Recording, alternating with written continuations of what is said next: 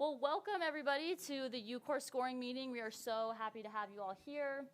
Thank you for all your work that you've put in over a busy time of year with the Christmas and New Year break. I know that was a big lift for everybody to do the reviews during a holiday. So we really appreciate you. And to show our appreciation, we've gifted everyone a little Cotopaxi fanny pack with some goodies inside. So thank you for all your work again. And if you want a different color, we have some more in the back. So if you're not a fan of whatever you got, please let us know. Okay, well, we'll go ahead and get started with the agenda. And I think first off, I know we've kind of met virtually, some of us haven't met each other. So I thought it might be appropriate for us to just reintroduce ourselves to everybody. We've got some people online as well. So I'll go ahead and start, and maybe we'll just go horseshoe shaped around and then hit the people online real quick. So again, my name's Caroline. I've been the one harassing you for the past 3 months, it seems like, to get this process going. But I've been with the division for a couple years now and have loved my time, especially this last few months heading up UCORE. So my other responsibilities are administering the Utah Outdoor Recreation Grant, which starts in a week. So we're ending one grant to begin another one. That's exciting. But yeah, that's me. And so we'll move it on to Jorge. Good morning, everybody. It's nice to see everybody. Again, my name is Jorge Vasquez. I'm primarily helping out Rachel with the OHV grants, but I've been helping out Caroline here just to help her out and kind of see the overall process of what this looks like. That's primarily what I'm here to do. So we'll move over to Amanda.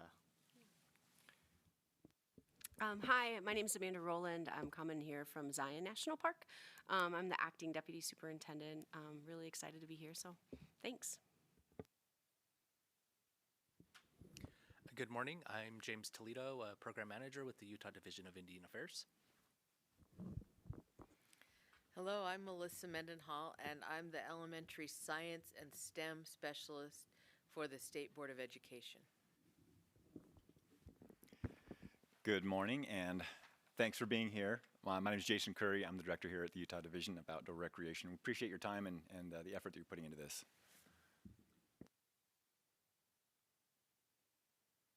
Yep. I'm Jeff Salt with Utah Anglers Coalition. And I'm Tara McKee, Deputy Director with Grants and Planning, and happy to have so many of you participate and do the work to because I know this is a lot of work to score these, and thanks for everybody doing that.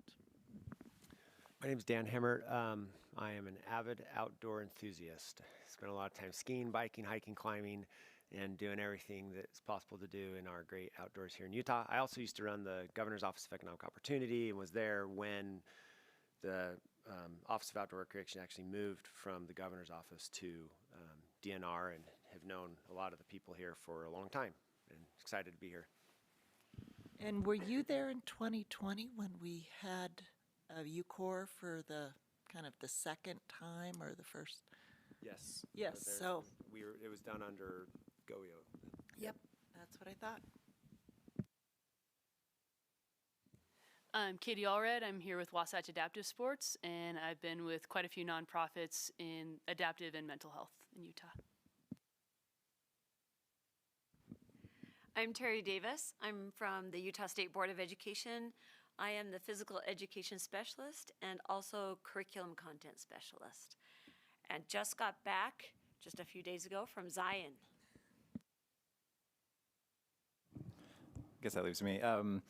So I'm Patrick Morrison. I'm the grant program manager here at the division. Just kind of want to echo some of the staff side. Just thank you all so much. This program just means so much to me and so much to the state. And so really, really excited that we are here now, getting to do it again. And I appreciate all of your time. I appreciate Caroline's time for all the work she did to prep this. And yeah, looking forward to today. I guess now we can go online. So Joni, do you want to go ahead? Yeah, I'm Joni Hammer. I'm the tourism director for Box Elder County. I'm super bummed I'm not there. So, but I'll speak up today. Thanks, Sean. We appreciate you being there. And then looks like Josh was our other online participant. Yeah, I'm Josh. I go by JP. I'm the Vice President of Sales and Marketing at Teton. Awesome, perfect. Well, everybody, thanks for introducing. We have an awesome group of people here, so we're excited about it. Okay, to get started, I want to go over some of the resources that we have in front of you.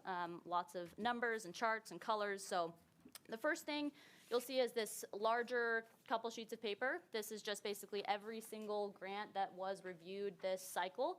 So you can see on the right-hand side, those that had reviews, the evaluator assignments, you can see which ones were assigned to you. Sometimes it's easy to forget which ones you reviewed, as there were 20 of them or so to look at. So you can look and reference quickly which ones you had. On the left-hand side is the overall score. And for those online, I'll make sure to share this with you real quick. I don't know if you have access to it right now. So we'll see, the overall average score was 38.41 for each of the grants. And so this is ranked based on that, what the average score between the 3 evaluators was. And then obviously the high, medium, and low priority, what you guys checked there. So you can see that that will kind of weigh in on this process as well. If those scoring low priority, we might not consider, but then if it has a high vote, and we'll get into that too of how we want to score these going forward. Again, there's a couple red marks on the right-hand side. Mircea was unable to do some of his evaluations this cycle due to a couple things going on at the end of the year. So a couple of these will only have 2 evaluator marks, and we'll want to make sure that we take that into consideration, that some of these that he was assigned to score may have, be on that threshold. I want to point out the Youth Canyoneering Camp feature. There was 1 high and 1 medium, so where would we want to rank that? So we'll really rely heavily on those 2. It looks like it's Jason and Joan that weighed in on that, just to think about that. So something to consider there. And then moving on, we have this smaller sheet of paper that is the funding breakdowns. So in previous grant cycles, obviously with so many grants to review, it can be difficult and tedious to go through each and every single one of these grants. And in previous ones, sometimes what we've done is approved a block of grants that meet a certain threshold. So for example, what I've broken down here is, let's say, approving scores with 42 and above would put us at $279,000. And we'll get into how much money we can give out today. There might be some discrepancy on the actual number. We said $250,000. We might have room to adjust that if we see fit. On the back side, you can see, okay, what if we want to approve all those with 3 high priority fundings that scored, that all just had 3. Nobody scored the medium or low. And that would put us at $94,000. So just some examples to get you thinking of how we could make this more efficient going forward. If you want to suggest that we approve a certain block of funding, you can make that recommendation to Jason, who will be the chair, and then we'll go ahead and make that vote together. Some other considerations that we'll want to think about, as you can see on the larger document, there are breakdowns of counties, and then on the right next to the county, you can see if it's urban or rural. We want to be equitable in where we're putting the money throughout the state. So thinking about, okay, we funded a large majority to Salt Lake or Davis County. What are we doing about central and southern Utah, perhaps? Activity types. So thinking about, okay, are we only funding hiking and biking? Are we thinking about diverse activity types, trying to disperse that as we go through? And then diverse groups as well. So thinking about, as you've seen in applications, a lot of these are coming from a variety of groups, thinking about where we want to put that money throughout the state, and then just different ages as well. Don't want to fund all high school, all middle school, want to have a broad spectrum there. So, any questions about any of these documents before we move on? Thank you. Yeah, of course. Can I add one thing? Yes. And so while Caroline is running this show, I'm going to be in what we call like the command center. So if anybody has a question, it's like, oh, I remember reviewing that. Can I review my comment, or can we look at that budget? Any of the materials from these applications, just say so, and then I can pull it up on the big screen. So I'll have all that, and then I'll also have our live scoring sheet. I guess I can share that real quick to kind of give you an idea what this looks like. But this just kind of helps us track, how much we've awarded. And so this right now, it's going to pull up. And I'll make it bigger. I think it's probably going to be pretty tough to see some of the figures back there. But this just helps us track. And so this is, if we approved everything, that's what it's going to look like. So if you're kind of curious, it's like if we, if we recommended these like 15, what's that look like? And, so we can just see the spread, and I'll pull this up anytime you need. So. Awesome. Perfect. Okay, I'll go ahead and share this with JP and Joan. Never mind, Patrick already did, so thank you. Okay, and with that, I think we'll turn the time over to Jason, who's going to be the chair of this whole process. So he'll kind of go over maybe some rules of how we want to do the process, what the formal voting looks like. But yeah, we'll turn it to you. Okay, thanks, Caroline. Excuse me. Thank you to Caroline, first of all, for putting together this sheet. This smaller 8.5 by 11 has got a few just different scenarios that we can look at as possible, I guess, to get our bearings as far as what's out there. As you can see on that screen that was flashed up a minute ago, there were 73 applications total that were approved, and almost $1 million in requests. And with $250,000 that we have allocated, it seems like there may be a worthwhile conversation to have to begin with, to just talk about what you saw. I know that when I was reviewing these, I really was frankly just blown away. The number of programs, the number of youth served, the diversity of different audiences that were being targeted for these efforts. And so, and like Caroline said, just as far as rules go, we will do this sort of as a Robert's rules, but not super stringent on that. If you do have something to speak up about, make it in the form of a motion. And that includes everything from approving these to go on a list. And again, we're not necessarily approving these as final approvers. We are recommending, we're going to compile a list that we are recommending to our OREC scoring committee, and they're the ones that have the statutory responsibility for making the final approval. So with that, I guess, what thoughts are there out there in terms of the amount of funding, $250,000 up against 900 and something thousand? Open it up for any comment there. And Joan and JP, feel free to speak up. So Jason, Jeff Salt speaking. So can you clarify again, what is the total amount that we're going to be able to recommend? Is that the 250,000 is what was initially approved for the UCORE grant. There is, and just to clarify that 250,000 comes from our outdoor recreation infrastructure account, which is funded primarily through transient room tax monies, but we could increase the amount. And obviously, I think there are some things to think about as we have that discussion. We don't want to do 900,000 and prove every single one of these. We want this grant to, in perpetuity, be very competitive, to have good quality applications and good quality programming that we can support from a financial perspective. So, if we were to increase it by 100,000 or maybe even 200,000, that would be something we could talk about and just get your view on it. Can I make a comment just about this? So I told this to Jason last night, but in previous UORG cycles at least, I know a big chunk of those funding blocks went to those that were above the average evaluator score, so in this case 38.41, and had 2 priorities of high listed. And I just did added those numbers up, and the applications that fit that criteria for this cycle totaled about $373,000. So you can see that with a high number above average and 2 high priority scoring funding opportunities, that puts us $100,000 over. So you can see that there will be a large number of really competitive, awesome applications that would not get funded if we stuck to 250. So just something to think about, that there's 100,000 plus of good projects that you guys have scored that would be in excess of that 250 point at this time. That's good. Jason, could I respond to a point you just made about competitiveness? I had a lot of struggle. I don't know about the rest of the reviewers. A lot of my group applications, the way they applied and the way they tried to explain their projects and what was actually being funded, I thought several of my applications were weak in terms of grant writing.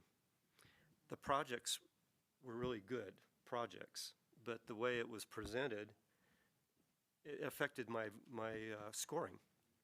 And I felt like if they couldn't, for example, in the summary state, we're asking for $15,000 to purchase 10 bicycles and 60 helmets. So right up front, as you read through the rest of the grant, sometimes you had to wait till almost the end before they started saying, well, we're going to specifically use UCORE grants. And some of my applicants didn't even get to a point, but they have, you know, a good track record. They've done a lot of good. They have good ideas. And so a lot of my scores ended up being a little bit low just because of being kind of a wonk about grant writing. I don't know about the rest of you, how you found your applications. I noticed the same thing, Jeff, and I had kind of a couple thoughts on that. Number one, yeah, bonus points if you were very concise. To me, that's huge in grant writing, and to benefit those of you that are reviewing these. And then number two, the ability to get a good grant writer might also be inversely proportionate to need. Does that make sense? Yep. Yep. Dan?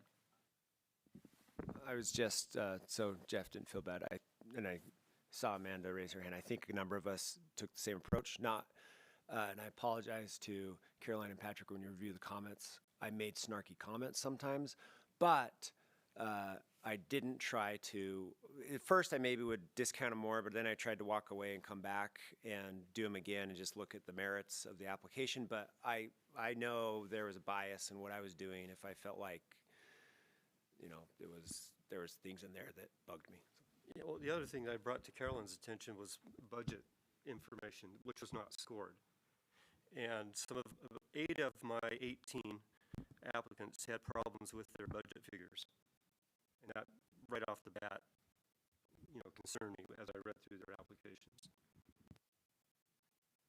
Yeah, so I have 3 points. One, when you look at the application, you can see who's applying.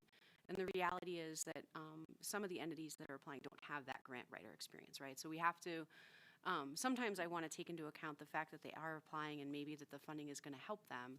The second piece is I know in the past there's been workshops that are provided, like how to, but the reality is a lot of times the capacity, right, for applying and actually getting the training. So I think taking that in consideration. And then the third piece, to Dan's point, I held back on snarky comments, so my tongue was bleeding from biting my tongue, but just some of the language that was used in some of the proposal that I reviewed was not appropriate, honestly. So I think as we move forward, a couple of my comments was more on the coaching kind of collaborative space of, hey, can we do like a mentorship, or is there an alumni opportunity? Because I think, full transparency, I don't think there's malicious intent with some of the language. I think that some folks just don't know how they're writing or how it can come across. So what I would recommend, and I know we're not into recommendations yet, so sorry, Jason, but if there's an opportunity to meet with applicants, have some type of mentorship, have some type of alumni, say somebody that scored really well, I think there's a lot of great opportunity there. And I think the benefit of having so many applicants at the same time of, there's only so much money. So I would just recommend that, Jason, as we're moving forward. Thank you. Yeah, in fact, that's a great recommendation. It's not the first time we've heard that. In fact, this year we actually offered some scholarships for grant writing to different entities. I think that's important. Yep. Overall, though, as I read through these, and there was one in particular that really stood out to me that made that point drive home for me. The person that was writing the grant was clearly not English as a first language. I think you also reviewed this one, Dan. So I had to keep that in mind. Like, just because you're not strong in English, or just because you're not strong in math, I need to keep that in mind as to how much that should weigh into their eligibility and their score. Sure, I took the approach of not necessarily taking points off for poor grant writing, but bonus points for the concise and the great detail that some of them did have. So anyway, I guess we have $250,000 that's allocated. I personally don't feel like it's enough, but I'd be interested to hear comments specifically on that. Terry? Well, I had a comment as far as the grant goes. Some of the problems that I ran into was some of the people that wrote grants didn't put specifics in there of where the money was going. So that was a concern to me, because I was like, well, they want the money, but they're not. I mean, it's just a general thing that they want in their general fund. And the other problem that I saw in some of the ones that I was reviewing, sustainability, it was a one-time expenditure, and the sustainability over time, I was like, I would rather see, instead of a one-time expenditure for an experience, I would like to see benefit a program that can sustain over a period of time, I feel like that kind of money is better invested. It's kind of like PE equipment. I always try to coach people, buy quality even though you can't get enough, because over time it'll actually benefit you better in the long run. And so anyway, that's a couple of the issues that I looked at as far as some of the grants that I reviewed. Okay. Did you have something, JP? Hold on just a second. Get back to, I can't get to my screen. I can't do it. Where are you guys? I mean, I can read it if you want, JP. Sorry about that. You can read it. Yeah, I thought I was on Zoom and I'm on Google Meets and it moved off the screen. I actually wrote my question to Patrick. I can state it here. We're approved, as I understand, for $250,000 of allocated funding. My question is, what if we recommend applications in excess of that, about $350K?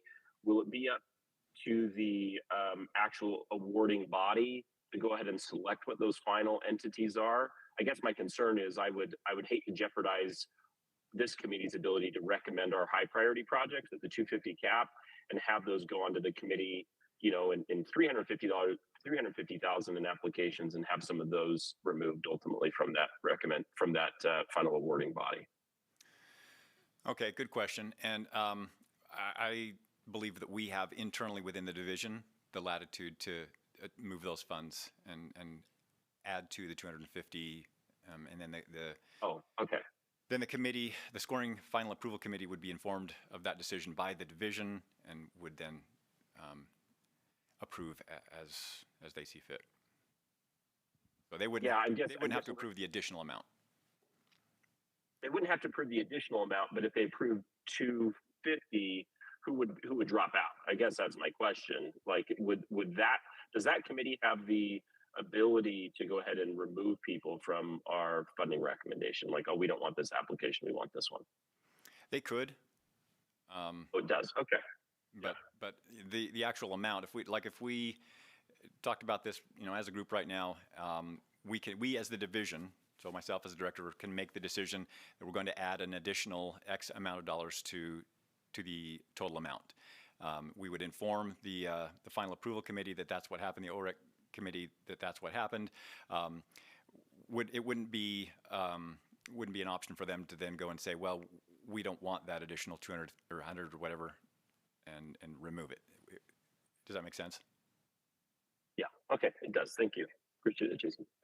My other question, just since you've got me on audio and that took so long for me to actually connect and start talking to the group, would be: is there a guiding philosophy within DNR or this committee as to whether funds should be awarded as, it gets back to this previous committee member's comment, as startup funds, as, you know, sustainable funds, as, you know, just because I really do kind of put these in two buckets. It's like, can we get programs up and going, and will this facilitate a sustainable program in the state of Utah and reach people, or is there an established program that we believe in, that we support, that we want to maintain? Because I did notice there's kind of a bifurcation between applications in those two areas. Yeah, there isn't anything that we have established as far as criteria or our recommendation on that. Personally, as I reviewed them, I took that into account in my scoring. If I can make a comment, I think in your handbook or in the program guide and in the presentation, those 3 pillars that we talked about of innovation, capacity building, and sustainability are, you know, groundwork pillars that we want to, you know, promote throughout all of these. So these are great conversations about, okay, if it's not a sustainable program, if it's a one-off experience, and there are far more other experiences that are purchasing equipment that will last for 10 years, that's definitely something we'd love for you to consider. Jason, so your question that we started this conversation was about whether we want to consider adding, and I would be in favor of adding a discrete amount because there's just so much need, especially in the rural communities and you know, small program organizations that are earnestly doing a good job to start new programs or expand programs. And I think that if we were to increase by, you know, $100,000, it was kind of the target figure you were just throwing out, I think that would be very acceptable to me, for sure. Okay. Well, I'll take that as a motion. I'll make that as a motion that we propose to increase the funding pool to 350,000. Okay. Any discussion on that? Does it need a second? Second, right? Well, yeah. Can I just ask a question? So I've sat on the other side of this where groups like this make recommendations, you receive them. Is it helpful or hurtful to you or harmful as the final deciding group to have extra dollars? Like, does that make your job harder or does that make it easier, or are you indifferent? I think it would probably be close to indifferent. Okay. Yep. So to clarify, the motion was made by Jeff Salt, seconded by Katie, question by Dan. Yep. I'm wondering if it would be helpful if we prioritize them so that way, depending on how much money you will ultimately decide, there's already a cutoff kind of there, unless the final body decides they don't like something above. You don't have to decide between who's going, but here's our cutoff. I think too, this is great. I don't know when we need to decide how much money, because we could go through and do some approvals first to that 250 mark. And if you guys have 10 projects that haven't made it through that cut, then we could go ahead and say, okay, we want to increase it. Sounds like we have an agreement that there probably will be a need for an extra or a desire for extra funding, but I don't know. We don't have to do it right now to approve, I guess. That's a good point. I mean, I would accept that kind of a amendment to the motion. Okay. So basically, the motion is amended that we add $100,000 up to at some point during the process. But for now, we'll table that motion. Mm-hmm. Sounds good. Okay. And I just have one discussion point. Yes. So the kind of two pieces, and this builds on what Melissa said. Yeah, recommending that cutoff, kind of a phased approach, if that makes sense. So here's a 250, we have them prioritized, and then if and when, to the point that he made earlier of like, okay, here's another 50,000, here's another 100,000, et cetera. The other piece too is sometimes things change and folks can't implement. So that's also something to take into consideration of like, if there's any funding that comes back or can't be implemented too. So I think that should be part of the process as well. As it's nice to get the money out and to follow through with all the groups, but it's also nice to give them a little bit of grace of like, can you still do this project in that space as well? And that might help also with the prioritization or increasing projects. And then the last piece, there's conversations a lot of times in these spaces about the fair share policy. So like looking at the statistics of urban, rural, different groups. So I would just recommend as we continuing to look at that fair share policy too, and those stats within the increased funding, but also the increased projects we fund. So. Yep. Yeah, and so these other considerations on the reverse side of this include what you spoke of there, Amanda, rural versus urban, making sure that we're funding all parts of the state, the activity types, the diversity of the groups, as well as ages, high school versus elementary and in between. So again, this sheet's helpful because you can look at it and what we used to do before my time was we would go through and each one of these grants would be presented, and then there would be a motion to put it on the list, and then it would be approved, and it was very clunky and took a long time. But what I would be in favor of and what I'm going to recommend is that if you're going to make a motion to approve any of these grants, that you do it in a block. So that could be any of these suggestions that Caroline has made here, including ones that have, for example, on the very last one, all those that have 3 or more high funding priorities that were above the total average of 38. That's 1, 2, 3, 4, 5, 6, 7. That's 8 of them. That puts us at 94,000. That might be a good start if somebody moved that we approve, put on the list for approval, that group or the one above it or whatever. Does that make sense? So I'll open it to any motions to that effect.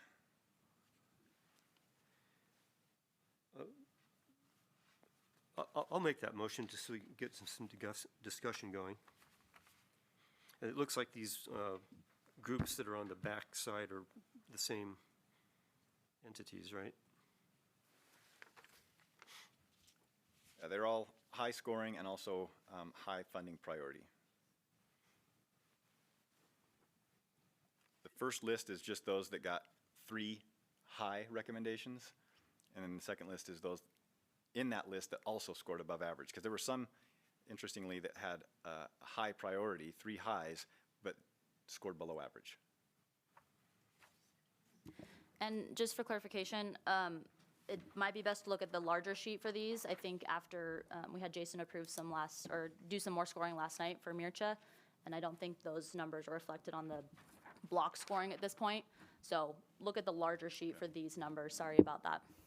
So same idea, but use this sheet. So that would go, let's see, if everything above 38 that had 3 highs. Well, we haven't had a second on the motion yet. Okay, yeah. Sorry, the motion is that we, which list are you talking about, Jeff? So I would, you kind of proposed a motion. I said, let's make that motion so that we would consider funding the blocks, a block of applicants that met the high priority and average score total over the mean. Okay. Can I add to the discussion here? Yes. I know in my case, places that or funding that scored that way was potentially somebody who had a really good idea but maybe didn't have a grant writer to have written it very well. So just adding that to the thought of how we might be getting some of these scores and who we might be excluding with the high score. Yeah. And this is Joni. I'm right there with you. I know I had a couple that probably didn't score as well, but I could see the vision and kind of caught the feel for it and scored them not as high, but at the same time put them as a high priority for funding. Okay. Hasn't been a second yet. So it may not be the right. Well, We haven't had a second, so maybe the motion dies. Before we get to that, I want to clarify what your motion is. So I'm going to count. I'm in the process of counting which ones fall into that criteria, because this list, like Caroline says, may not include everything. I'm going through the bigger list to see that there are 9 that are above average and have the recommendation of high, 3 of them. There are 9 of them. I don't know. And that would make roughly, if we increase the funding pool, if we approved a block like that, that would be 1/3 of what we would have to work with. We still have 2/3 to work with to accommodate all the other more competitive applicants. Right, that would be $109,000 if you approved all of those above average with 3 high priorities. I'm looking at the page that you gave us on the back. They look like they're exactly the same to me, the 2 groups. I mean, you've got the totals adding up different, but when I go and look at them, I think they're exactly the same. I couldn't find the difference. Yeah, there's just some that are, the lower one was those that were above the average. They're all exactly the same. Yeah. There's no differences between Right. them. They're lists. exactly the same. 2 lists are identical. That's what I pointed out earlier also, yeah. Okay, So my thought is if we're gonna do a block, we ought to approve this block because they're the same. And then look at where the differences are on our maybe higher than average and add to that block. But it looks like, I mean, if they fit both categories, then they seem pretty consistent. I'm trying to find which one is missing here that got scored. That's what I was curious about. Which ones would be excluded based on that had high priority but a lower score?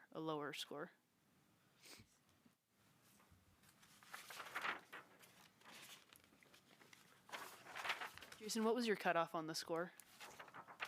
The average 38.41. I'm not seeing, I see 8, but I don't see a 9th one. I can read off the ones that I have listed, at least in this category. The one that is not, that did not, well, let's see, 3 and above, it is on there, but I'm not seeing tribal youth public land stewards. Is that on this smaller list?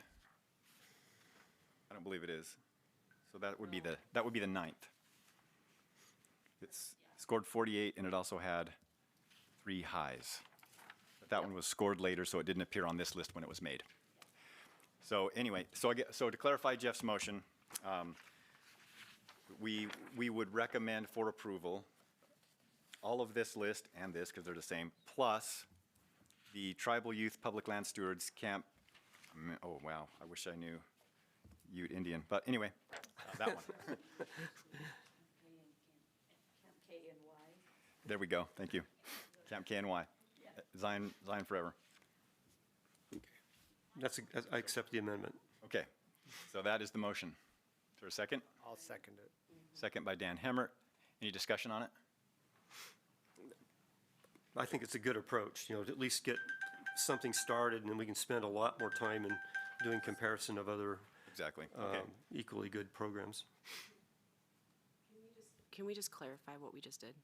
Yep. 'Cause I think the larger spreadsheet's super helpful, and then we have this smaller one. And so in the discussion on this page, there's the Utah State Parks Youth Program that scored 49. There's the Tribal Youth Public Lands that scored 48.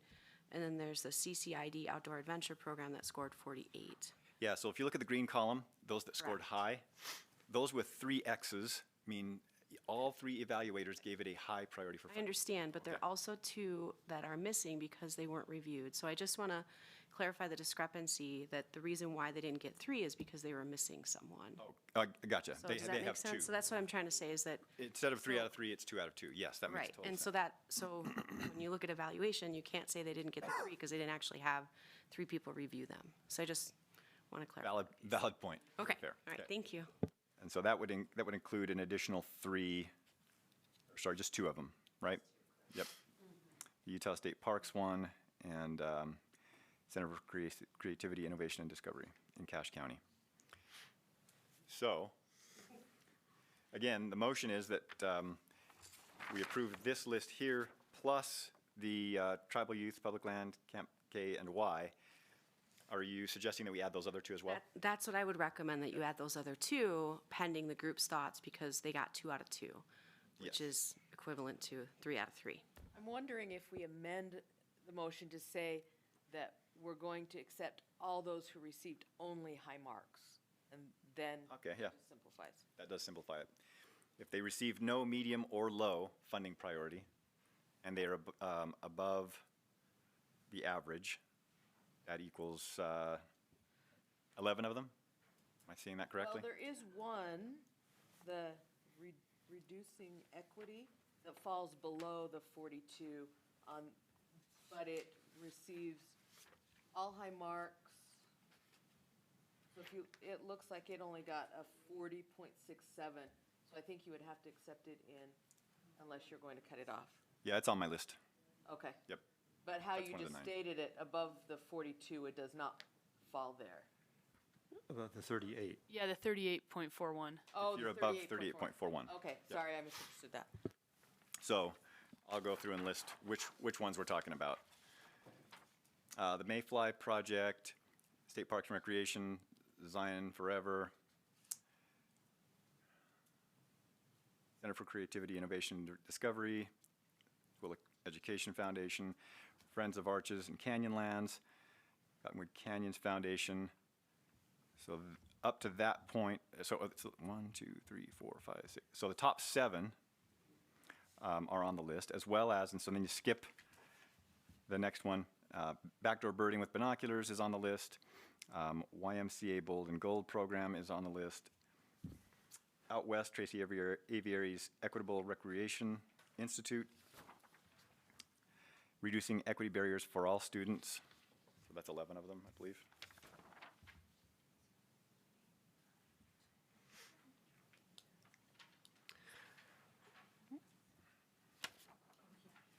So now the motion has kind of changed quite a few Are times. you amenable to that motion, Jeff? Of adding That amendment? of changing it just to the ones that got 3 high marks? Oh, well, not 3, only high marks, no medium or low. Because we're talking about some of them that didn't have the opportunity to get 3 because only 2 evaluators did them. Yeah, and we can't second guess what that third evaluator would have even scored them at, right? They might have given them a medium. So that's my only concern, but those 2 particular ones, we could certainly have in the next group. Okay. Right? Well, I think the thing that to me makes it okay is that even on the average, they scored They're very high. really high, higher than the rest. So to me, That's okay, There. yeah, let's do their that. priority and their average were so high that I feel okay with it. Yeah, okay, You can't fault them Right. on their score due to somebody not reviewing, yeah. that, to me, I wouldn't agree with that. Okay, yeah, I would agree to that. Okay, so then the motion is, we put on the list for approval those 11 proposals. Those that did not have any medium or low funding priority scores and that were above the average of 38.41. Yep, very clear. Okay. Second by Dan Hemmert. Any further discussion?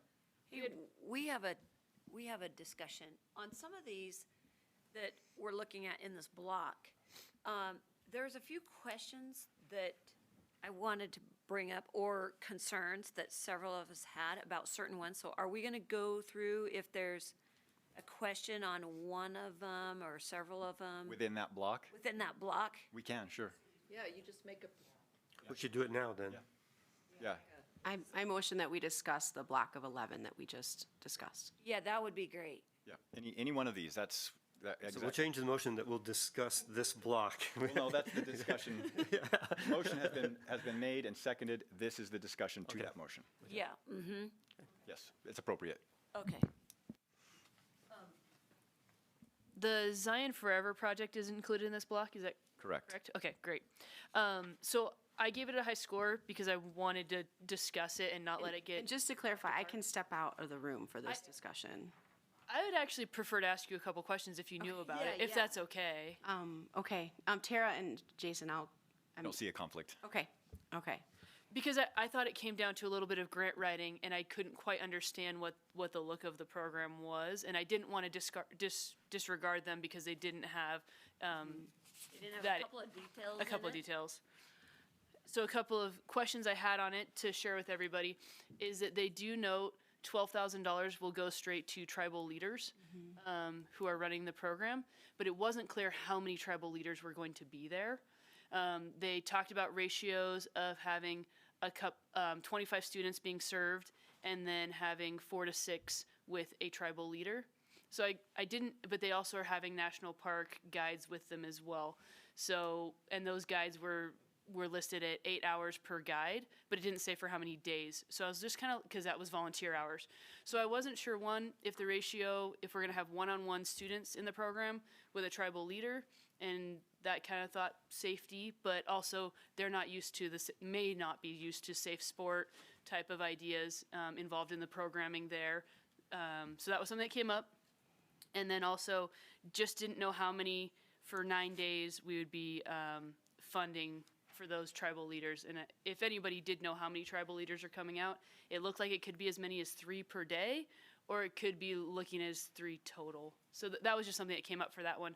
But I think it's a worthwhile project, and I wanted to talk a little bit about it. Yeah, so the short answer is it depends. The long answer is we work really closely. So the write-up is directly given to us from our Paiute Indian Tribe of Utah partners.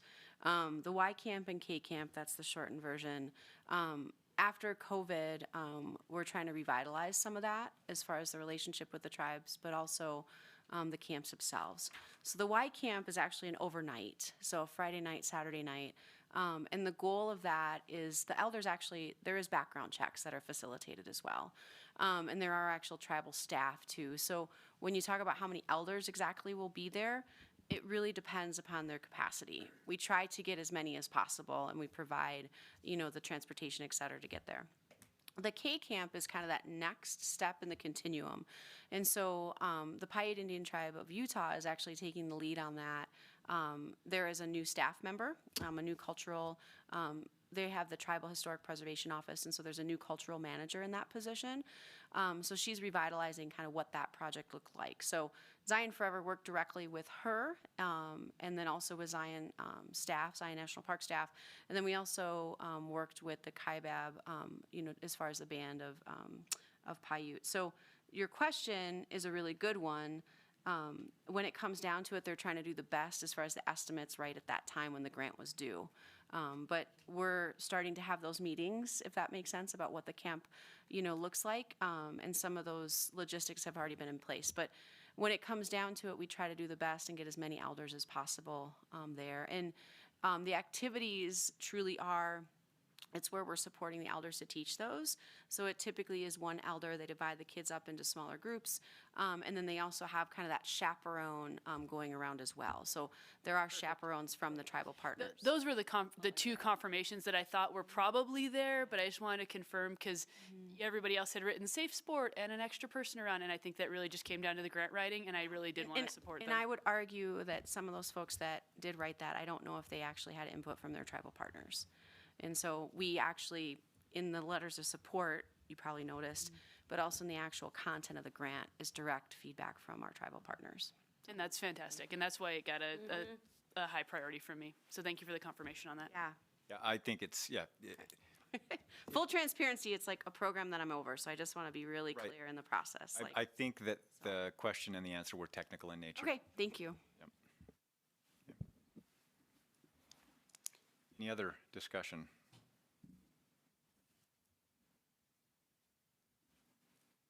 Okay, seeing none, we will vote. All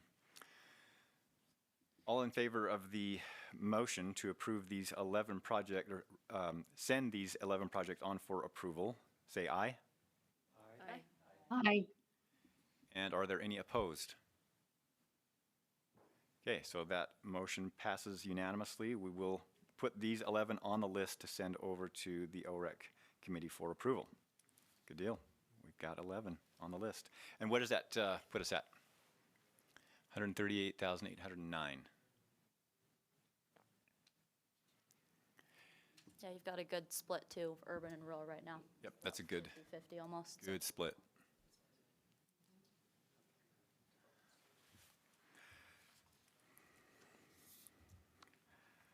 All right. So now we can do the same thing over again and decide if there is another block or another individual or whatever you'd like to recommend. I would like to kind of start with where the ones that scored the highest, start going down that list, and with who next didn't get selected that's highest, have some discussion about each one to maybe decide on this first page. That seems to kind of, we can look and compare funding priority versus their average and have some discussion on that. Okay. Is that a motion to begin going down the list, and how far down do you want to go? Well, I vote we go down to that 42 that we have cut off, at least check this list first and make decisions. Okay. So the motion is that we, let's see, how about this? Because in the past we've had about, yeah, we'll see, well, how many does that give us? 1, 2, 3, 4, 5, 6, 7, 8, 9, 10. It gives us about another 11 or 12. So we could have each one of these, starting with Kanab City. We could have that one and have one person that evaluated it give about a 30-second or a minute synopsis and then discuss it. How does that sound? Okay. So the motion is that we will go down the list from starting at the Kanab City Recreation down to all those that scored 42 or greater. So that's City of St. George. Is that correct? No, we're on the bigger list. That one probably doesn't include everything because, again, last minute when we realized that this one individual wasn't going to be able to score, or actually there was 2 individuals, so I scored several of them in their place, but this list was made prior to those additional scores. That I did not know. Okay. Yeah. Oh, okay. I like this, but yeah. So then what I was saying is null and void because I was going off of. Okay. Well, we could go off of this list. It's about the same. I mean, Oh, I see that he's got them in rank order as well. yes. So is there a particular score you want, range that you want to go individually down?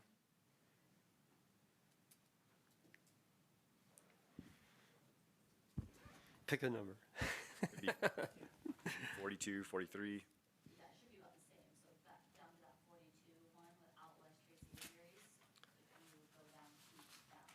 Please be sure to speak into your microphone so we can get this on the record. Yeah, I think if we go public down meeting. to the 42 point, the one that we've approved, Out West Tracy Avery's Equitable Recreation Institute, if you go down to that point, you'll review 11 new applications in that high threshold. So for those of us who are having a harder time following on Zoom, give me that range again. What's the top and bottom? Can you clearly specify what range we're looking at? Yep, we would begin with that one that's the only one that scored 45. That's the Kanab City Recreation. It scored 45. Yes. Down to the one that scored 42.67, which is Joe's Valley Fest. Okay. And we're going to go individually through each one of those. Is that the motion? What if we went down to 42 even, and it would just give us 2 or 3 more and then one on the next page?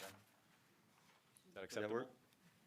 Okay, so the motion is that we'll evaluate individually with about a 1-minute presentation on each one, discuss, have questions, and then approve one by one to be added onto our list to be sent on. Is there a second to that motion? I'll second that motion. Second by Jeff Salt. All in, any discussion? All right, all in favor say aye. Aye. Any opposed say no. Okay, that passes unanimously. So then we can go right into it then with that Kanab City Recreation. This is a Via Ferrata course in Cave Lake. Let's see, I evaluated this one, so did Joan. Joan, any thoughts on this proposal? Yeah, let me pull it up just because sometimes I don't remember all my details, but I liked this one. I think I'm personally not a Via Ferrata person, but I've experienced through friends and things what a great opportunity that is for kids who don't always get that opportunity. Kanab is rural. I love that. I felt like it was a great opportunity for local kids to. So interesting to me because Kanab is such a recreation playground, but local kids don't always have that opportunity.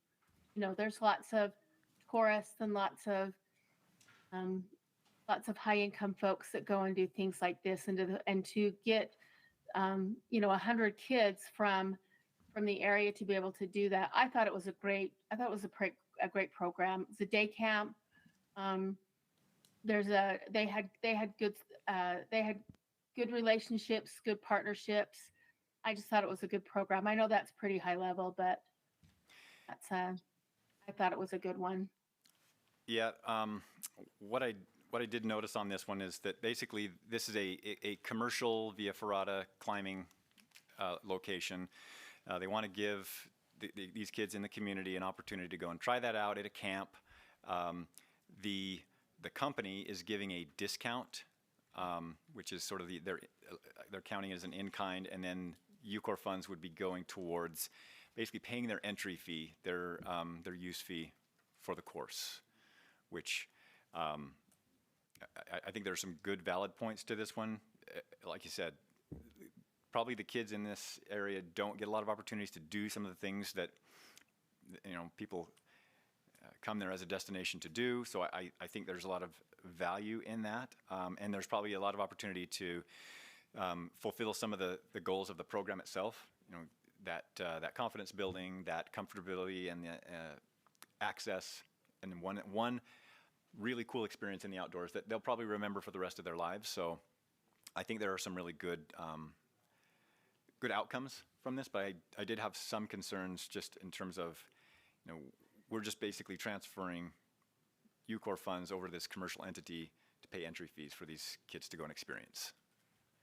Jason, I don't think I caught that it was a private entity that did that. I don't know. They may have made that clear, but when you're reading a bunch of grants, sometimes you miss those types of things. That changes my view a bit as well. I have a I have a big concern. I would really love it if they were donating that time for those kids, but I didn't catch that. I didn't catch that it was a private entity. So That makes me think about it differently. yeah, Rome Outdoor Adventure Company. That's the outfit that runs the Via Ferrata, right? My practice, how I did these was the first thing I would always open would be their budget spreadsheet. That would be my first thing I did on all of these, so that I could see, okay, what are you asking money for to have here? So in this particular one, I'll open it up real quick.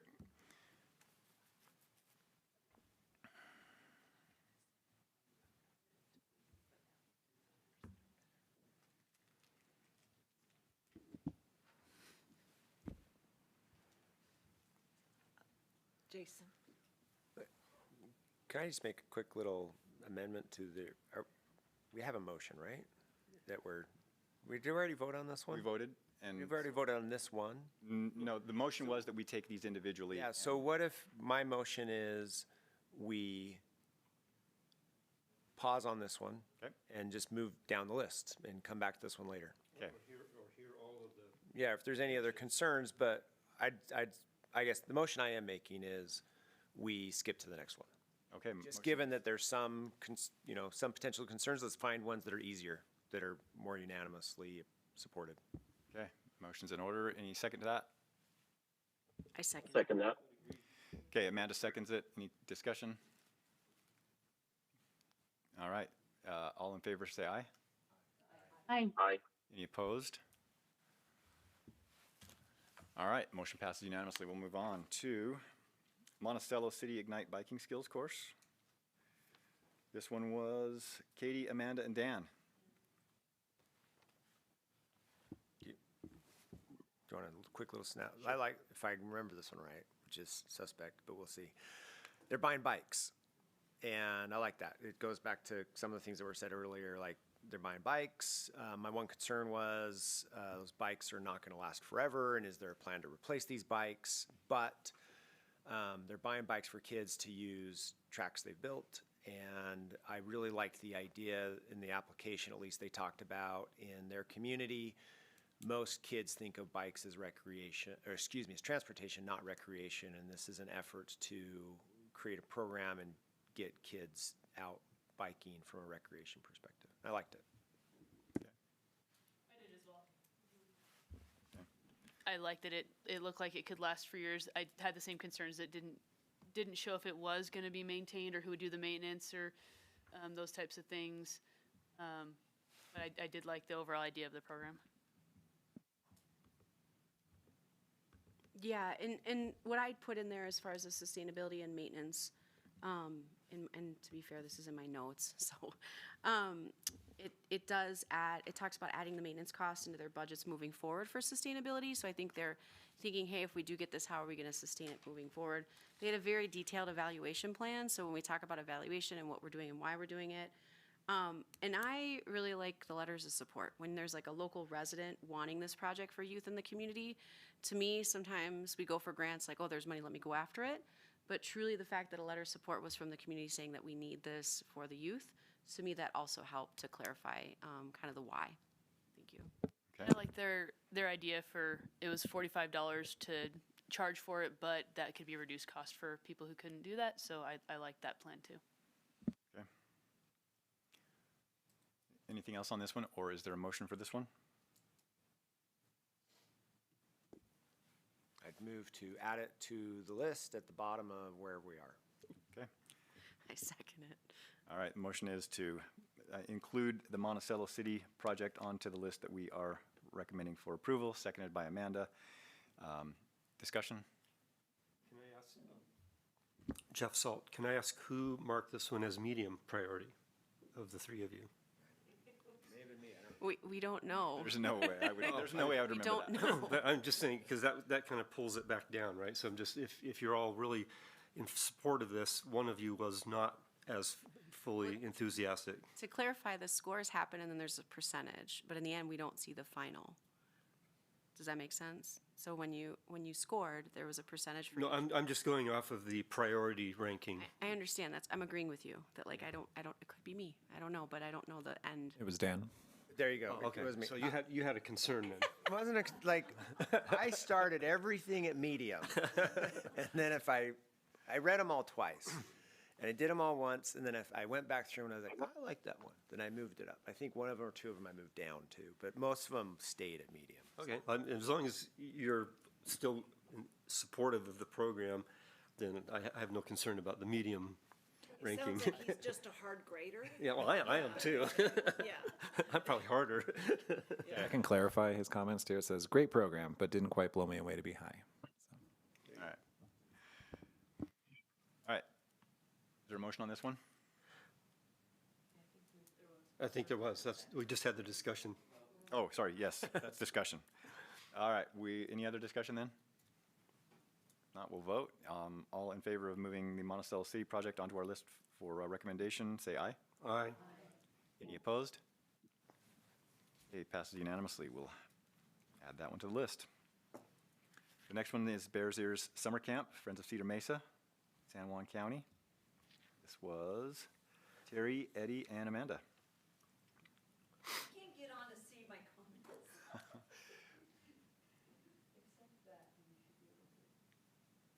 Oh, it finally Oh, yeah, if you want to get on the Wi-Fi, it is CapNet, and you do have to just acknowledge the I'll behave on the internet. It was just sitting and spinning and I'm like. I can jump in, Terry, with my comments if that's okay. Well, yeah, no problem. So they had a really detailed timeline of the project. I really appreciated. They called it traditional cultural knowledge, but they're recognizing TEAK, which is traditional ecological knowledge. I think the data collection that they discuss, also the fact that they had a fundraising plan moving forward. A lot of the discussion too, when we talk about partnerships and we talk about what different types of commercial entities we might be working with, the fact that it's an indigenous-led, I'm on the right one, right? Friends of Bears Ears? Okay, whew, I was like, Friends whoa. of Cedar Mesa, yeah. The fact that it's an indigenous-led river guiding company, I really appreciated that space as well within the project proposal. So when we talk about how is the money being moved and to who and why, putting money back into communities is really critical to me. So that was why. Is this the one that was it a one-time river trip? It was a one-time river trip, but at the same time, they're partnering with this indigenous river guide company. And so they're also talking about kind of this continuum of programming. So I think that's why I rated that one high compared to another river trip. Just because I like the partnering with the. Please speak into the microphone. Oh, get your mic turned on, please. There we go. I think the thing that separated this out from a different river trip that I rated much lower was the partnering with an indigenous group, but also a plan going forward to try to sustain it. I think that moved that higher on my priority list. And for context, this one scored exactly the same as the one above it, minus 0.67 of a point.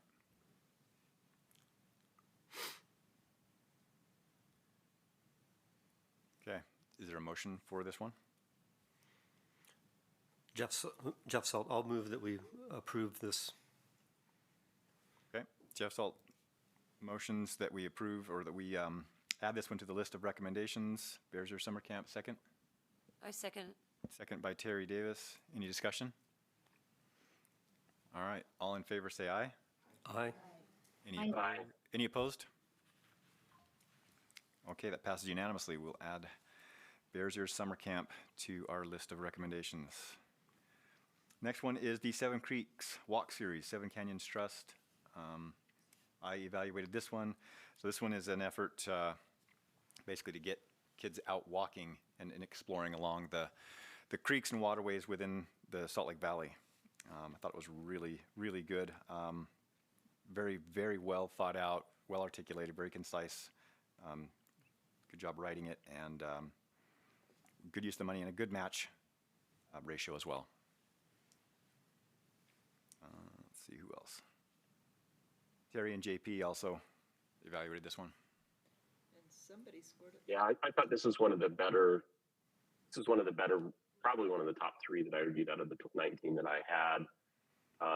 It's an established program. It was looking for some program expansion. It had a good budget, a lot of good collaborative partners, and felt like the issues were very relevant in terms of teaching youth about watershed and environmental issues, particularly on West Side. I think this is one that mentioned about how important that is because so many of our waterways disappear through underground and things of that sort, and bringing awareness to that. Am I remembering that right, Jason? Yep, you are. In fact, that's one of the missions of that group is to basically daylight those waterways, bring them out from under the culverts. I rated this one lower, I think, because I noticed a lot of the money was going towards salaries.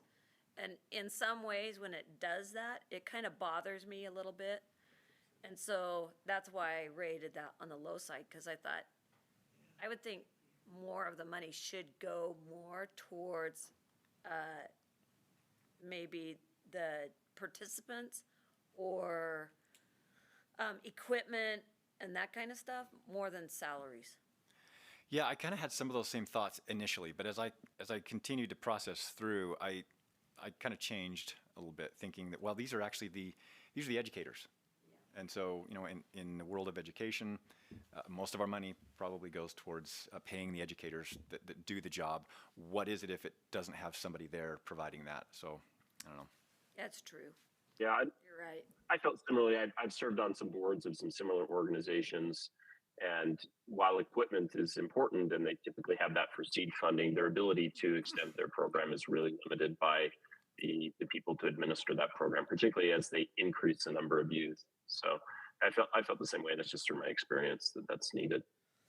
I agree there too, where a lot of times you can get a grant for stuff because that's really easy to regulate and see that it was done, but to get good people helping is important. I did notice that they were very educated. And so, the salaries that it was going towards was people that are very educated and they probably do a good job. So I could be swayed with that. Jason? So long ago, I was certified in environmental education, one of the first in the country. And it's always hard to get funding for the educators. And that when you're doing environmental education, as Jason was mentioning, it's really about the salary for those educators. They develop the curriculum, they deliver the lecture or the presentation, they plan the trips, and hiking along a creek is not equipment intensive. So in some cases, when we have environmental education as the theme for the project, we have to kind of put on a different lens. Scroll up a little bit. What is their cash match?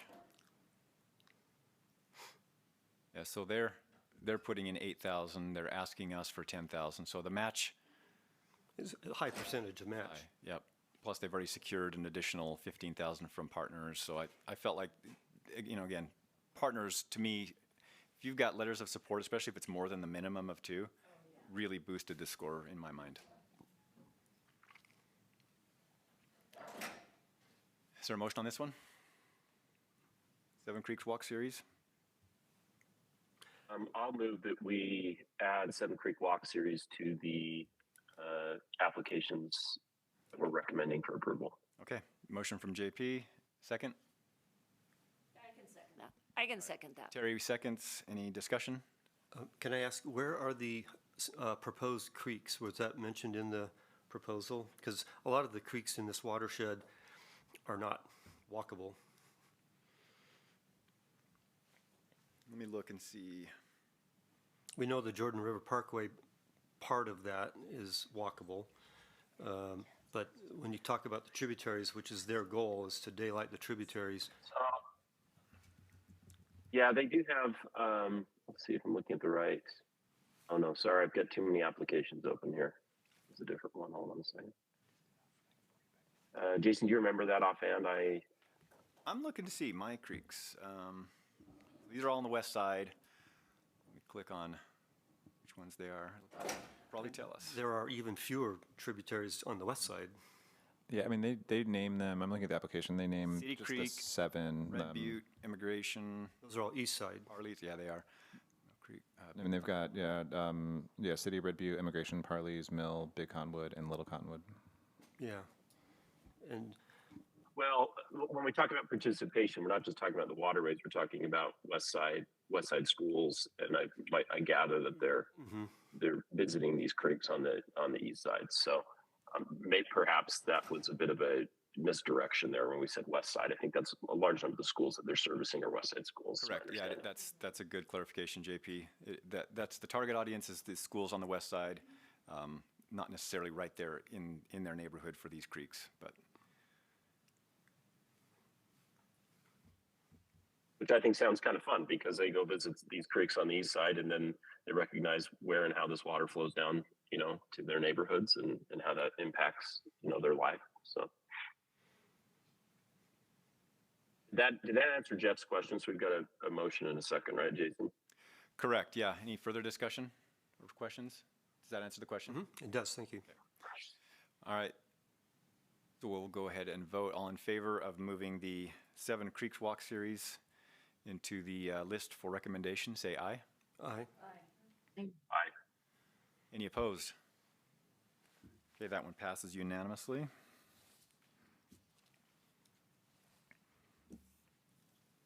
We'll skip YMCA because that's already on the list. The next one, Park City Day School Outdoor Education, Summit County. This was, I evaluated it along with JP and Eddie.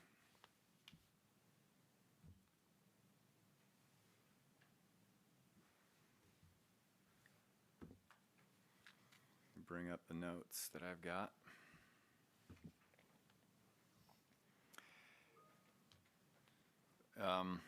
So really, really detailed, well-written. The program itself, though, is basically just a well-rounded outdoor activity, especially in Summit County with the populations that live there that are just typically not participating in the things that their parents are going to work to to build or to clean or to do other jobs where they don't make the income that's needed to be able to go skiing, to go mountain biking, to go climbing, and they're doing all of these things.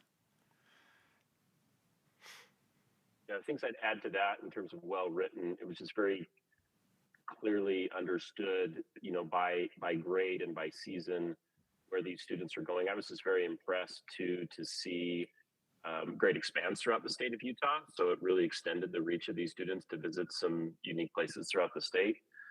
Dinosaur National Monument, Capitol Reef, Green Canyon Yurt Trip, which is up in northern, I can count on my 2 hands the number of people go to Green Canyon Yurt regularly. So it's neat that they're able to experience that. My initial thought was I was surprised because, they reported, hey, here's what the income is for, Park City, Utah, which is much higher than median income. So I immediately approached this with a bit of skepticism, but they made a very strong case that there are people in that community that don't make the income for how much it costs to go ahead and have these experiences. And I felt like, to be really, really fair to that group, this really, focus some funds regionally to have an impact on people that would benefit from it. I had the same thoughts, JP, as I looked through this. I was a little bit like, oh, the day school, wow. But then reading some of the demographic information, some of the income information was very compelling. So they're doing a lot with a little, basically.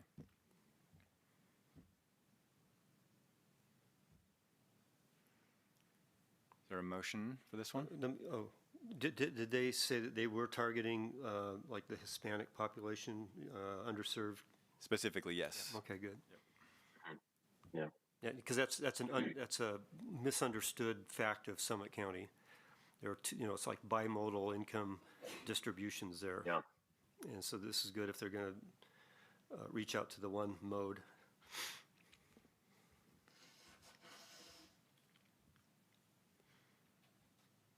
I'll make a motion if you're entertaining one, Jason.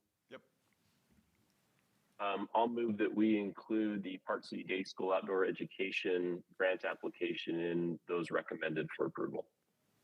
Okay, the motion is that we move this Park City Day School into the list that we are recommending for approval.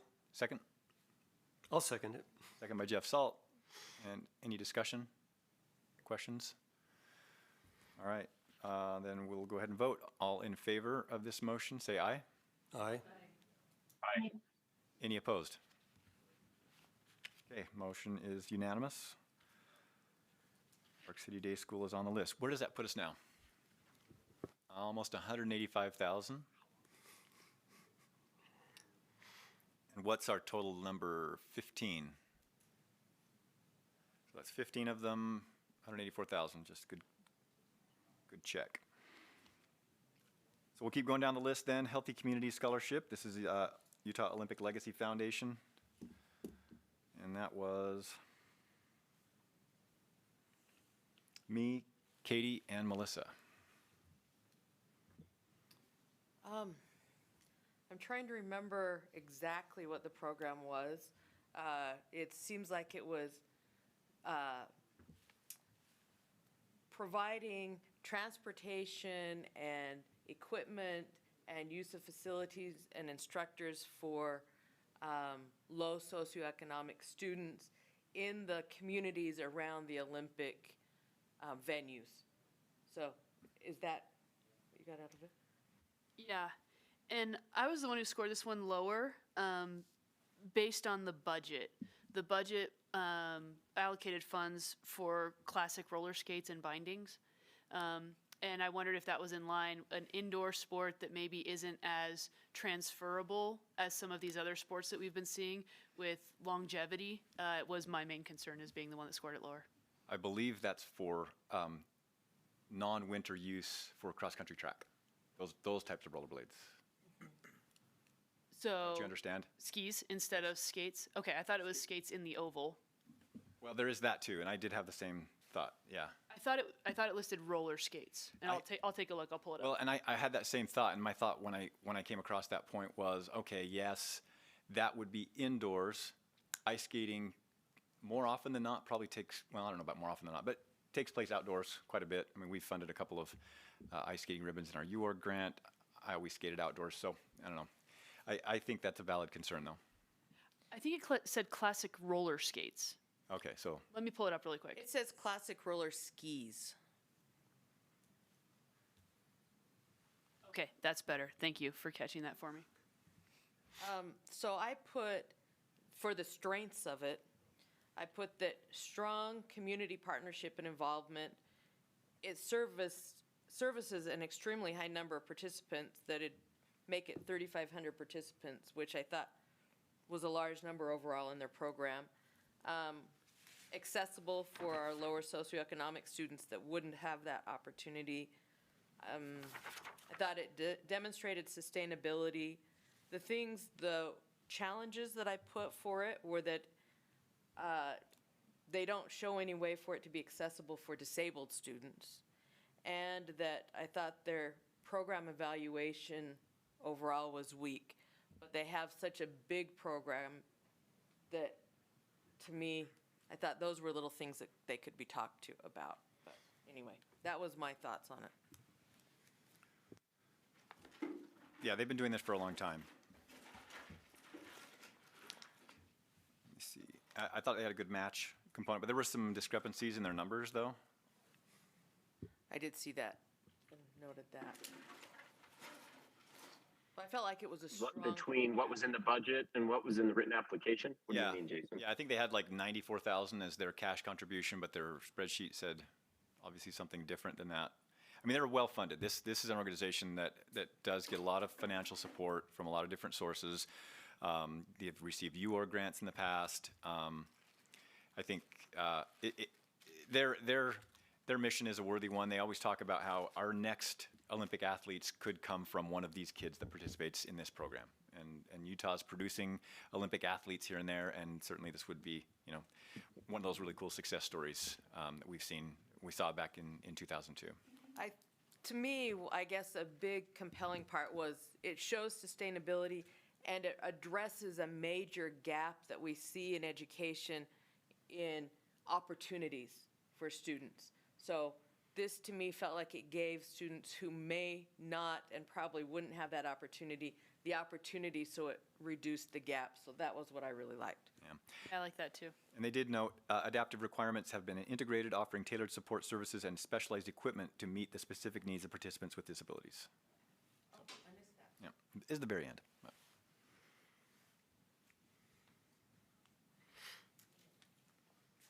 Is there a motion for this one? I motion that we add it to the list. Okay, motion by Melissa to add the Olympic Legacy Foundation to our list of those that we're recommending. Second? I can second it. Was that Amanda? Yeah, sorry, I Second by second it. Amanda. Any discussion or questions? All in favor of this motion, say aye. Aye. Aye. Any opposed? Okay, motion passes unanimously. We'll add Olympic Legacy Foundation to the list that we're recommending. Next one is National Ability Center, Adaptive Recreation for Children, Summit County. This was Melissa, James, and Eddie.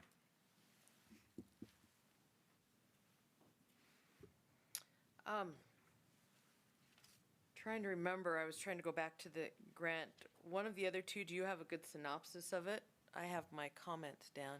Well, it's just focusing on providing adaptive recreation opportunities for children with varying disabilities, and there's different programs that they were providing to do that. I rated it as a low funding priority, primarily because within the application there were some stats that they indicated, basically showing that 91% of participants did not have a financial need, or paying having families pay the fees to participate was not a barrier. And throughout the application, I didn't see where they were making efforts to reach families who may have financial need. And so that was my primary reason for rating it as a low funding priority, just because 91% of their participants did not have financial need. So, okay. But overall, it was a good program, good opportunities.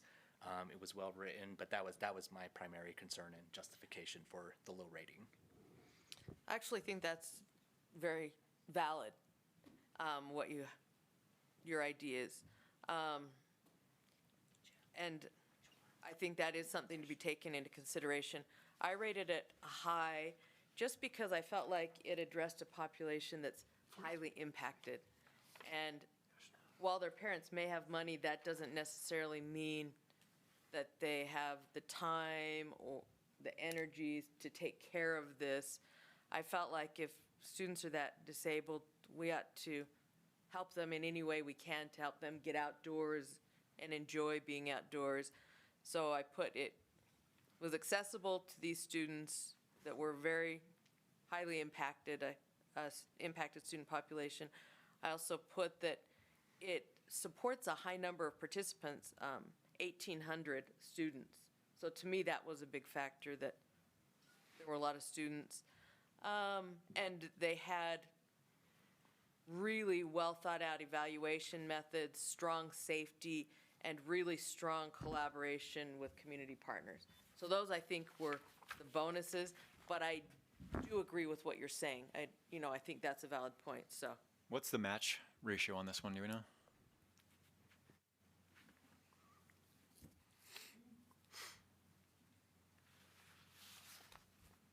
So they've got a partner contributing 5,000.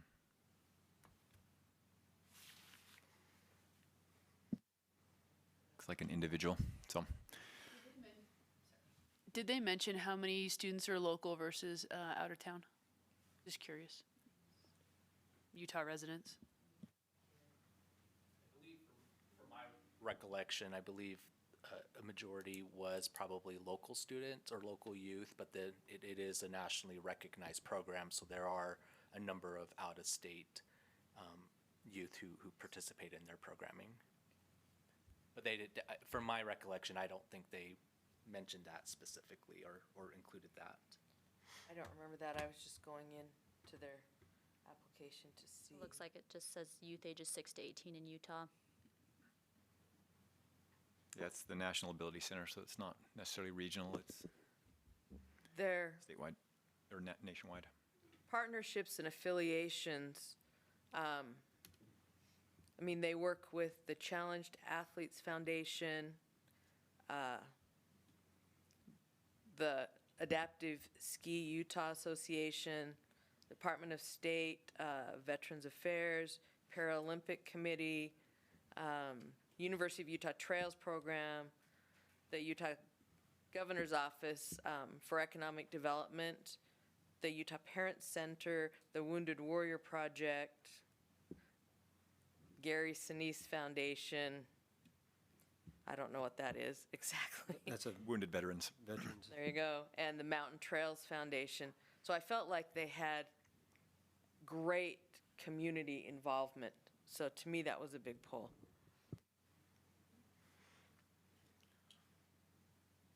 Okay, is there a motion on this one? I motion to accept the National Ability Center. Okay, the motion is that we put the National Ability Center proposal on our list for those to recommend. In a second? I'll second that. Second by Eddie. And any discussion, questions? Sure. I agree with Eddie's point that he started to, This is James, by the way, sorry. oh, James, I'm sorry. Go by Eddie. Sorry, James. Yeah, I knew who he was talking about, so I was like, yeah. so. I'm looking on the list here. Yeah. James, I apologize. I have concerns about some of the, I know in one or two of my applications that I reviewed, there were organizations that were so well-funded that I would like to see these limited funds go to maybe some other projects of smaller groups or groups that haven't had a chance to really build their programs. National Ability Center is huge in terms of their overall finances. They have huge donors. Very successful program and very important program. But for me, I will vote no just because I would like to see some other organizations have a chance at some of this money that we are going to approve. And not that their program isn't worthy, it's just they've got a lot of access to money. And as you pointed out, a lot of their clients come from families or sources of money that they can pay for their special adaptive programs. Okay.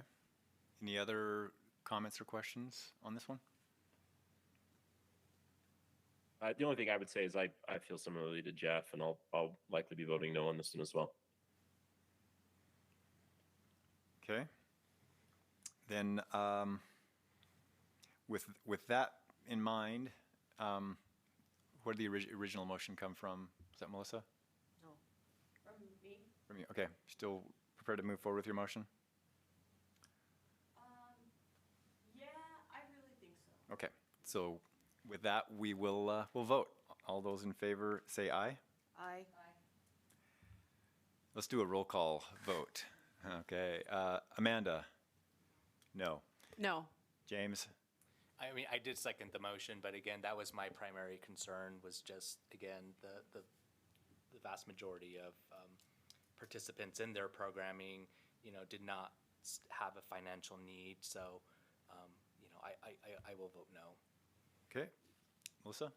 Yes. I'll vote yes. Jeff Salt, no. Katie? Based on the need numbers, no. And Terry? Yes. JP? Nay. Say again? Nay, no. I vote. And Joni? No. All right. The motion fails 6-3. 6 no votes, 3 yes votes. We will circle that one. The next one is Park City Recreation's Mountain Classroom, Park City Municipal Corporation. And James, Katie, and I all evaluated this one.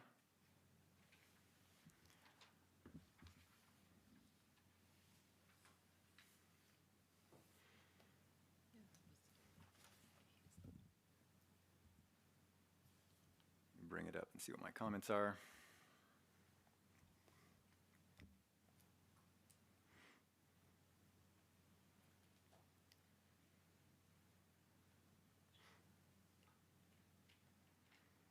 Okay, yeah, well-established, good target audience, really well-written, but the concern that I had with this one is, I believe it's just a single activity. Let me recall what it is here.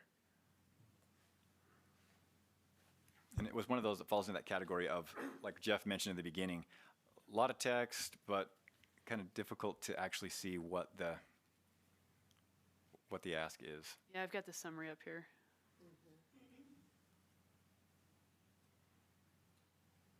It's learning about the mountain ecosystems in Utah with day adventures, paddling, and hiking. Paddleboards, that's right. We're buying paddleboards. Yeah, with partnering with forest rangers and Fish and Wildlife.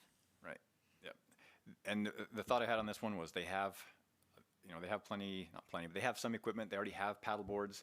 They are looking to replace some of those that have been worn out or broken. Again, this is a single activity that is paddleboarding there. I don't know. Any thoughts, James or Katie?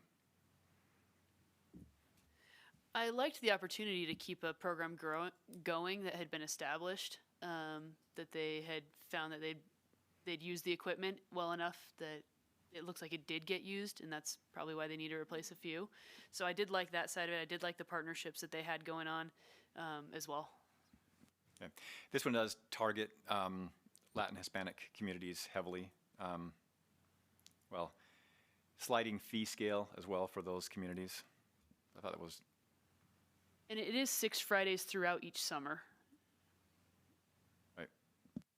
And my notes are similar to Katie's. Just they're replacing equipment that was well used, so that kind of indicated that this is it's not just purchasing equipment to purchase equipment. It's to the equipment was being well used and to the point to where it was needing replacement. And then the other piece that I guess for my rating was it is focusing on Latinx youth, and primarily within the Park City or Summit, Wasatch County area, since there are industry as far as just to have it more representative of the community, to have those youth participate in the program. So that made me kind of score it higher for those reasons.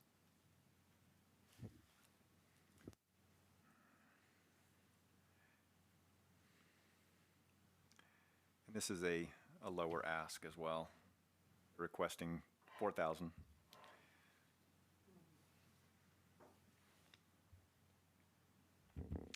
Is there a motion on this one? I'll motion to push this one forward onto the list. Okay. Motion from Terry to include the Park City Recreation Mountain Classroom. It's from Katie, but that's okay. What did I say? Terry. Looking at name tags. We're hanging out really close. We're forgiven. Clarifying motion from Katie. Is there a second? I'll second. Second from James, aka Eddie. Any questions or discussion? All right, then we'll vote. All in favor, say aye. Aye. Aye. Any opposed? All right, we'll move that one forward. Can I add a point of discussion here?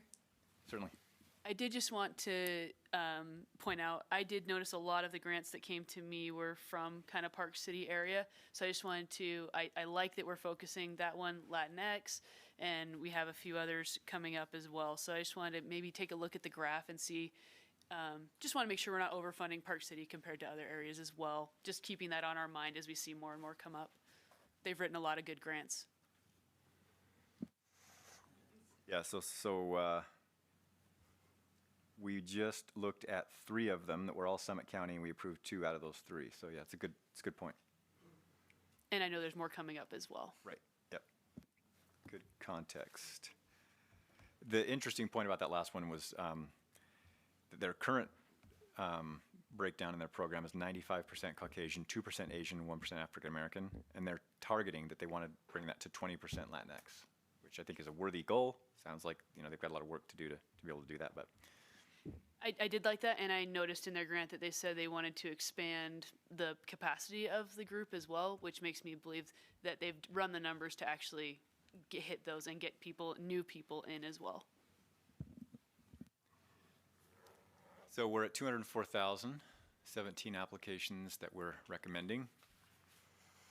We can move on to engaging in the outdoors through summer scout camps. This is Crossroads of the West Council of Boy Scouts of America, Weber County. Looks like JP, Jeff, and James. Who wants to go first? I'll go first if you don't mind, JP. Yeah, go ahead, Jeff. Okay, so I've got my notes here. So the Boy Scout Council puts on they have 10 sites that they do summer camps throughout the state of Utah, and they serve 25,000. They want to, I think, increase that to 27,000 participants.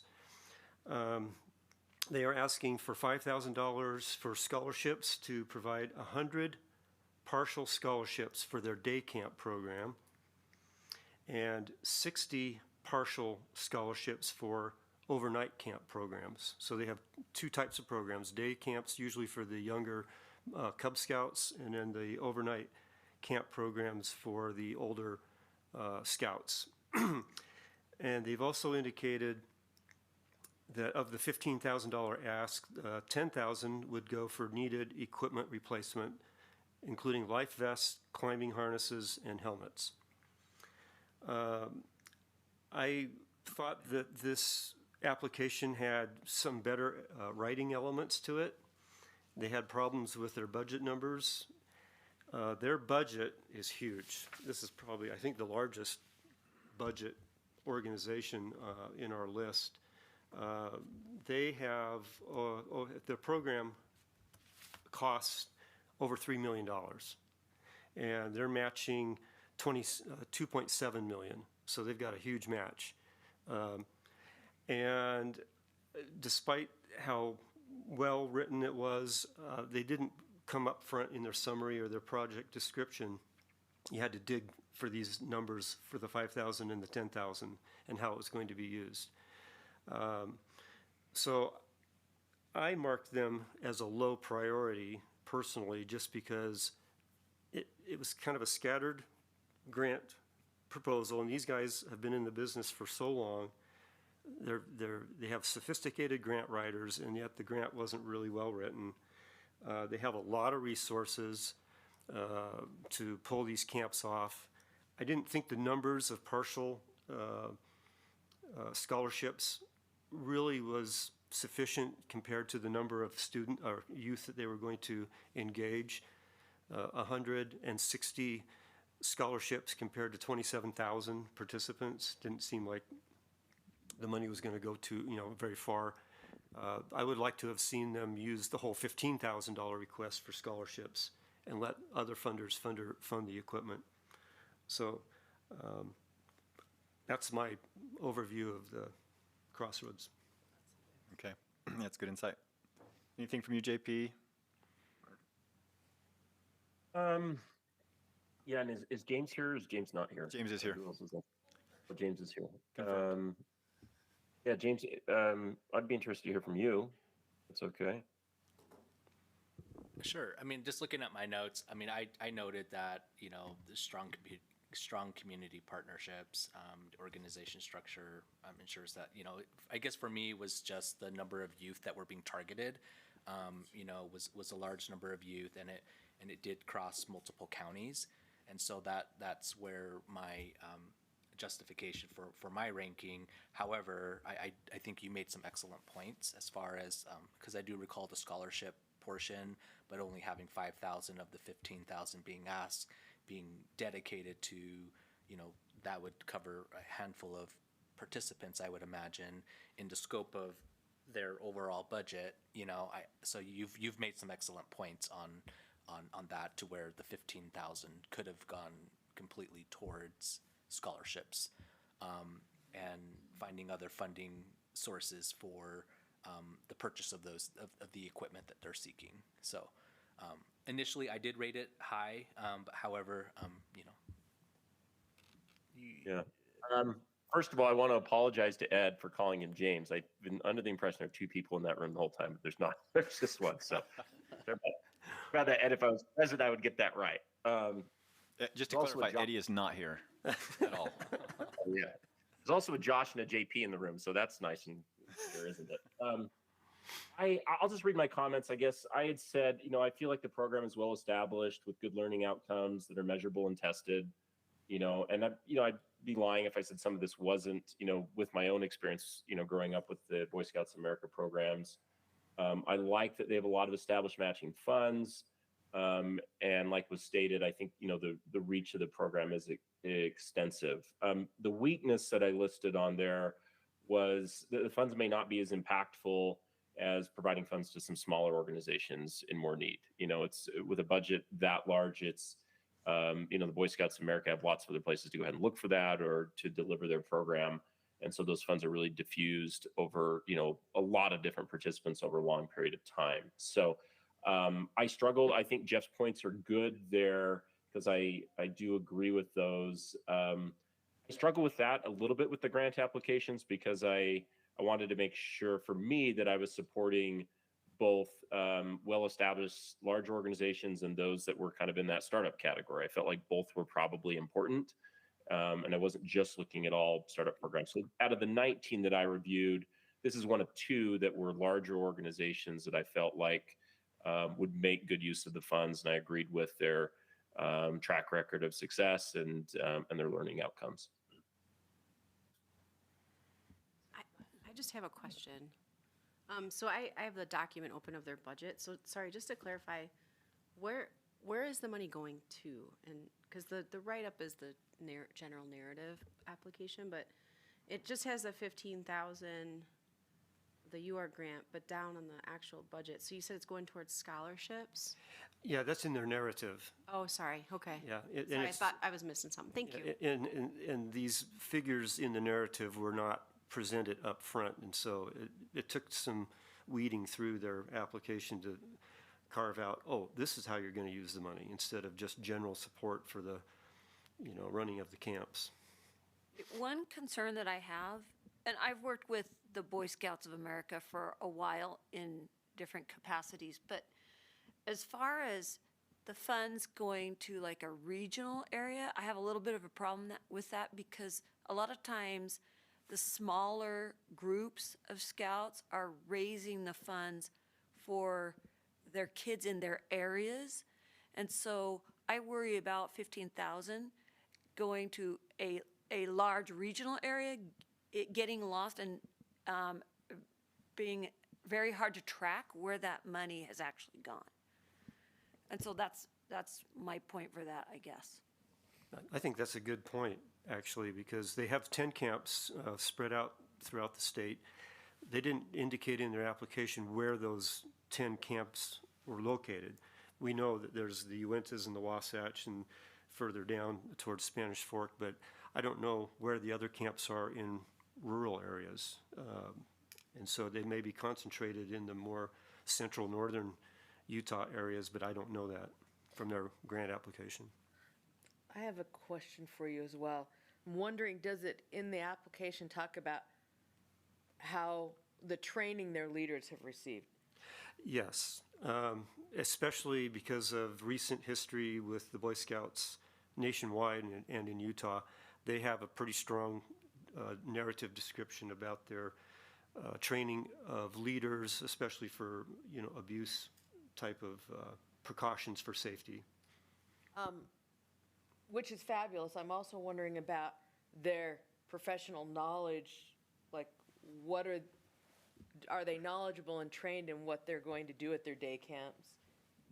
Yeah, the Boy Scouts have been doing these camps in Utah for a long time, and they get new people in periodically, but the Boy Scouts of America Council is kind of the umbrella, right? And they have professionals actually that run and manage the camps, and then they have the Boy Scout troop leaders or the Cub Den leaders that come and help out.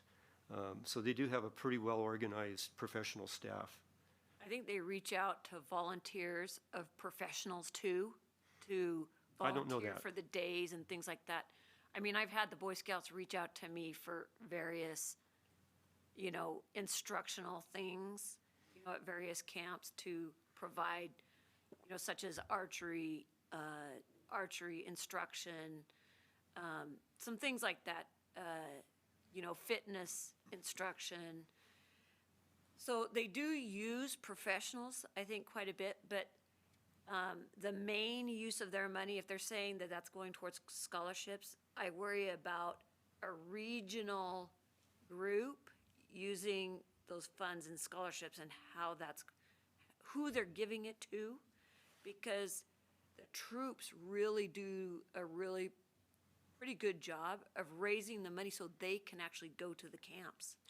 Yeah, and I think reading through their narrative, there wasn't a lot of information to address that question specifically, but I gathered that, a lot of the Boy Scout troops in Utah are affiliated with the LDS Church, and there's a lot of backing from the LDS Church in this program.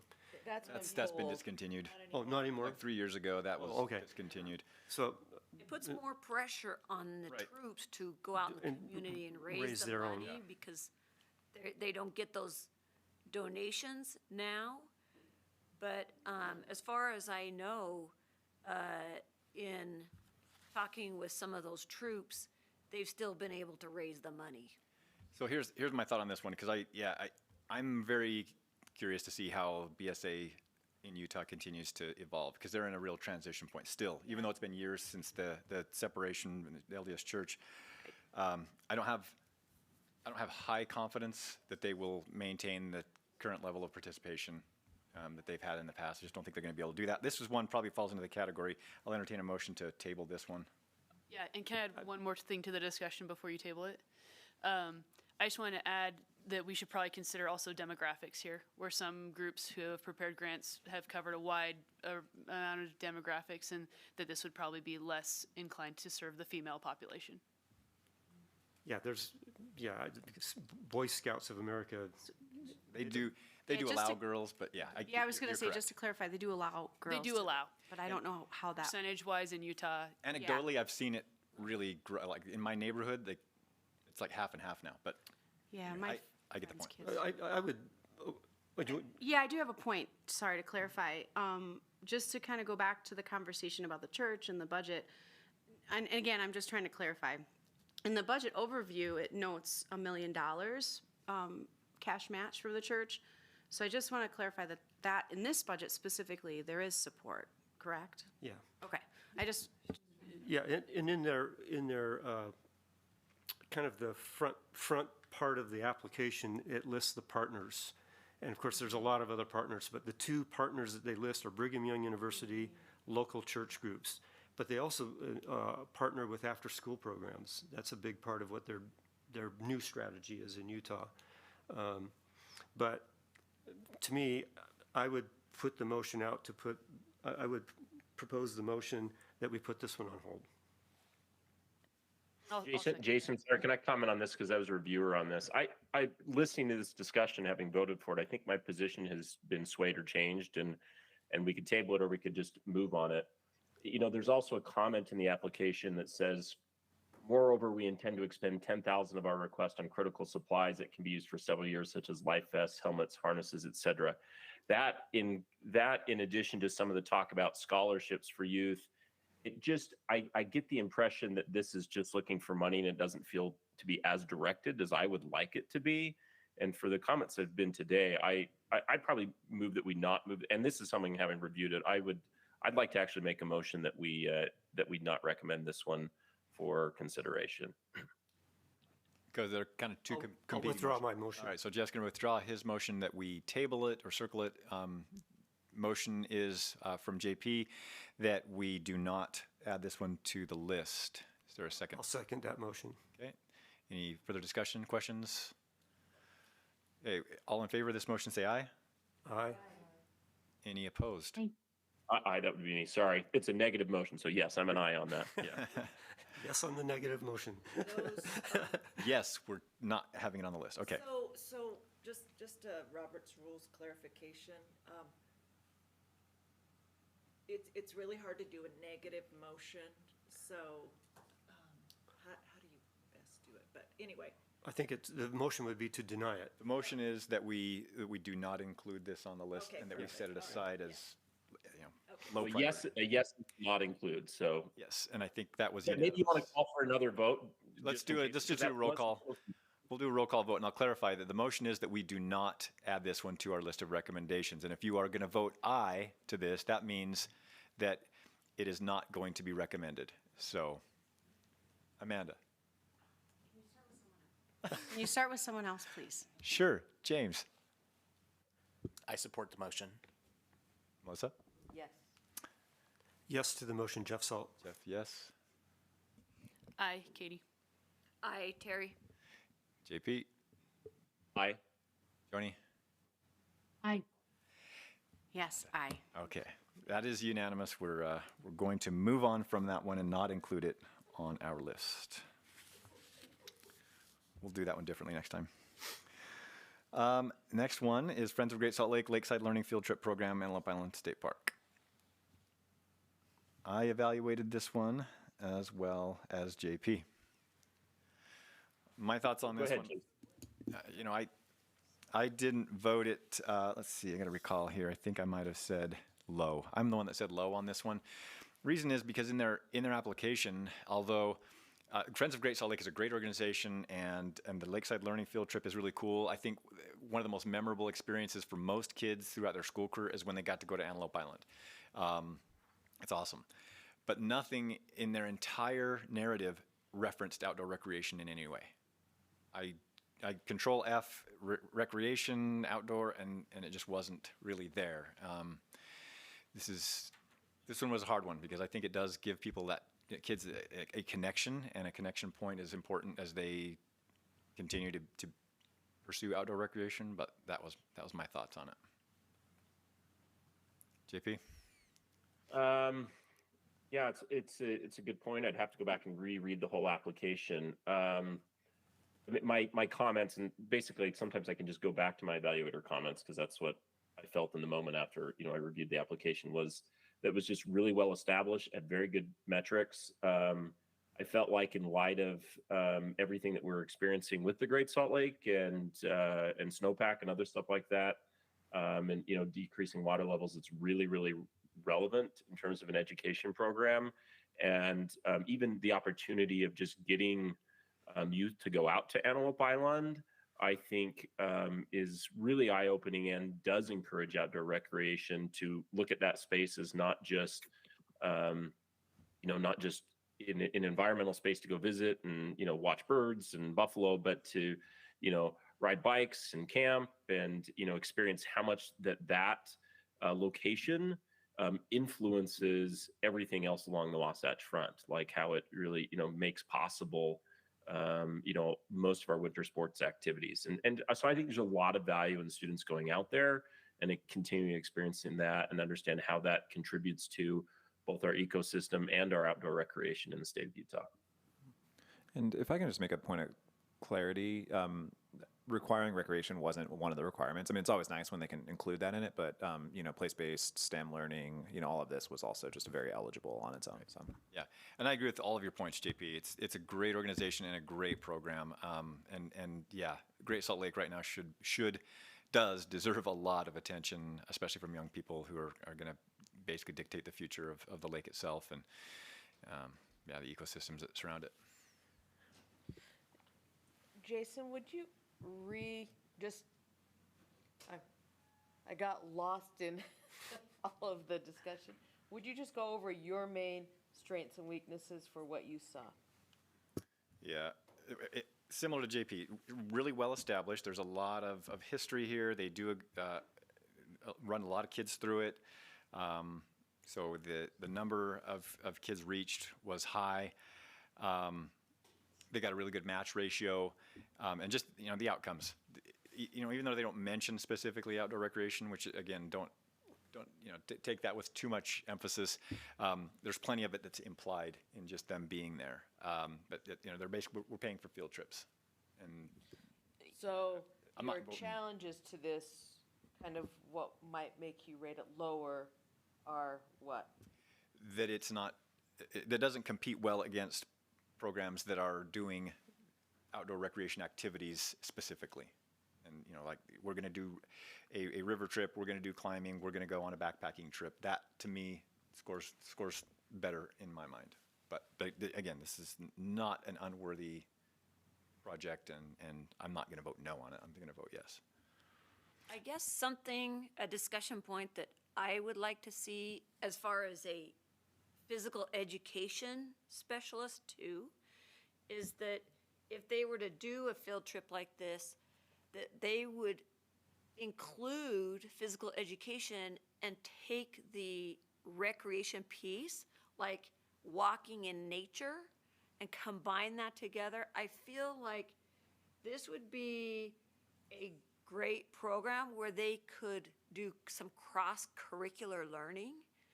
But I think that needs to be a discussion with them, that, you know, you have this great opportunity to do this stuff. And there were several other ones that I saw in here that they wanted to talk about, you know, science things. And that's why Melissa and I are here. You know, they're talking about ecosystems, stuff like that. But we also have the recreation piece and the physical part of when we're in the outdoors doing these physical things because of enjoyment and the physical piece. So if somehow we can connect those for these learning things, it would bring the recreation piece into it. And not that I want to deny this, but I think that they could use some coaching on how to write that. So it would be beneficial. Agreed. I think they live in a world of ecology and conservation, and that's awesome. And I agree with your point. It's all implied. Outdoor recreation is implied in pretty much everything. The fact that it wasn't mentioned just kind of stuck out to me. At least as a place-based learning activity program, it's not outside of the parameters for this grant, obviously, right? Because environmental education is included in the grant. And I think we have this kind of teeter-totter balancing going on in all of these applications. There's a lot of recreation that combines stewardship, which is a big part of the application. And then you have more environmental science and maybe implied or limited recreation. Like Ogden Nature Center, they have walking around their nature center, you know. It's not aerobic exercise necessarily or skill-based exercise, but they're combining it. And I know this program really well. They've had this program for decades, actually, I think more than 2 decades. And so they do actually get the kids out of the classroom and they're outside. And as we had at the summit, we had a presenter that talked about the value of just being outside has therapeutic benefits. And so outside classroom learning is still as valid, even though they're not doing aerobic exercises, they're outside, and that's, I think, valuable. Not just the therapeutic effect, but the connection. Yeah, Teaching you and connection with sand, nature. Oh, yeah. Seeing brine shrimp, seeing the birds. Oh, yeah. That all makes you far more likely to But that's not the recreational aspect. Those are more of the somewhat intangible, qualitative, and the learning aspect that goes into this whole program. So I like it. But you're right. I mean, they could include a There's walk. so many things that they could include in that and talk about how can they bring their families there, recreate and learn and understand nature. I think in writing this, they incorporated one small piece, but I mean, if there was a discussion with them about that, I think they could make it a larger learning experience than just talking about ecosystems. And they were a past recipient too, if I recall, of this UCORE grant in the last cycle. All right, is there a motion on this one? I'll make a motion. We recommend for approval the grant application from the Friends of Great Salt Lake. Okay, the motion is that we approve the Friends of Great Salt Lake, or recommend to approve. Any second? This is Melissa. I second it. Second by Melissa. Any further question or discussion? I think they should contact me for getting the money. I think they should. I'll amend my motion so they have to contact Terry. They should have to contact. Actually, I'm not amending that. I'm keeping my motion the same, but I think that sounds like a great idea. But yeah, if they get the money, I would like to talk to them to discuss how to do that with their plan of what they're going forward with. Excellent. Maybe you could reach out to them and ask them to contact you. There you go. We'll pass that responsibility over to you. Okay. Any other questions? Any other questions or discussions on the motion? All right, we'll go ahead and vote. All of those in favor say aye. Aye. Any opposed? All right, Lakeside Learning, Friends of Great Salt Lake, we're going to put that one on the list of those that we're recommending for approval. Another 10. Okay, I think we probably have room for another maybe one or two. Maybe another couple of them here because we're at 214. The next several of them are 15,000 each. So if we look at Joe's Valley Climbing Summer Camp by Joe's Valley Fest, $15,000 request. So there's almost $60,000 in the cutoff that we established at 42 points, right? Right. So one more. Yeah. So we have 4 applications that scored 42, and those requests total almost $60,000. Yeah. So with that, we still have several that are on our list that we were going to go down to, basically those that scored 42 or higher. We want to keep going? We want to reevaluate? Always welcome to take breaks at any point too, if you feel.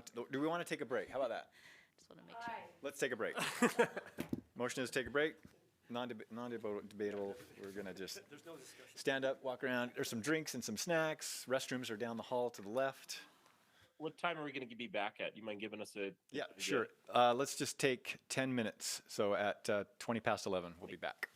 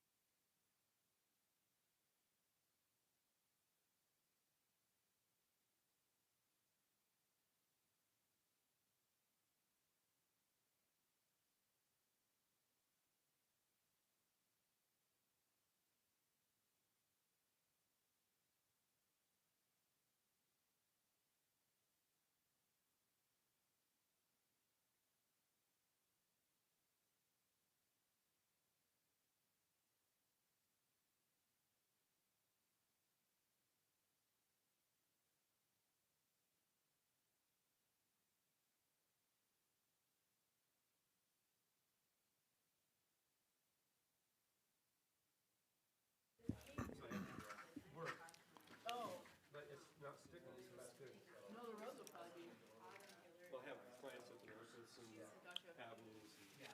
So their sidewalks and driveways. So you'll see us again Sunday? No, I'll probably be snow removal. Yeah. Gotta wait till the day after the storm. Yeah. I had to email, text all my clients. If you don't see me during the snow, I'll be there after. All right, so we should probably get started again. Short break. Sorry, lunch will be here though fairly soon. Lunch is here, so we'll be eating lunch soon. So here's where we're at. We have about 215,000 in recommendations, and still quite a few left. I know there are several on my list that I felt like were really, really worthy, that I would hope, would make it on the list that haven't yet. Is that shared by most people in the room? I figured. So at this point, might be worthwhile to continue that conversation about the amount of funding that we feel we have compared to what the need or the applications are.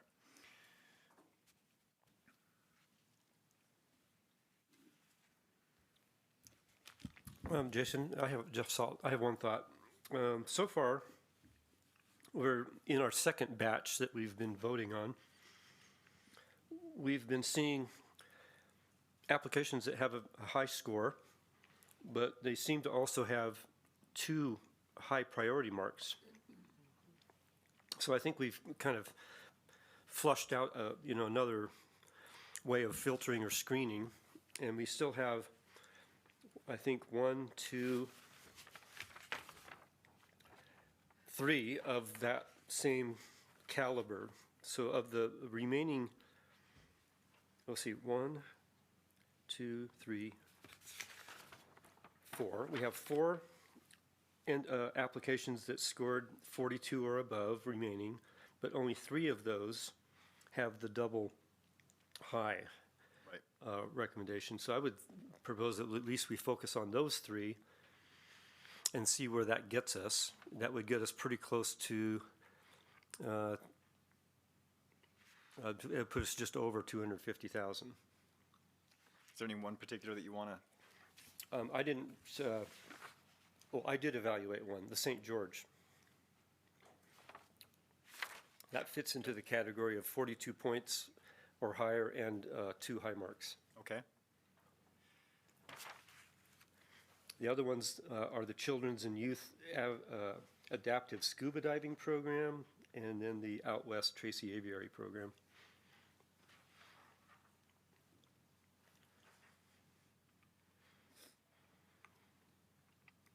That would put us at 260,000 roughly, right? Right, we didn't do Joe's Valley yet. Yeah, that's, I'm sorry, in Joe's Valley, that would still put us, Yeah, I'm sorry. West is on the list. I meant to say Joe's Valley and not Out West. Yep. Yeah. So that would still put us about roughly 260,000 if we just did those 3. Okay. You want to make that in the form of a motion? I would like to make the motion that we review Joe's Valley Climbing Summer Camp, Children and Youth Adaptive Scuba Diving Program, and St. George, City of St. George applications, and then we could compare those 3 and maybe pick the 2 top out of those 3. And that would keep us under our 250,000. Okay. That's my motion. Joni and Amanda, you guys both reviewed the Joe's Valley Summer Camp? Let's see, was that a motion? It was a motion. Motion to do that? Yep. So we're going to move through those 1, 2, 3. We're going to take a minute or 2 on each of those 3. The Joe's Valley, Children and Youth Adaptive Scuba, and City of St. George. Well, I guess my point was I thought a motion was made because we were doing a different process than we had. Did I mishear that? We're sort of modifying the process that we had approved, including all of the applications that scored 42 or higher. So what we're eliminating is the SOS outreach program from this last cluster. But didn't we already have that? Weren't we already in the process of doing that? Yep, we kind of were. I think in effect, what you're suggesting is that we go through and skip over SOS outreach, but let's just go through each of them as we had originally planned, starting with Joe's Valley Fest. Okay, and then to see where we end up with the dollar amount? Yep. Okay. So we'll withdraw the motion. Okay. Is there any way we can take a quick look at the stats? I know we had goals of hitting multiple regions. We had goals of hitting some big and some small, and just a few of those goals. So we're still fairly split, urban versus rural. County-wise, we've got how many? 1, 2, 3, 4, 5, 6, 12 different counties.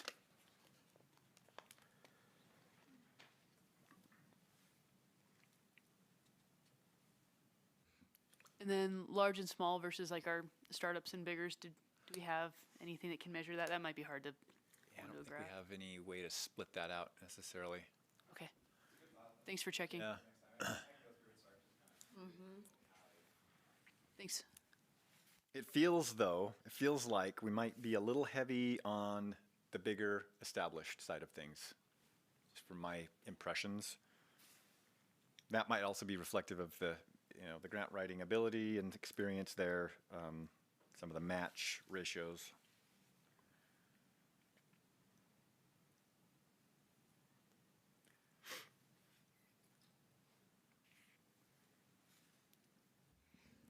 I think anecdotally, I thought we might be more on small camps, but that might just be anecdotal. Yeah, you could be right, but I don't, yeah. Not being able to measure it, we're guessing. But yeah, I'd be interested, Joni or Amanda. Yeah, Joni, you want to go ahead and I can jump in?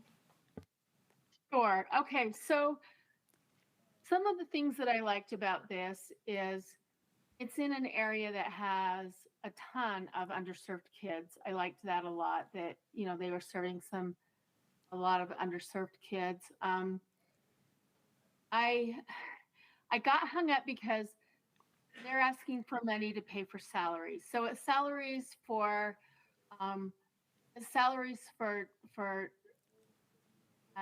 older kids, young adults who were in the high school climbing club, right? And they're gonna be the ones that run this camp. And so we had a good, robust conversation about paying for salaries before, and I appreciated that. But so for me, that was kind of the hang up on that one for me. But it's an awesome opportunity. It's boulder climbing is basically what they're doing. There's a really great park, and the folks that are going to be actually running it, the adults are good folks who know what they're doing. So I liked it. Once I wrapped my head around we were paying salaries. Yeah, and Joe's Valley Fest, which is, like you said, big bouldering festival. It's probably one of the nation's most popular bouldering festivals. That'd be accurate? Yeah. Yeah.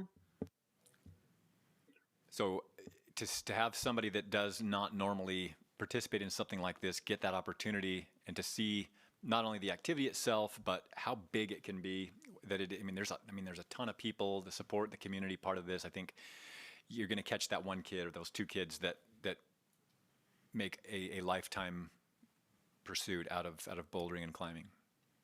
Well, and I loved that there's kids from the high school climbing club who are going to teach these little kids that will someday be in the high school climbing club, who will help grow a festival that's made all the difference in a small area. So that's my pitch. Yeah, so I was the other reviewer on this because I believe Eddie's not here, correct? Correct. I mean, Eddie's here, but He is, but not really. not the real Eddie. Yeah. James, you're So- always going to have this now. And I do want to apologize to Jeff Salt because earlier when he was like, well, who was the medium person, on the funding priority, and in my brain, and I apologize because I've done this before, so I was thinking about how we had done it before. So what we did is we took the scores and included how you ranked, and that was a scoring piece too. So I apologize because I was thinking too deep into the funding priorities that we didn't just use the check box that we had checked. So sorry, I thought we were taking into scores consideration. So don't worry, I have moved on beyond that comment that I made earlier to Jeff. So I'm the one in this case, that had checked it medium. And so I'm aware that it's a big festival. I think it's a great opportunity. I have a background in youth empowerment and youth engagement, so I think the fact that the goal is to provide summer jobs to high school students, to kind of provide that opportunity for a continuum, I think is really great. It also talks about, it being a transformative, inclusive experience for local adolescents, and the evaluation was well thought out. Honestly, when one of my questions was like, how is it going to continue? Like, how are they going to continue to build this piece of high school students? Like, that was my one negative. So, and the only reason why, putting that medium priority on it is there's a lot of great applicants and trying to kind of sift through. This festival happens. It's a great opportunity. I'm just wondering, how is it going to be sustainable if they need this 15 grand every year to kind of bring those youth in? Because in the budget, it's paying for, sorry, I'm pulling this up. It's paying for the program insurance, seasonal staff, and food. And my concern is those are really big pieces, insurance for this type of event. And so I'm just being conscious of, I think it's great, but concern of sustainability in that space. So I like kids. I like them climbing. Yeah.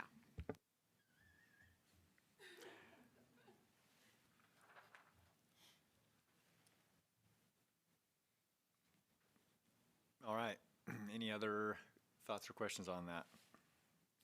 Any motion regarding Joe's Valley?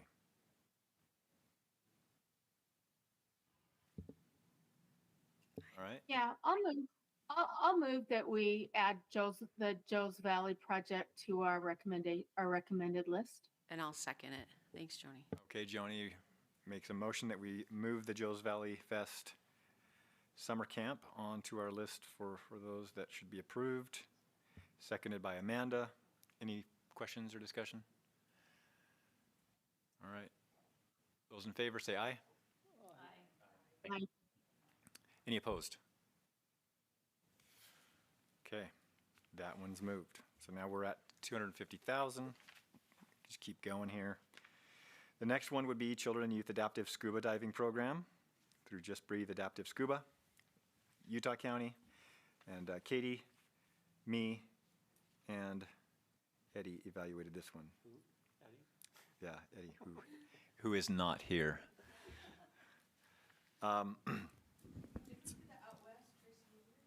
That one was in the first round. It's in our first batch. Yep. We're doing that one. The Just Breathe Adaptive Scuba is, you can imagine exactly what it is. It's adaptive scuba. They're getting, especially kids with emotional, behavioral, mental health issues in the water, getting them introduced, trying out scuba diving, which I think is really cool. Mostly in a pool environment, but also up the Midway Crater. And so I thought it was a really, really cool idea. Very niche, obviously, but probably serves that population in a really unique way that could make a lot of difference for them.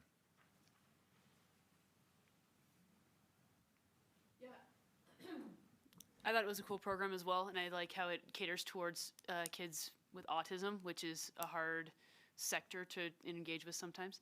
And looking at it, I noticed we're mostly paying for the materials. It's like $9,000 for the materials, but I also know that that's all licensed material, and you do have to pay for it. And they did get a lot of volunteer hours. I do believe in paying well for guides who are helping people with disabilities, because you do not want to have somebody who's not skilled in recreation out there. So I liked a lot of different facets of this program. I hope that they're able to market it. That's where I wanted to encourage them. Yeah, a lot of materials through Dive Heart. Safety equipment, full face masks, staff compensation for the non-volunteers. Which I believe is important. It is. It's very important. It is. Those are the educators. I don't have any concerns about this one, honestly. It's other than the fact that it's just so niche, but I think it's a very worthy group to do something like this with. I also think in this case, because it's tied to a commercial entity, that they could actually sustain this and be able to add these members with disabilities in throughout their course programs. So I like that there's already a facility established. There's already processes established for this. I really like when they have a very detailed description of the cash section. And it makes me feel like they've really thought it out very carefully. They know exactly what they're going to do with the money. This is not just, yeah, we'll probably use it for this, let's add this to our pot type of approach, which I think some of these end up being. So, In listening to everyone, it sounds like a great program, but I'm concerned about how niche it is as to what impact it can have when there are other programs that might have more impact. So that's what I need help being convinced of, I guess. I think I like what Katie said. Sorry, go ahead. One discussion point, I've talked with these guys before because I was getting my scuba license through their business side of things. And they said, what do you do? And I said, well, I used to teach adapted PE. And they were like, oh, we need you. You know, they wanted my input. The interesting thing, it's a really interesting spot to be in as far as them wanting to have a nonprofit. And they have some interesting ideas. They're brand new. So they've just barely started this in the last 5 months, maybe, and trying to get it off the ground. So they've started with a few clients to take into the water because they have some ideas. And the clients that they are using are some of my previous students that I've handpicked to say, I think this one would be a great one. As far as students with disabilities, they're taking some that Down syndrome and autism kids that love the water, so they already have that foundation, but they want to teach them how they can relax and actually just breathe and not have an issue in the water. I find it an interesting place to be. I think they're going to find more individuals than what they can actually handle that will get into this, because water becomes so relaxing once you get used to this scuba stuff. It's very therapeutic, but it's also a thing where it teaches the strength of the mind too. So it's a very different outdoor recreation thing. But the use of funds, they're most of the time they're donating their time. So the use of the funds is going towards the certification of the equipment, like the tanks and the air and stuff like that. I don't see them, I see them being very frugal on the use of the funds. Hey, Terry, how many are they planning to service with this? Because I don't have access to that information. Well, they're brand new, so they're searching for people. And I think in that idea, they started with some therapeutic people, but they want to expand it. It says 2 to 250 in the application. Yeah, I wouldn't be surprised.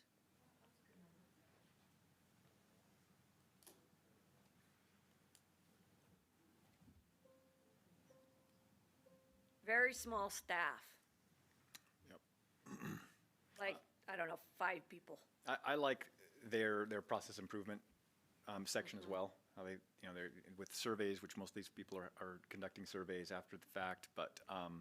And there's a specific certification to be able to do adapted scuba, Right. there's a very specific certification, so it's safe. Yeah, they've got some really great, I mean, 0 incidents requiring medical, it's their goal. I mean, it's well thought out. There's a ton of information. Scuba people are passionate. I mean, and at the same, so are parents of kids with autism. I mean, get those two connected and you could really see some awesome things happen, so. Yeah, and with the high number for materials, the 9,600, if you divide that by even the smallest number, which is 200, that's $50 a book. And so I can see that they're wanting that to stretch and to reach a lot of kids, and I can appreciate that. I think it's a learning thing too, so it's a learning for life thing. It's not just a one-time experience, but they're teaching skills that, you know, if a family participates, they can actually apply the skills in other places when they go out. And they do want to plan some family excursions that they go with the family to take the disabled person to help them be able to participate too. Because a lot of times they're left on the shore with one parent while the other parent goes out. They would like to be at have it be a whole family experience. So yeah, to second that, including support people is so important in adaptive recreation. I think that's awesome. I move that we add them to the list. Okay. Motion, Second that. motion by Melissa to add the Children and Youth Adaptive Scuba Program to our list of those that we're recommending, seconded by Katie. Any discussion or questions? I have a question. So in the application, did the organization mention that the youth that would be served would be able to come back for more than one experience? Do they just get one exposure to this? It's like a type of outdoor recreation therapy, which I fully support. And after this exposure at the Midway location, where would they go to do this in Utah as a family? You know, I kind of look further. Sand Hollow. Sand has Hollow. a dive park. And they've got that mentioned in here, that they Oh, have okay. future plans for expansion and more trips to places like the Sand Hollow Dive Park. Okay, A partnership with a rec center was listed. okay. That's the sort of thing, It's out in, Yeah, Blue Lake. yeah, yeah. A sea base. Yeah. sea base, yeah. And I think there's somebody out in Bluffdale that's creating a new opportunity for that too, where the old Porter Rockwell Hot Springs located.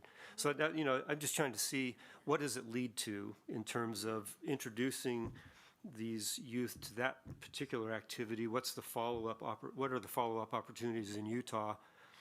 If this is supposedly our official last grant that we can approve or pass on without extending the amount of money, then we have to kind of weigh in, are there one or two more applications that have more reach and more, I guess, opportunities for further engagement by youth after they've had their initial exposure?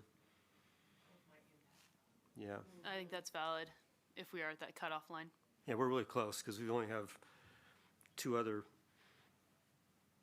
applications. Well, yeah, we have two other applications and we only have, this would take us up to 245 in terms of allocation.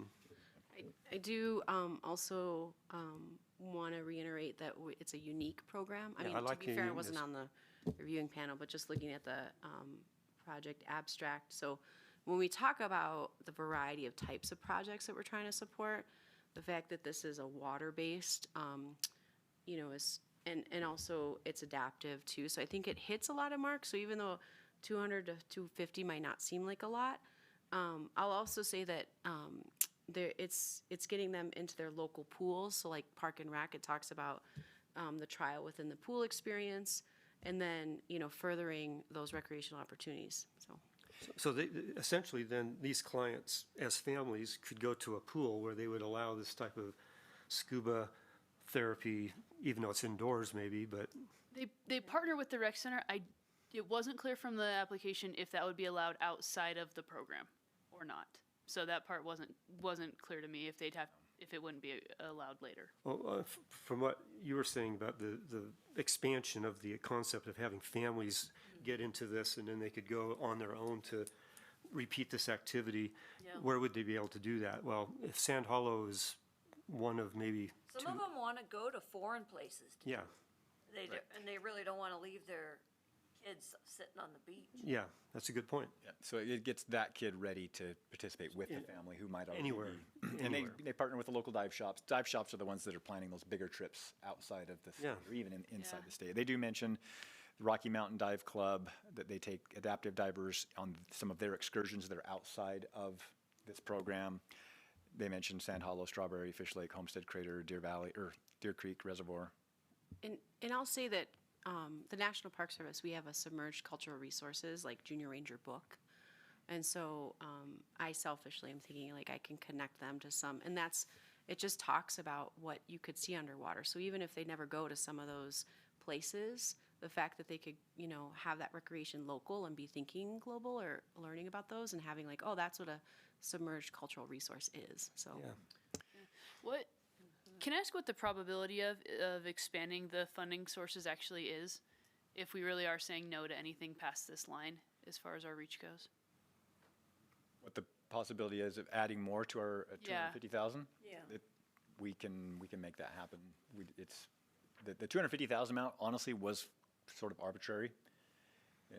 Kind of unknowing, looking a little bit into the past of what we had with the last round of UCORE, years ago. Things have changed a lot since then. Obviously, the demand is greater now. So, yeah. Yeah, to give some There's got to be a ceiling. What's the ceiling? No, there's not. It's whatever you want, JP. No ceiling. No, I think the ceiling's less. The ceiling's less important than where's the line that we draw where we still have good competitive grant applications. Okay, because I know, because Yeah, just you're looking on looking it, am I saying no to where's the money everything being past this? Because then I would want to go through and look at everything past this. But if not, then I would say this is a great grant. Yeah, I agree with that. I guess in answer seriously, JP, I don't think we would really add more than an additional 150,000 this year. But next year that's maybe okay. we would. But I think the point is well taken.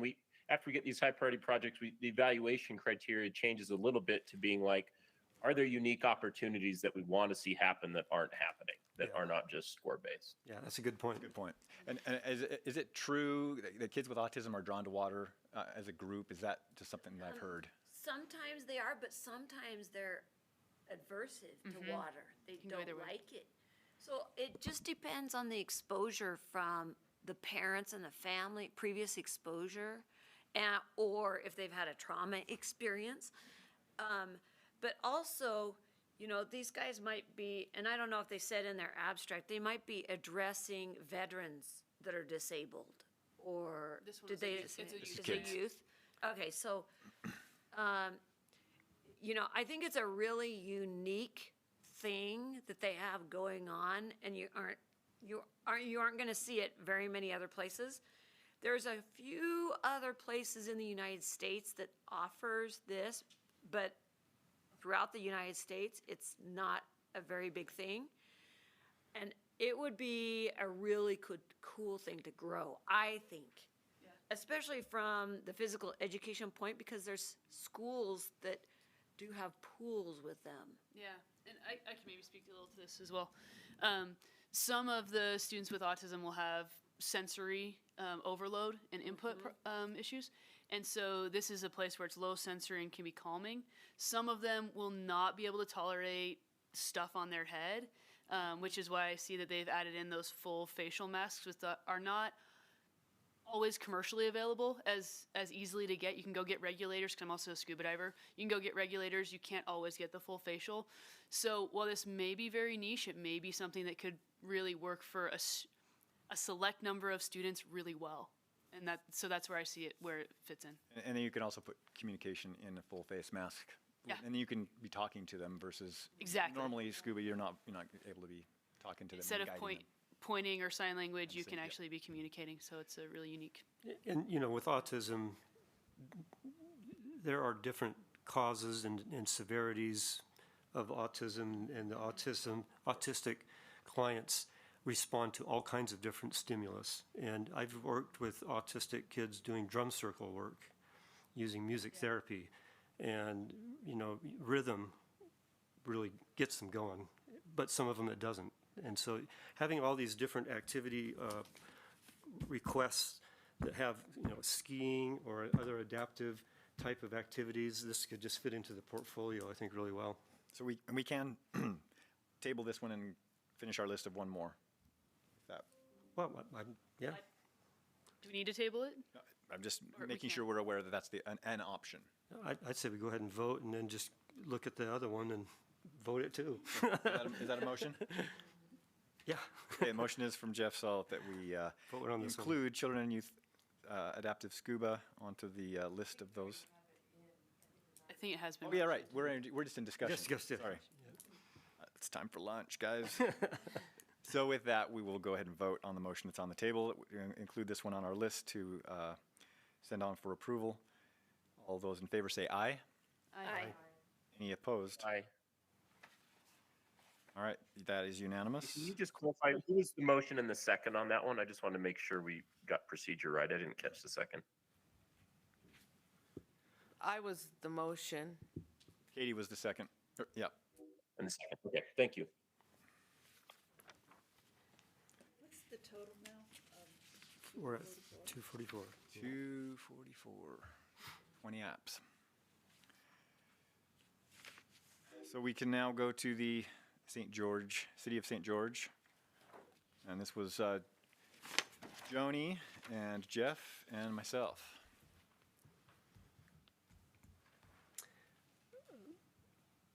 So I thought that this application was pretty well written overall.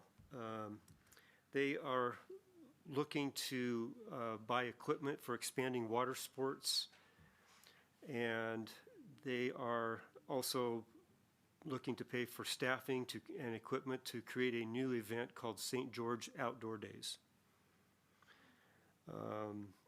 It's pretty straightforward in a general sense. I thought that their write-up on their grant was well done compared to a lot of others, and I ranked it high in priority. And I like the idea of creating new events. The only concern I have is what time of year are they going to do this? Is it going to be when St. George is a little hard to bear with the heat? And It's supposed to be a year-round program. Yeah, so, but, you know, and they have good backing being a city. A lot of our applicants are cities, and they tend to have, you know, pretty good solid funding, and they go through a good recruitment hiring process and have qualified people running their programs. I was trying to look at how many they are serving. It seemed like my comments are a high number of youth served. Again, echoing what Jeff said, very well articulated. It's a little bit lengthy. Yeah. I would prefer a little bit more concise, but a lot of good detail. You know, there was not a lot of redundancy. It was just packed full of stuff, and good emphasis on safety, accessibility, and inclusivity. Everybody's first aid trained, wilderness first responder, leave no trace principles. Yeah, they're planning to serve 1,400 participants, and they have a waiting list of 285. That's for their water sports. The St. George Days is a new program. Oh, interesting part of this one is, oh, go ahead, Joni.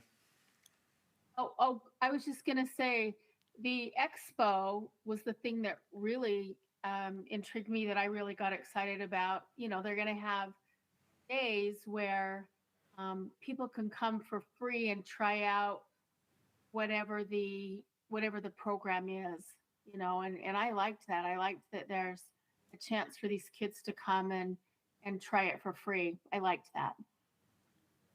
Yeah, one element in this that I thought I would bring up is I had to look this up. Key log, utilize logs to run a log rolling program. So I had to Google key log. They sell like professional grade, like that they have in the timber sports competitions where you're two people on a log trying to outspin each other. Talk about niche, but I thought it sounded really cool. Yeah, It's really fun, right? Is there a training camp for that? I think this is it.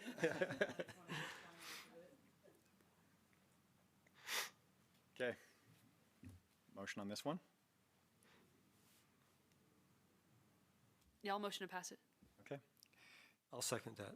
Katie moves that we move this City of St. George onto our list. Jeff Salt seconds that. Any further questions or discussion? All those in favor of the motion say aye. Aye. Aye. And any opposed? Passes unanimously. So that takes us to the end of the list that we set out to evaluate, which I think we did pretty well. Jason? Yes. We didn't, I don't think we made a motion to overlook that SOS out. Oh, you're right, absolutely. So I think, So let's just look as a at that matter of one. procedure, we need Yes. to look at it. Thank you. Good catch. SOS outreach. So this was Terry, Amanda, and myself. Grab my notes. How did it score so high with 2 in the low priority and 1 in the medium? Well, let me tell you, Melissa. Because I've been dying to know. Amanda, yeah, I agree with you because I scored it high too, but then I Yeah, so to be fair, it was really well written. You know, it's a really good project as far as like, it's been around for a while. It's got a continuum. It's building capacity. It has alumni of the program. They talk about mentorship, et cetera. But when you look at who's actually applying for the grant, the company's based out of Colorado, and it is kind of those day trips, you know, type, but there's a lot of funding. We've talked about if there's other opportunities for funding, and there's a lot of other funding opportunities that they specify within their proposal. So, yeah, it was really well written, but it's also because they have been doing this a while, so. It was very well written. Yeah, so, yeah, Terry, if you want to go ahead, that's where I'm at. As far as the program goes, I think it's a great program, but as far as needing the funding, I didn't feel like they needed the funding. So that's why it got a high score, but, you know, as far as funding priority, it was lower on my priority list because I didn't feel like they actually needed the money. When you're scoring these with, you know, where a community member has applied for funding or some of the other projects that we've talked about, like tribal partners, et cetera, that is a lot of the reason why I scored it so, or I scored it low within the funding priority, but high because of. Skiing and snow, it's primarily skiing and snowboarding, but we're talking, you know, Deer Valley, Park City. I feel like those actual resorts, they don't. Please speak into your mic so the people online can hear. Oh, get your mic. Yep. Here you go. Oh, they don't actually need, I don't feel like Deer Valley or Park City needs funding to have the population be able to experience a day out on the slope. We have funded quite a few from that area already, too, we That's talked about. another good point. Yep. I think there's a lot of importance of getting, you know, skiing is a very expensive sport, right? So I think the importance of getting folks out and providing those opportunities, I'm not saying that that's not important. I just think that there's other equitable funding opportunities for that group, whereas some of the folks applying here wouldn't be able to go after those funds, so. Also, Park City has a great Nordic skiing track. So if they were wanting to fund Nordic skis and equipment to teach the kids how to do that and involve them in the community in that way, I would probably lean more towards funding, you know, something like that rather than one or several downhill or snowboarding experiences. Because, you know, the Nordic skiing, that's free to get in also. So it shows the kids in that community, what can I do to outdoor recreate without spending a lot of money? And in the project write-up, there was the talk of alumni being involved, et cetera, in the supportive system. But in the budget itself, you're paying for that Learn to Ride, like, program. So it really doesn't quantify kind of the pieces and parts that the funding's going towards, if that makes sense. So. So if there is somebody willing to make a motion on this one, now would be the time, but nobody has to. I just have one more question. Could somebody explain again, what is the SOS acronym for? That's a really good question. I Googled it. I looked at their website. I couldn't figure it out. But Terry? Oh, Dan, you have it? You know? SOS generally stands for Save Our Souls. Save our ships. Well, there was an organization in Summit County years ago that I helped in the strategic planning phases called Save Our Snow. So I don't know if they're related to that campaign or not. That was all about climate change and affecting the economy of skiing in Park City. And Jason, can I? Sure, yeah. I apologize, I had to leave and do a phone call, but, so I was gone. Is this the first ski one, though? No, there are others. Okay, that so we've have done some other elements ones? of Okay. Skiing, yep. I'm on their website now. I can't, it does not immediately say what, Believe me, I went down a rabbit hole. So if anybody knows the answer, and to Dan's point, and Jeff's point, I have used and heard some of those other acronyms, but I could not figure out what that meant. Usually I'm a big fan of teaching snow sports because we're a 4-season state. And so, but right now I'm working with UEN on some educational pieces for snow sports, but I just didn't feel like this did a lot of educational pieces to it, enough to support kids to keep doing it. You know, it provided a few experiences, and then I just thought, you know, this is like, I don't know, showing kids what is out there, but yet they can't afford to make it, you know, to do it all the time. yeah. I don't know.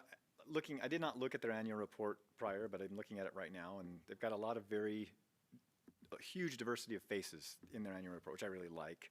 And then they do have some demographic information in here as well that was informative. So let's see, 56% male, 43% female, 48% Hispanic and Latino, and 36% Caucasian, 4% Black, 4% more than one.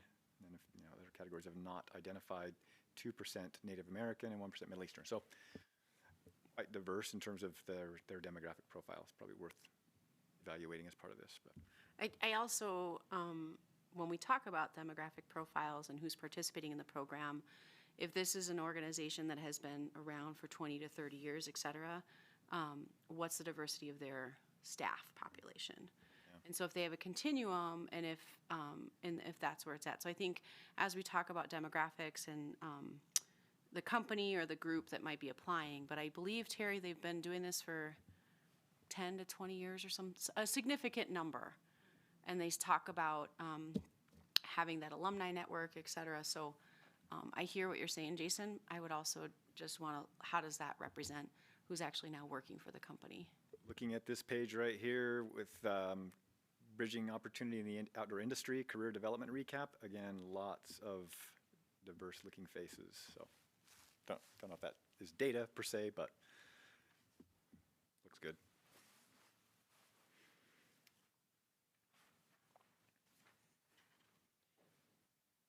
Is there a call for a motion? Call for a motion? Yes. Is there one? I motion to deny SOS Outreach the grant money. Okay, we're going to have another one of these double negatives here.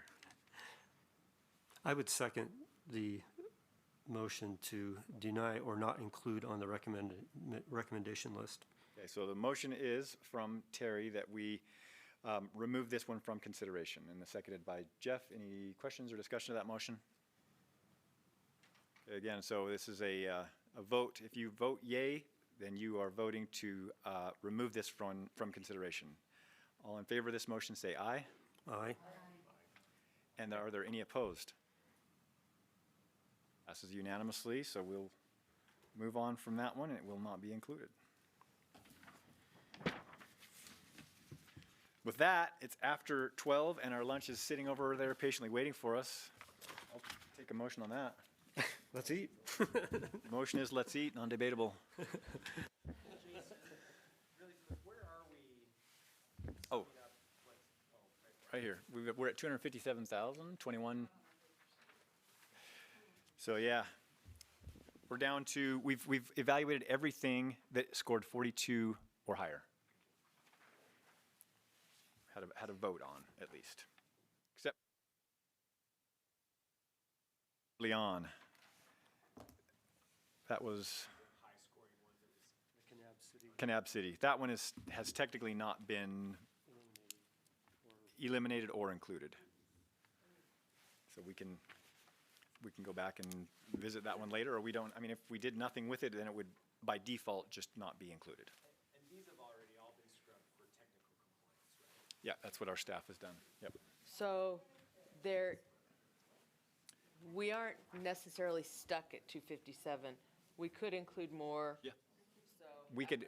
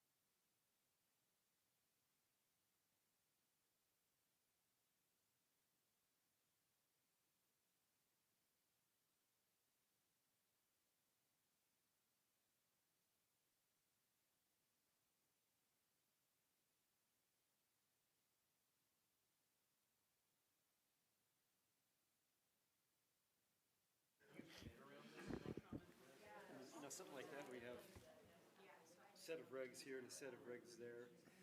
It doesn't make sense, you know? Yeah. They should come to some agreement on things. All right, I think hopefully we've had enough time to get a lunch in us. Thanks, Jorge, for getting the lunch for us. It's good. Love some Jimmy John's.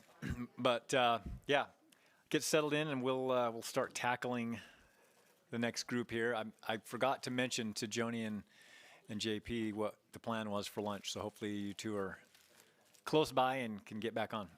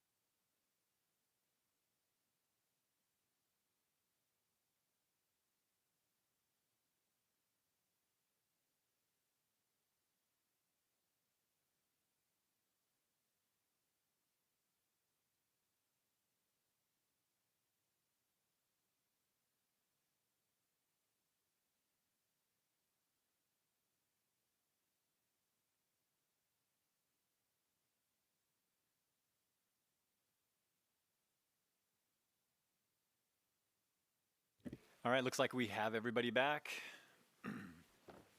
Sorry you missed your Jimmy John's, you two.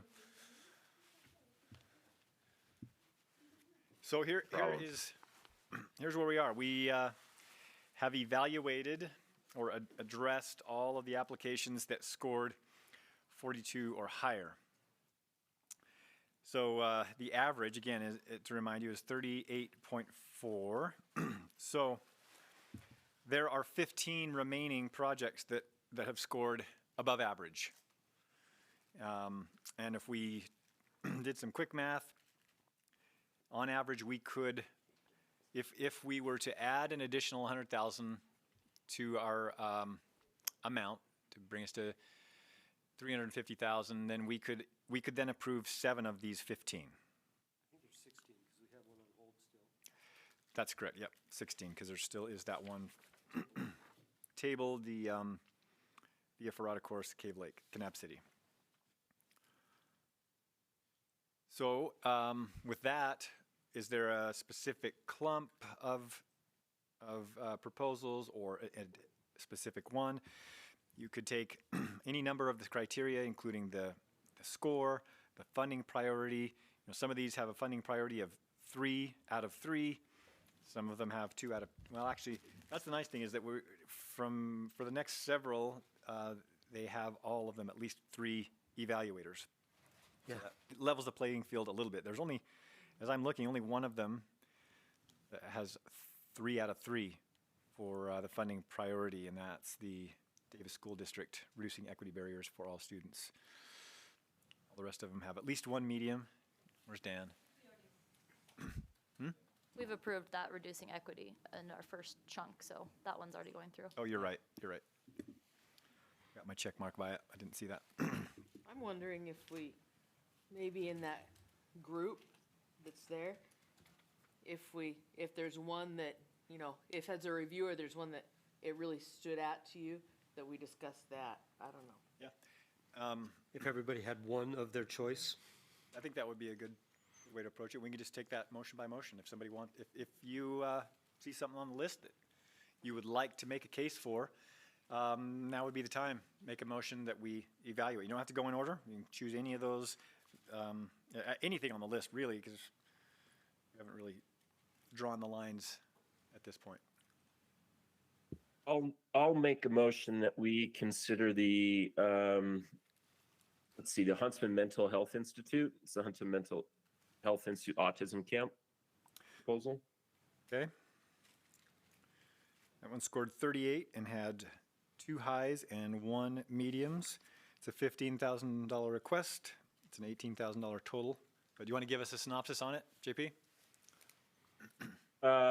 Yeah, let me get it open. Well, I guess first we'll be. Well, let's. Yeah, if we want to discuss it, maybe we should see if that's a motion, I guess.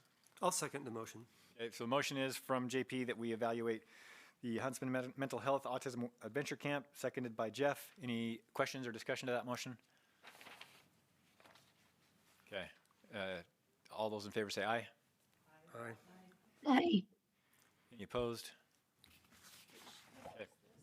So the Huntsman Autism Adventure Camp. It's an outdoor recreation-based summer camp designed for kids ages 8 to 12, with kids with first autism spectrum disorder.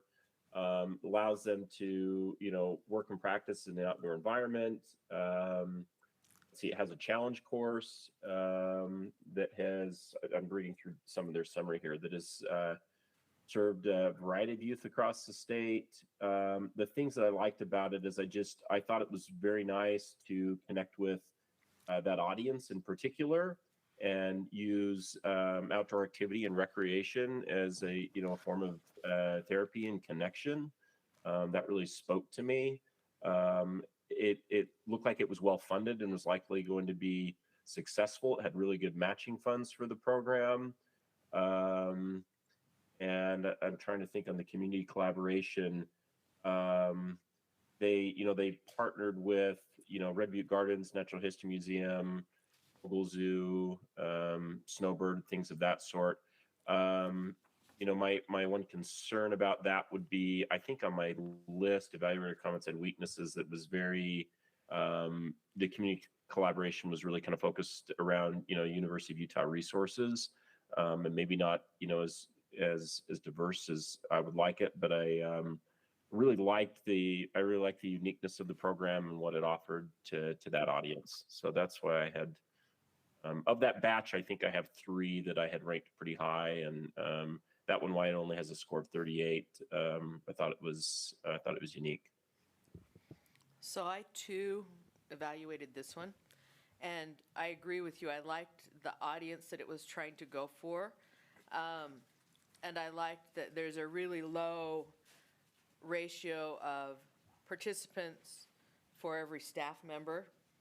I thought there was excellent planning, and they have really good evaluation data usage, some of the best that I saw. So those were the strengths. My concerns were it's only supposed to impact 25 students, and I thought that's a real low number of students to impact. And also really high cost per applicant. And another thing that really concerned me is, how are you going to advertise for this to get the word out? Oh, we're just going to talk to people we already know. And I thought, how does that really get to your diverse populations? How are we reaching those populations that aren't at the University of Utah and don't have those connections? So to me, the number of applicants and how they were approaching their PR were the big problems that took it down to medium for me.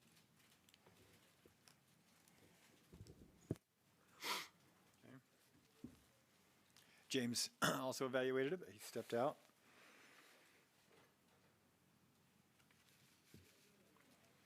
Any questions or comments on this one from anybody else? I just had a question. Oh, sorry. Is James back? Because I do think it's really important when we consider these that all the people who read the proposal and evaluated it weigh in. Yeah, I hope he pops back in. I just had a question. Patrick, this group presented at the Rec Summit, correct? Is this the, okay. What is there anything in that presentation that would, I mean, I didn't see that would shed light on the. Yeah, I think in the abstract, to your point, JP, I think even though, to Melissa's point, there's the number of youth served is that 20 or 25 number, they seemed very, very organized as it related to not only their program implementation, but also the networking, and the room was full when they presented. And so providing, this adventure camp to an audience where there wasn't a lot of opportunity based upon the feedback in the room, but also just talking to folks. And again, that's not a formal evaluation. It's more of just feedback in the room and like, okay, this is unique. We need to be doing this. So, and they had a lot of information regarding recreational therapy and just why we need to do this type of work. So, yeah, just really adding to the abstract that's provided. But there was a full room and a lot of folks interested in how to do better in that space.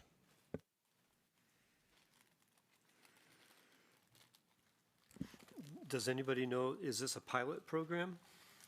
Or is it an ongoing program that has a track record? Let me look Sorry. Melissa?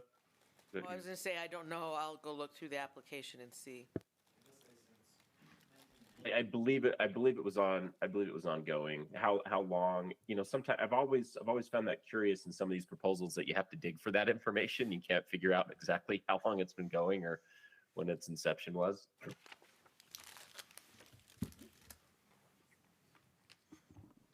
I can fill that in. It says this camp, based at the HMHI Challenge course, has served youth across the Wasatch Front by providing them with subsidized recreation therapy in a non-clinical community setting since 1990. Okay. Good. Thanks, Patrick. So that, I would maybe echo Melissa's comment. If it's a program that's been going on since 1990, why would this program, having the Huntsman name attached to it, only be serving 25? Is it just because of the one-on-one ratio that you need for the clientele, or is it that they just haven't been able to expand the program for one reason or another? But I know nothing about the application, though. Something that we should probably keep in mind is when you're talking about a population that has a disability, a lot of times the numbers are really low. To be able to manage behaviors and needs of the clientele that you're have experiences. So it takes a lot of effort and a lot of staffing for fewer numbers of people. But I would compare that to something like, the disability is different, obviously, but like Wasatch Adaptive Sports, right? You guys started small, but now you're rather substantial, right? You got a lot of people, good budget. So why is this program seemingly not growing? It seems like they could be by now offering this opportunity to more people on a more frequent event basis, possibly, and still having small numbers per event, but having more events. Yeah, that's what I wonder. Well, and I don't know if they're just saying at this event, they can only handle 20. 5 at a time. Yeah. Well, it's 20. 20. 20 at a time. They may have sessions. I don't know. Yeah, that's what. I'm just looking at the application. It says 20 youth served, and then looking at their budget sheet, basically that's 20 $900 scholarships is what this is asking for. So it's costing $900 per day for a person. That seems high. Well, that's why I put high cost. When I'm looking in, is there a fee for participation in the application? says the cost for each camper is $1,300, basically, $1,299.75. So $1,300 per participant, and then they're going to discount it to only, says next year we will only charge $900 per camper. So to me, that cuts out a huge population of, our lower socioeconomic. They can't afford this, so we're automatically saying you're out. And when we're only serving that small number, to me, that was kind of a glaring issue. I think the program sounds fabulous. I think it's a great program. I think their evaluation use is great. I just couldn't see for that number of 20 students who probably were not some of our more diverse students who could benefit from it, paying that much money, was my thought. And I just wanted to bring attention to what I've highlighted. I mean, I just noticed this just now, but it does say, and maybe we can all make sense of this, but providing these scholarships over the course of at least 5 to 10 years.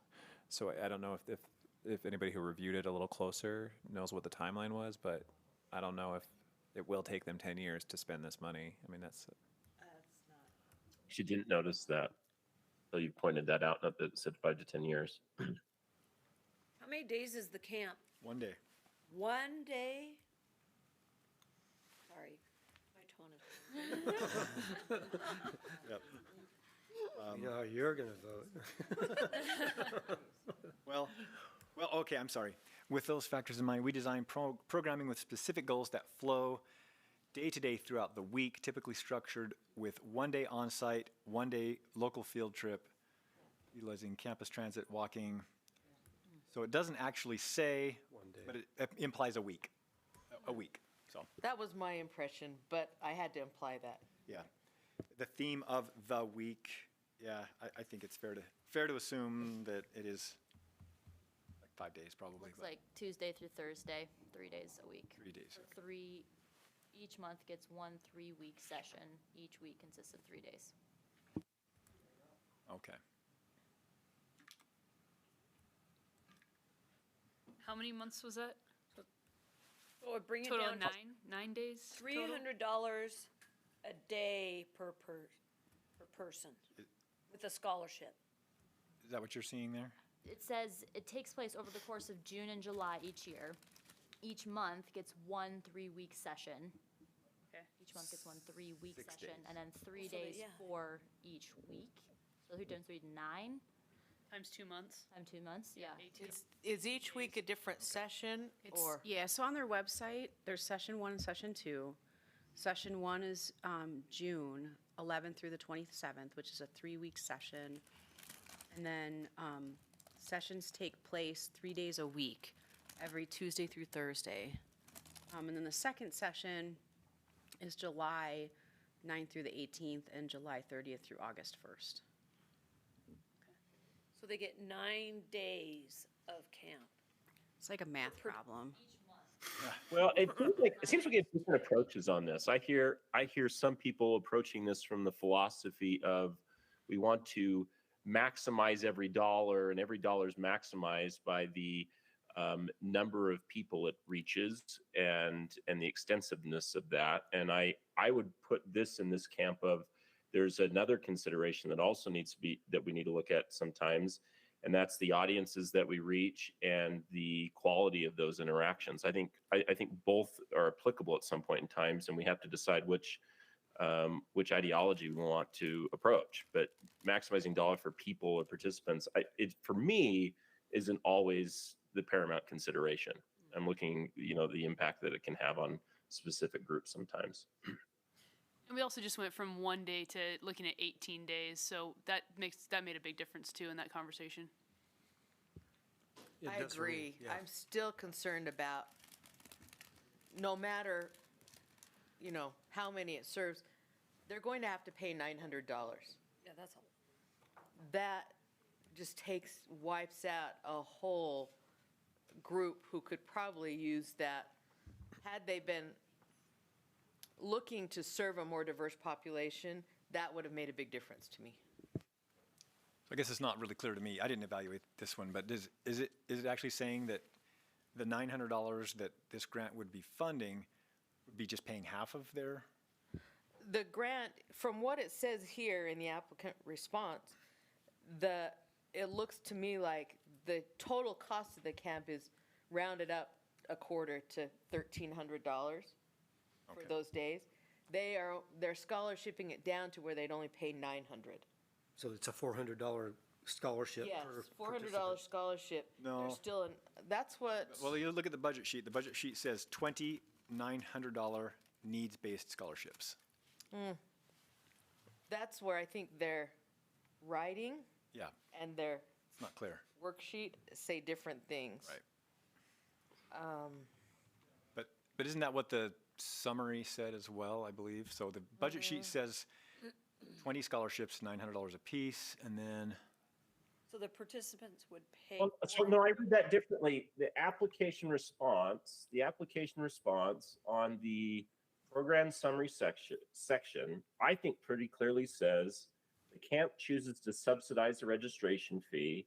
Next year, we will only charge $900 per camper per session.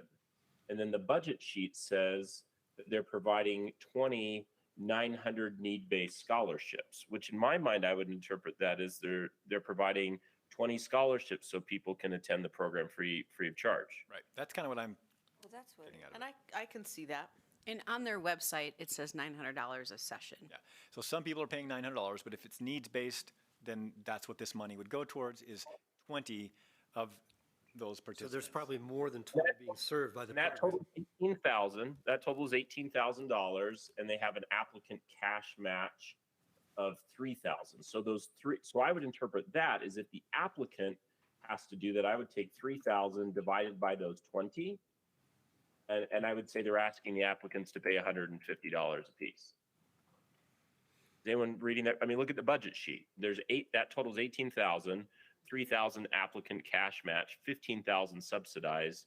Those 20 applicants, that $3,000 will each pay $150 to attend the program.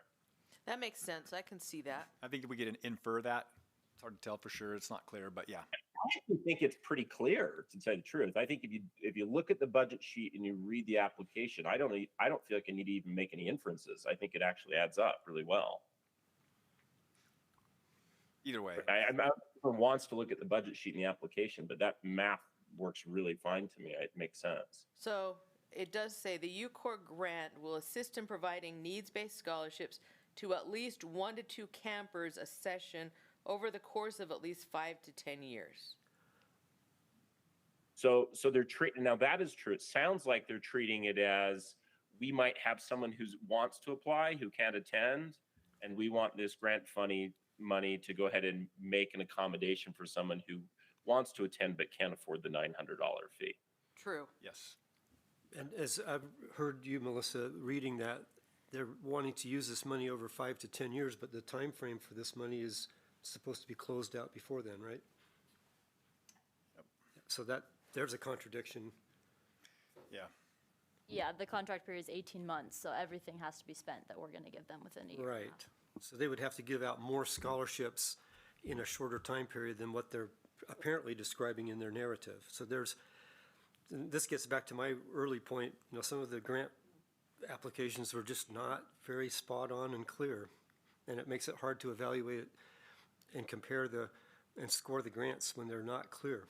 Well, okay, so I agree with that, but I'm going to push back on that because it says the UCORE grant will assist in providing these need-based scholarships to 1-2 campers per year, which makes over 5 to 10 years, which makes me think that they want to make a concerted effort. Now I am inferring, I want to be clear, I am inferring here. They want to make a concerted effort to provide scholarships, but if the requirements of the grant are to spend the money in 18 months, I'm quite certain that's what they're going to do with it. Like that it has to be spent.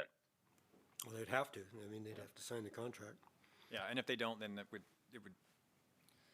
they would just have a partial, and then we have to return. You have a partial award. Yeah. Partial award, basically.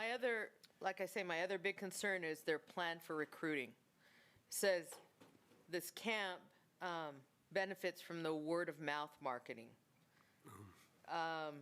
And they get referrals from doctors, and external ASD programs along the Wasatch Front.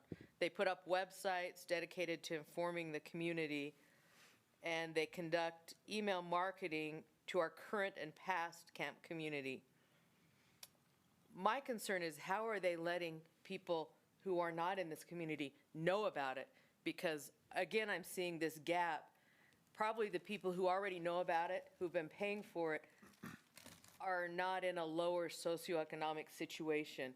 So how are they actually getting to the population that they want to service? Yeah, and I think to JP's point, I mean, and just the sheer number of kids who have autism, there should be no shortage of participants, especially needs-based. So yeah, if they could spend the entire $15,000 and hand out 20 scholarships in the next 18 months, yeah, I think they should be able to do that. Did it say at all what doctors are maybe recommending kids? If that's maybe spread out over the valley, if that's spread out over the state, or if they're coming from... So this just says, we received several referrals from doctors as well as internal and external ASD programs along the Wasatch Front. Oh, so it's pretty regional. Yeah, so regional to Wasatch, but internal and external helps a little bit in that diversification.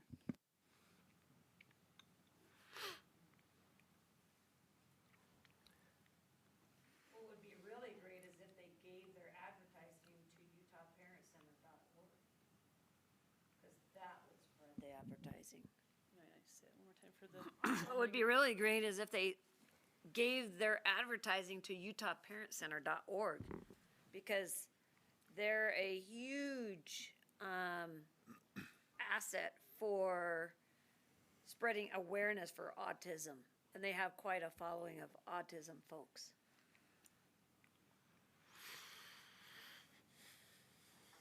Well, what do we do? Well, JP, since you're the one that brought this up to be considered, do you have a... Yeah, we did. Yeah, let's do a temperature check. I'll make a motion and we'll just see where it goes, right? Okay. I move that we we recommend for award the application from the Huntsman Mental Health Institute for the Huntsman Mental Health Autism Adventure Camp. Okay, is there a second to that?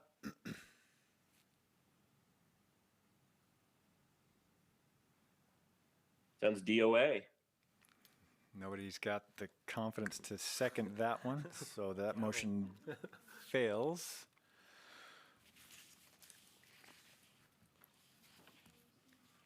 Okay.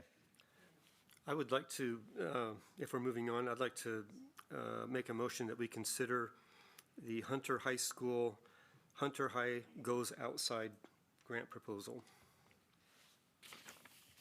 What score did that one have? That one had 40.67.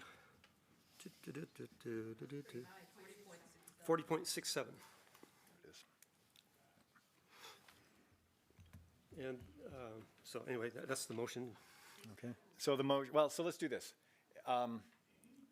Let's not do it by motion, just propose it and then discuss it. Yes. Okay. That would be fine. Okay. All right. Well, I can speak to this. I think this is an interesting pilot program. This is going to be Granite Granite School District pilot program to incorporate outdoor recreation into their regular physical education curriculum. And Granite School District is one of our most populous school districts in the state and most diverse.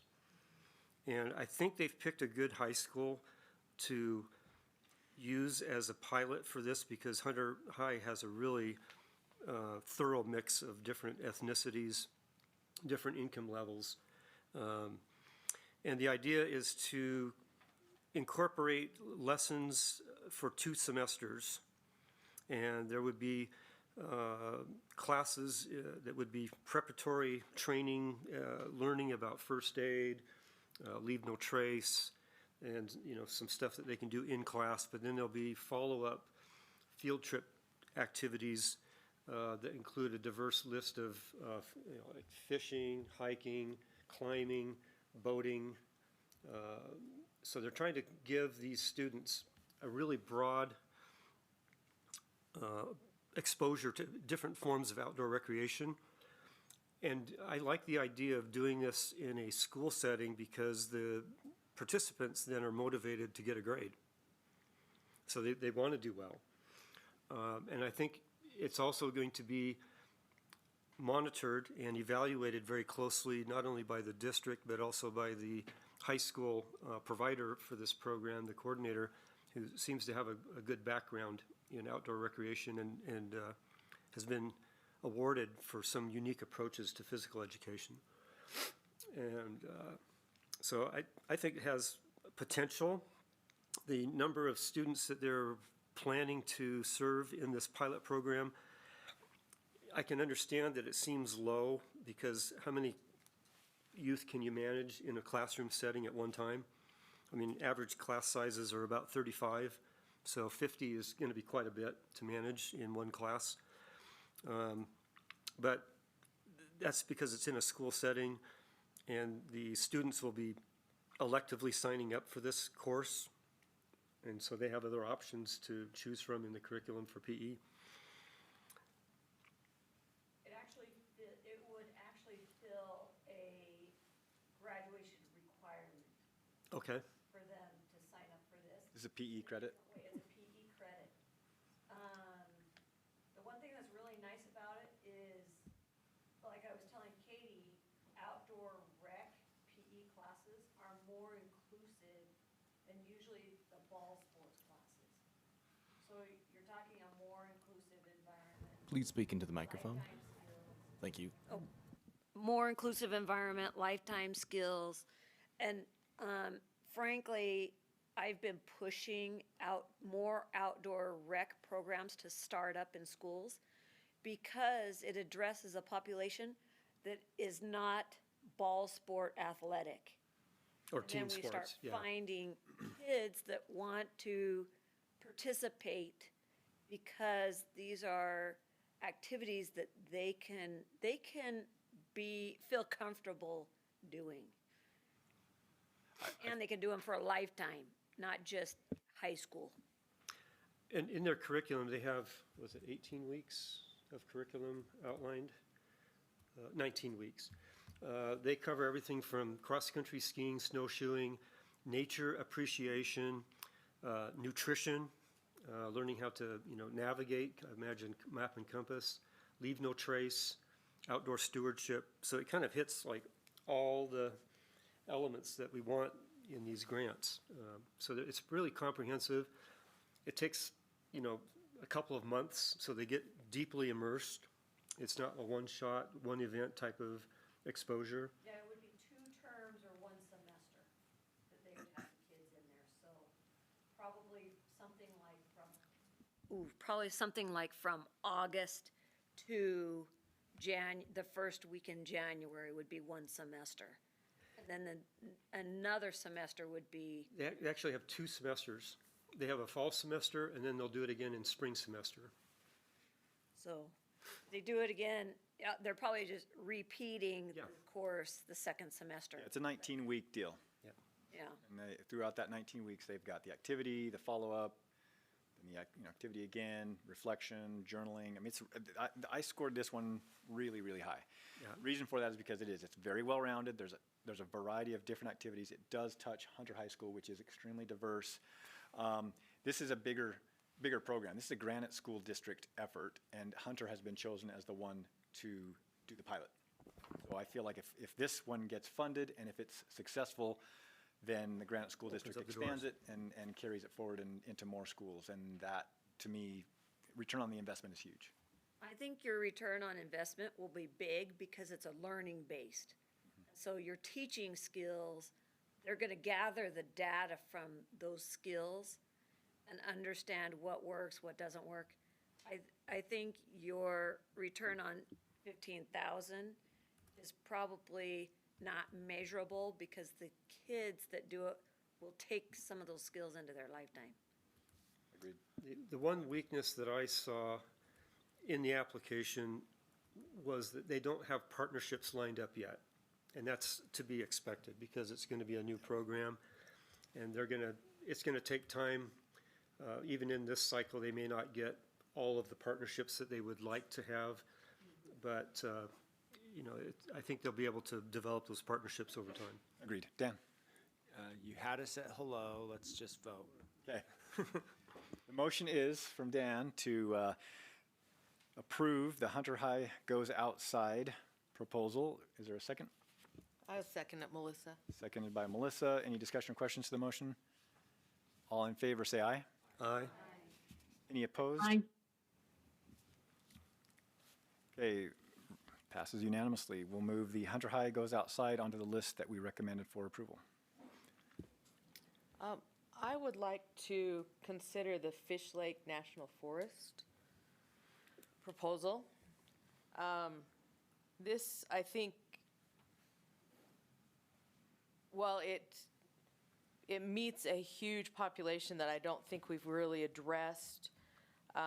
It goes to Wayne, Sevier, Paiute counties, all of their third grade students, so 450 students.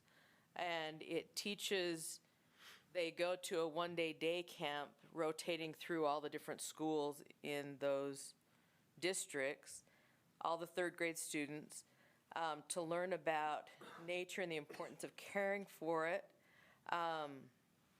It says that the program, the students arrive in the morning and have 4 35-minute classes. The classes consist of hands-on educational experiences in map reading, compass use, wildlife biology, tree identification, stream ecology, horsemanship, ATV safety and responsible riding, fire safety and ecology. Then they have officers from the DWR, UHP, Forest Service, and Sevier County Sheriff discuss safety and following outdoor laws. Then in the evening, they have cultural presentations from Native Americans and talk about what that means to them. So they learn about the customs and specific dances and some Native language. And then after dark, the Sevier County Sheriff's officers use drones to show kids how infrared cameras can help locate people who are lost even in the dark. So it's an entire day of events.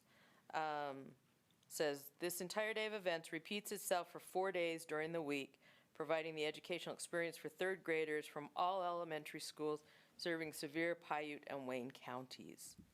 So to me, I felt like this would get a massive amount of students outdoors, understanding how to use it safely and responsibly, hopefully making a big difference in their lives and their futures. And it seemed like it was an area that we hadn't really hit in our other grants so much. So that was my thought. I also reviewed this one. I liked that they're buying, it's like equipment. I mean, it's not equipment, but it's like tables and awnings and stuff. Helmets. Yeah. It's hard, tangible goods. They are paying a few salaries for Forest Service people, but a lot of it, like you said, goes to equipment. So yeah, and it seemed sustainable, very sustainable, so. Long-running program, and I guess I would move that we add this to the list. Okay, motion by Dan Hemmert to move this one onto our list of recommendations. Is there a second? I second it. Second by Terry. Any discussion or questions? All in favor of that motion, say aye. Aye. And any opposed? Okay, motion passes unanimously. The Gooseberry third grade Fish Lake National Forest moves on to the list of those we'll recommend.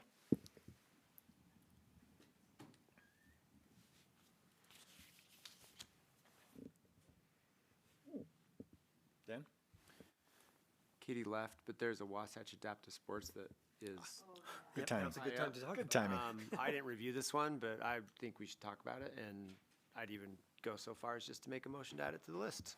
Okay, so the motion is that we'll add expanding access Wasatch Adaptive Ski and Snowboard Program for you by Wasatch Adaptive Sports by Dan. Is there a second to that?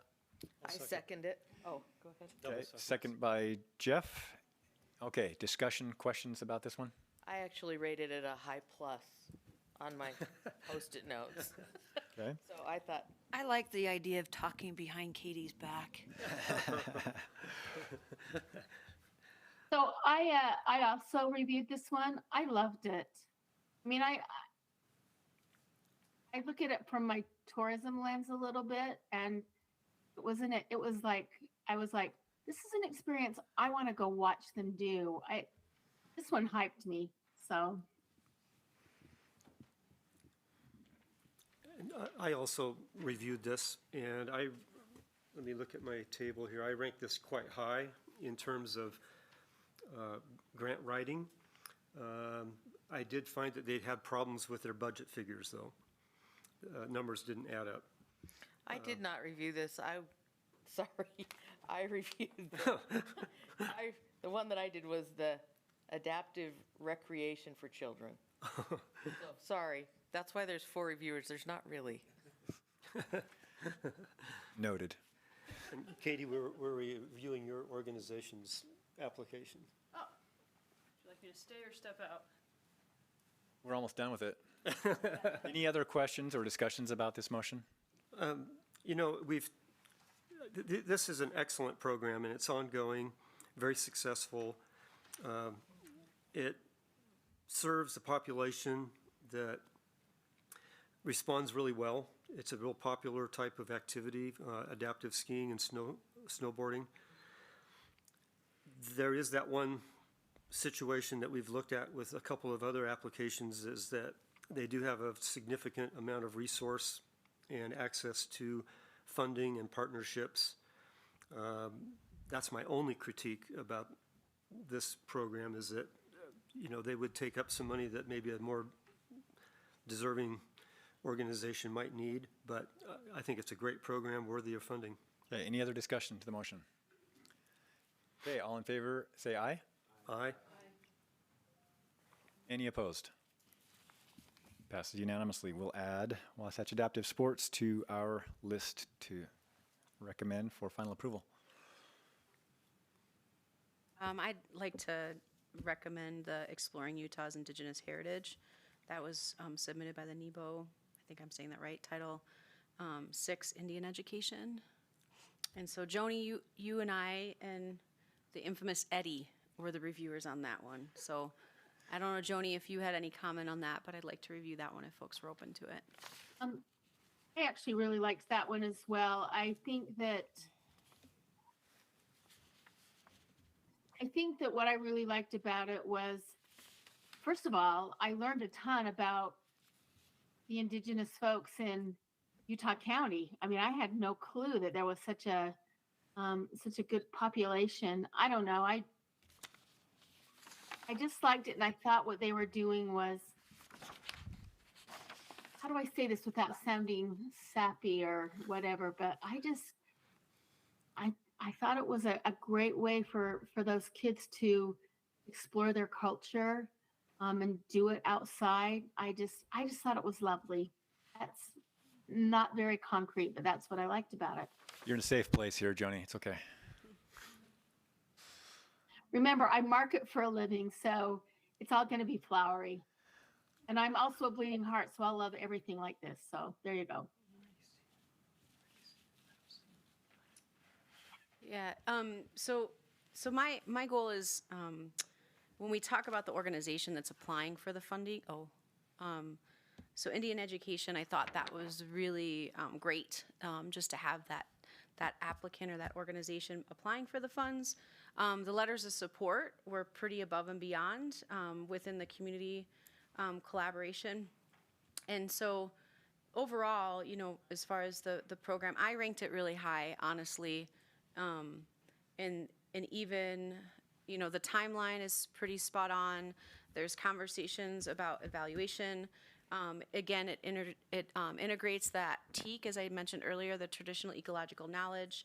And, you know, there's a lot of different folks collaborating, and it truly is connecting youth to their local community, so. Well, we're probably ready for a motion if you Yeah, are so inclined. I motion we add it to our grants to Okay. fund list. All right. The NEBO Title VI Indian Education. The motion is that we move that one onto our list for those that we'll recommend for approval. Is there a second? I'll second it. Okay, second by Joni. Any further discussion or questions?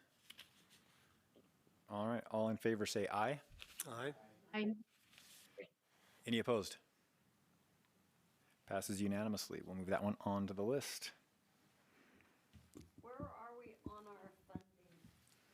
Let's see. Almost 309,000 and 25 applications recommended. And you were mentioning, Jason, possibly 150,000 over our first goal? That would be what I would, if that was on JP's question of what the ceiling would be. Yeah. 100,000 I think is reasonable, 150 if we really felt like there was were something. a lot of them that we hadn't been able to really get a fair shake at. Dan? Can I nominate one? Yep. So I'm going to do it as a motion. Understand there'll be discussion and the motion may fail, but move to add Summit Journeys 2024 Rural Utah Expansion Summit Journeys to the list. This is one I reviewed. I really like the program. It's a bigger program. This is about expanding the program though into Washington County, Right. Which I thought was a nice application, nice use of the funds, and I just thought I could say more words, but I just felt like the application really fit well with UCORE and Every Kid Outdoors and just everything they're doing. What is it that they're going to be doing? So, So basically, they take kids and take them on outdoor activities, range of sports, and they operate already in northern Utah to a large degree. And what this will do is allow them to move to launch a pilot program in essence in Washington County. Got it. So there is a motion on the table by Dan to have Summit Journeys moved onto our list of those that we're going to recommend for approval. Is there a second? I'll second it. Okay, second by Jeff. And now any discussion or questions? I will say that I reviewed this one with such a great track record already with Summit Journeys, all of the things that they do, the lives that they touch, the careers that they start. We've been a beneficiary here of that. So really cool to see it expand into Washington County. So huge support. I scored this one highly. Are they nonprofit, commercial? I'm not familiar with. Nonprofit. We don't fund For profit. commercial or, however, when we're discussing the commercial, I mean, if basically you're taking from the applicant to give to a commercial, that is something to like flag in your head. But yeah, they wouldn't be eligible if they were. And so it sounds like, not knowing the application, then they have a really sophisticated staff, grant writing, outreach, and that they would have a high degree of success in providing services in a new area. It's a big, long-running program that has historically been able to raise money and support themselves. And like I said, this grant specifically is to expand into a new market, if you will. But presumably, if it's successful, they would be able to sustainably fund it going forward. And they do have $10,000 that they're putting in cash towards this. So yeah, this is the funding is for trip leaders, staff, some partner engagement, project management, and then the gear and the transportation of the gear. It'd be nice to see that a little bit more broken out, but that's basically what it is. Any other discussion to this motion? Questions? All right, then we will vote. All those in favor say aye. Aye.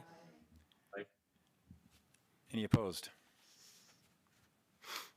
Okay, Summit Journeys, rural expansion, even though Washington County is not technically rural anymore. That's okay. And can I just make a comment? So I have the live scoring sheet up here. Let me get it in full present mode. I just wanted to bring, we are starting to go more urban in the funding. We're up like 4 applications, but on the left, those are all the counties that did apply. So if a county has applied, they are on that list. So that bottom list of counties are ones who we have not awarded anything to. Just wanted to bring that up. Thank you, Patrick. So yeah, there are several counties that had applications come out of them that we haven't even looked at yet. So keep that in mind. And we are at 3:23, so I have one for Beaver that I'd flagged. It's not, and Beaver's not been awarded yet, if I can see right there. It's the Minersville Library. okay. Do you want to motion to that one to be approved, or just to discuss it? Yeah, so I'll motion for that one to be approved, and we can discuss it. This is this one on mine didn't score as high on the numerics, because it's basically the librarian is basically starting the entire Parks and Rec department on her own. And so she's gonna make it so that you can rent out canoes and kayaks and bikes and things. So a couple of bikes, a few canoes and kayaks, and a trailer to transport them to the reservoir for everybody. Basically grassrooting it. Took a look at the city. It's very, very small area. Not a lot of access to anything else, but they do have access to that reservoir where they could do this programming, and they've got volunteers and parents who would want to come help with it. So very much a grassroots style program, but I think that they could do a lot with it. Okay, so the motion is that we move the Minersville Library Get Outdoors program onto our list for those that we're recommending for approval. Is there a second? I can second it. Second by Terry. And any further questions or discussion?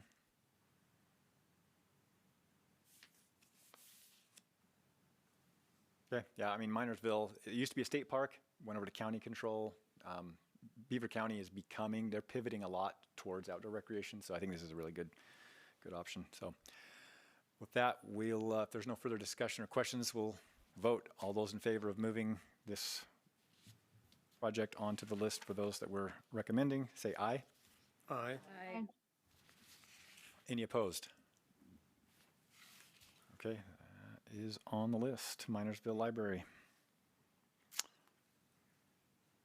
I have a weird motion, and look, just so y'all know, it doesn't hurt my feelings, you vote down my motions.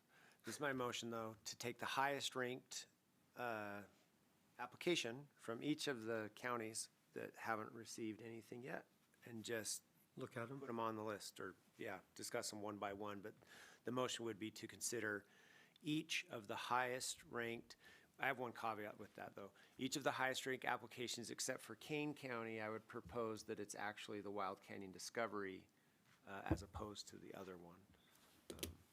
Okay, so the motion is that we take the block of remaining counties that have not had a project approved, look at the highest scoring project from each of those counties and evaluate those going on a alphabetical. Okay. Whatever's easiest for So which counties are we still missing then? Right there on the list, you can see. Yeah, well, it's too small for me. My eyes are box. You guys can't see. You can read it It's off to you. light, you know, it's not contrasty print. I'm just kidding because I'm right in front of it. So it's Box Elder, Kane, Garfield, Uinta, Rich, Iron, Sandpeat, Kane, Grand, and Carbon, and there's one technically out-of-state application, some indigenous boundaries. Oh, yeah. Oh, yeah. I'm wondering if they're below the median, I'm less likely to like them. think about it, just because to me that says there's some major issues with their application, and I want to make sure that what money we do spend, we spend it efficiently and wisely.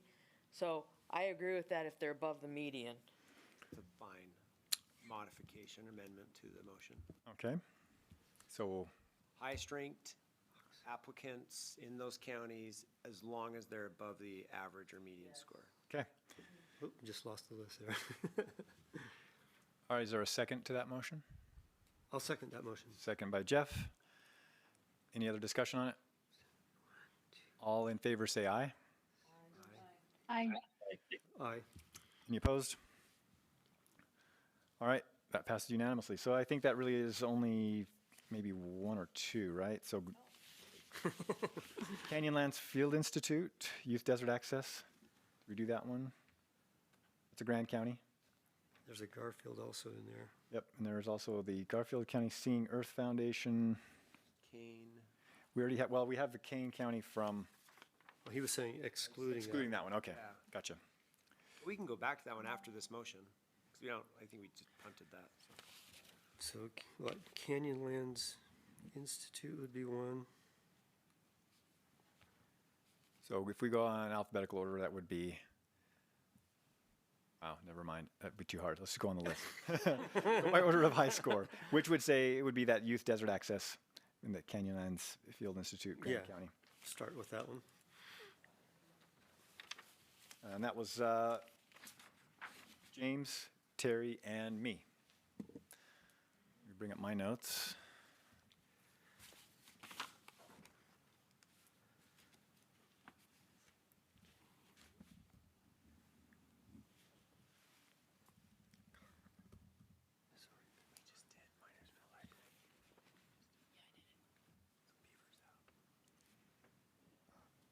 I guess Carbon would be the first one, actually, right? Bears archery.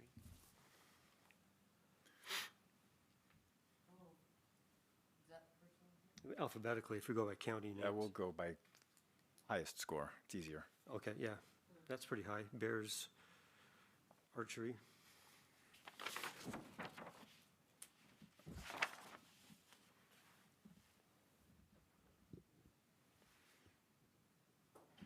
Yeah, it scored a 40.67. Mm-hmm. So this is targeting Title I schools. This Youth Desert Access Program, about 120 youth served. They've already been doing, Canyonlands Field Institute anyway, has been doing education, outdoor education programming for more than 40 years. Which one are we reviewing right now? Youth Desert Access. Okay. Yep. Sorry. Grand County. So it's a 3-day fully immersed education, outdoor education experience for 120 youth. They're on the Colorado Plateau, learning about outdoor recreation, cultural history. The whole thing is student-oriented, hands-on learning, and a lot of introspection and review and learning opportunities. I thought it was really good detail on the safety, accessibility, and inclusivity. They've got a great track record already with Canyonlands Field Institute, and their budget. I'm just pull that up real quick. Oh, it's right there, of course. Staff wages, shuttles, transportation, food. So basically, almost everything that you would need to run the camp. It's not clear what's our cash going to be used for. Does it say? It doesn't differentiate. No, I mean, I will say, with the type of applicants we had on here, we were expecting a really diverse group, of all kinds of levels of expertise, unlike our infrastructure grants. So we really made a much more simple budget for them because we didn't want that to be a barrier. Right, yeah. They do have some other cash match coming in from partners. And Patrick, were any of these such where they hadn't really secured the funds, where they're saying we're just going to raise the money?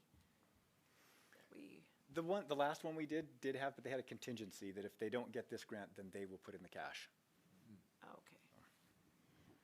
And, I mean, we had a few, like the Binersville one. We know they didn't have any cash initially, and we let them know. It's like, you need to put something in. So Shannon, the applicant, she was able to kind of get $1,000 to put into. In other words, nobody is going to be like, which we have had in the past, sometime early on when we were less experienced, where they'd said, oh, actually, that money that we said we're going to match, we really don't have that, and now we can't do the grant, and you can have it back. Yeah, I mean, I think maybe like the closest things, I mean, no, I think we're good there. The closest things will be like on this one, for example, member donations, it's going to be secured on April 1st of 2024. Technically I don't have it yet, but with like a track record with CFI, you can assume that they're going to get them. But Yeah, right. they Anything on this one, Terry? You reviewed it. I think I was kind of lukewarm on this one just because it didn't really target any specific group per se.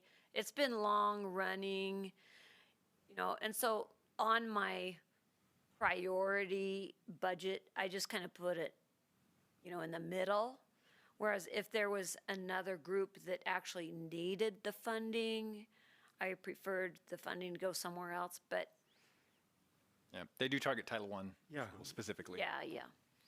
So, And they have matching money from Title I school, it looked like, right?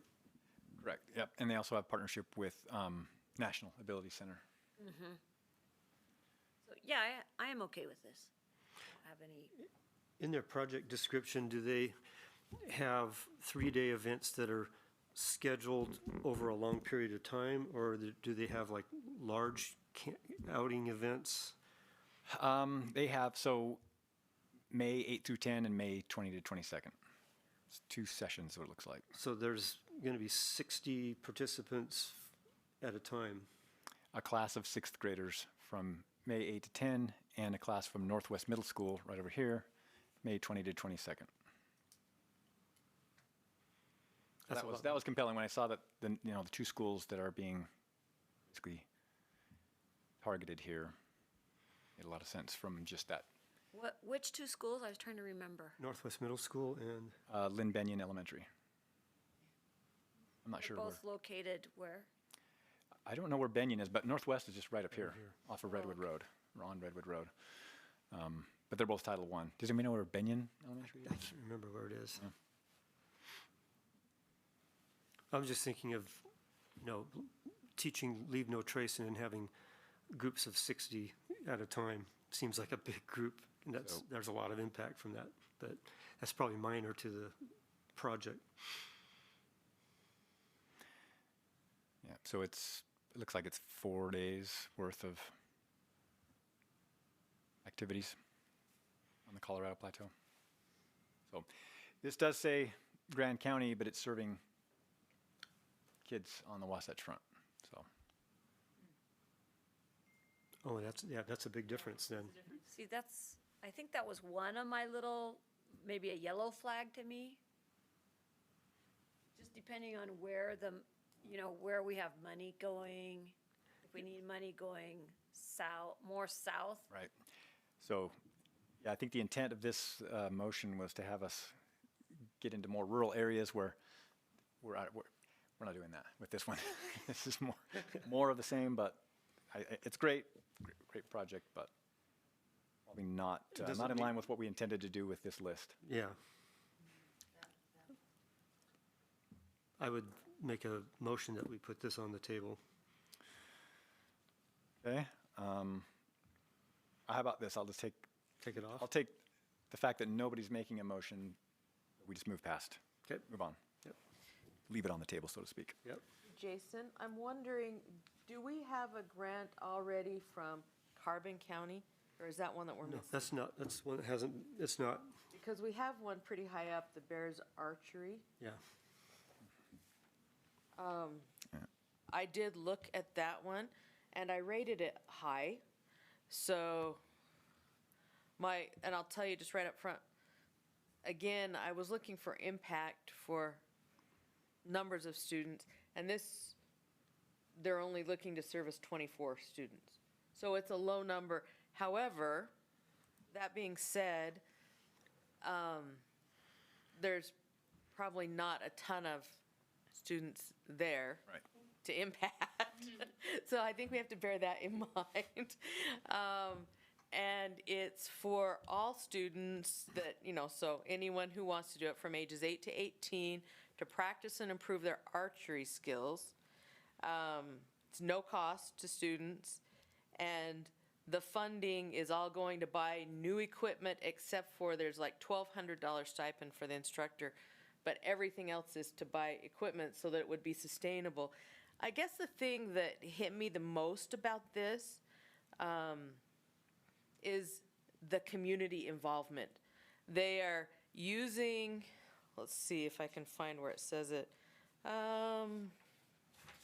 Our city maintenance staff will contribute to the initiative by cleaning up the site that they're going to use and grading the range. So they're improving their community area that they call the Blight into a usable space for their community. And the program will partner in conjunction with the school district And our program will enhance the school district's existing program by providing an outdoor venue for students. So to me, the fact that they were making this a community project, improving their community by doing it and making it available to other people to use was, I thought, oh, that's something commendable. So anyway, those were my thoughts on that one.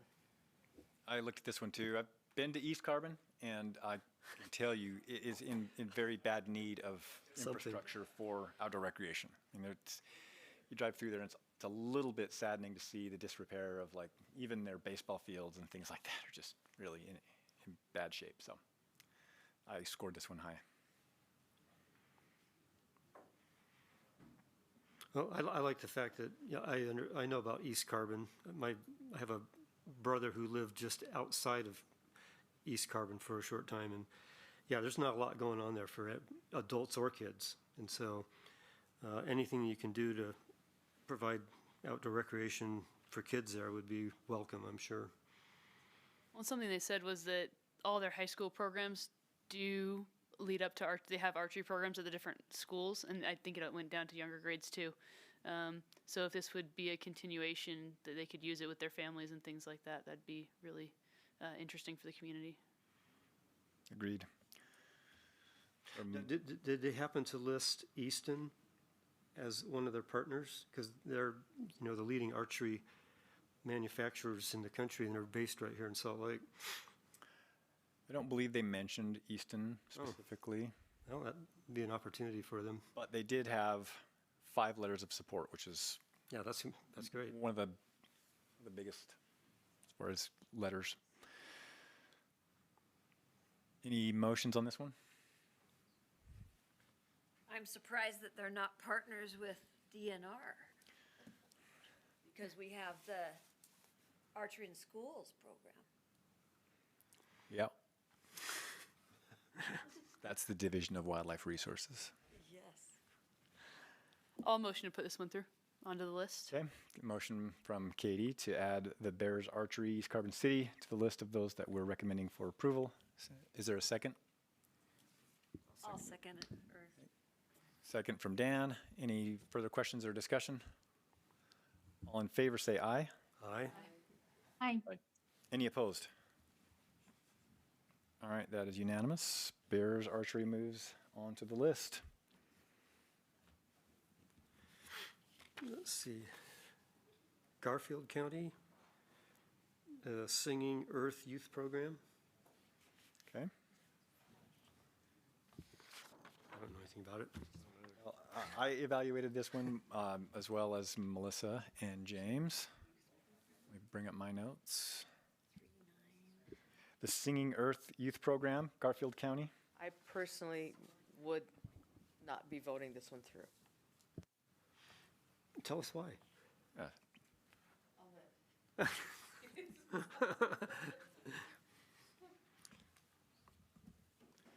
me bring up my notes.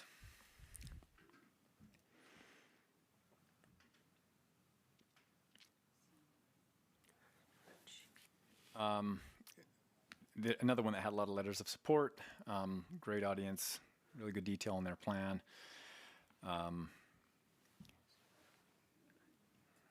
Their budget, let's see.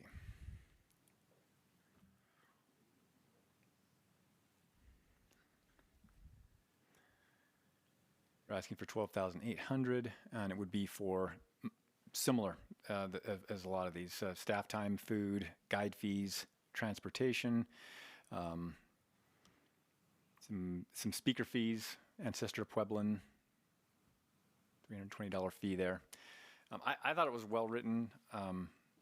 Be interested to hear why you are not in favor of this one, Melissa.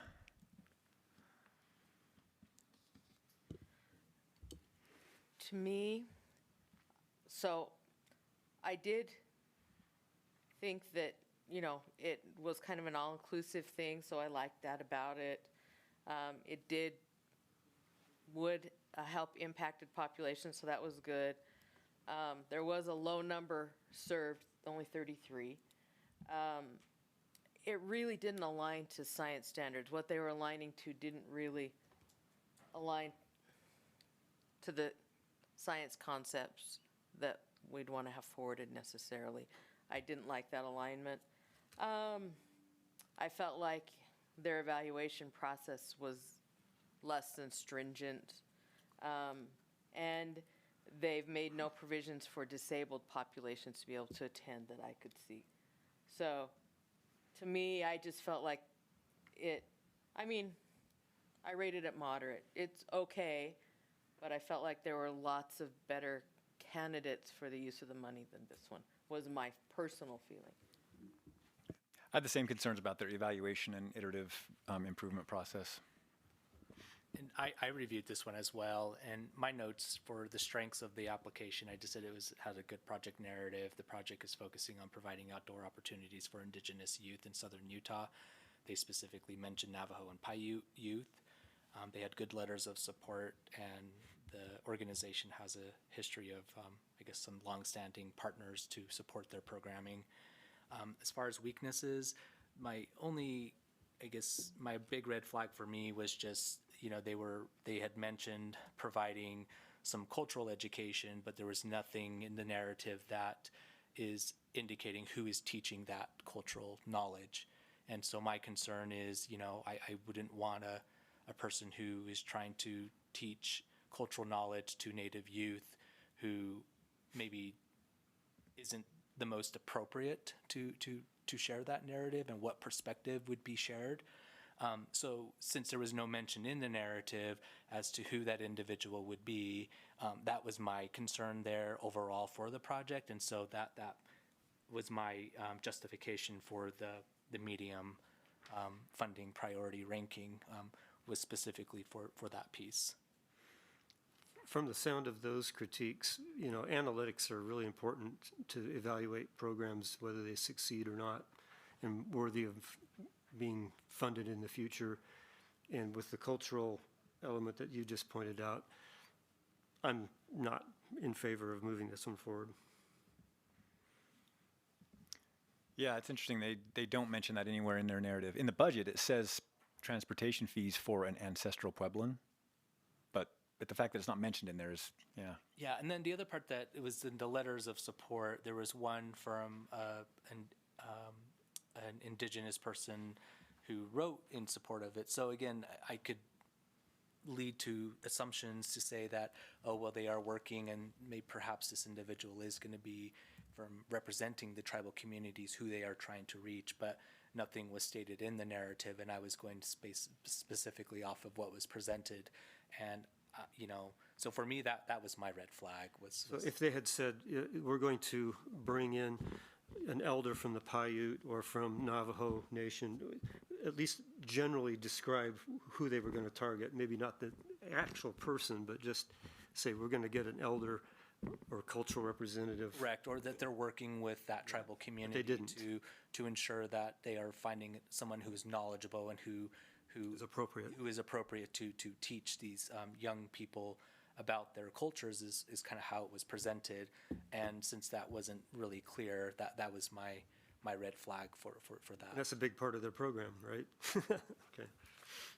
Something just to mention is that as far as spreading things out, there's only like one other Garfield, and that's a mountain bike team. I think a high school mountain bike team. So just as we're deciding how far we want to spread things out, or if we're just going to move grants up, and if not every county will get a grant. What's our numbers currently? Sit rep.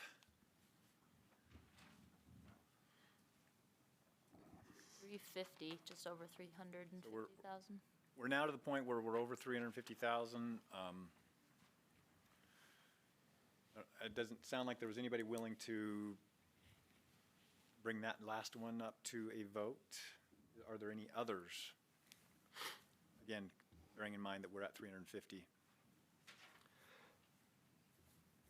I'm willing to commit an additional 100,000 on top of the initial 250 to bring us to this amount at least. And on some of the others that I have remaining that I reviewed, in small counties, they're not that great.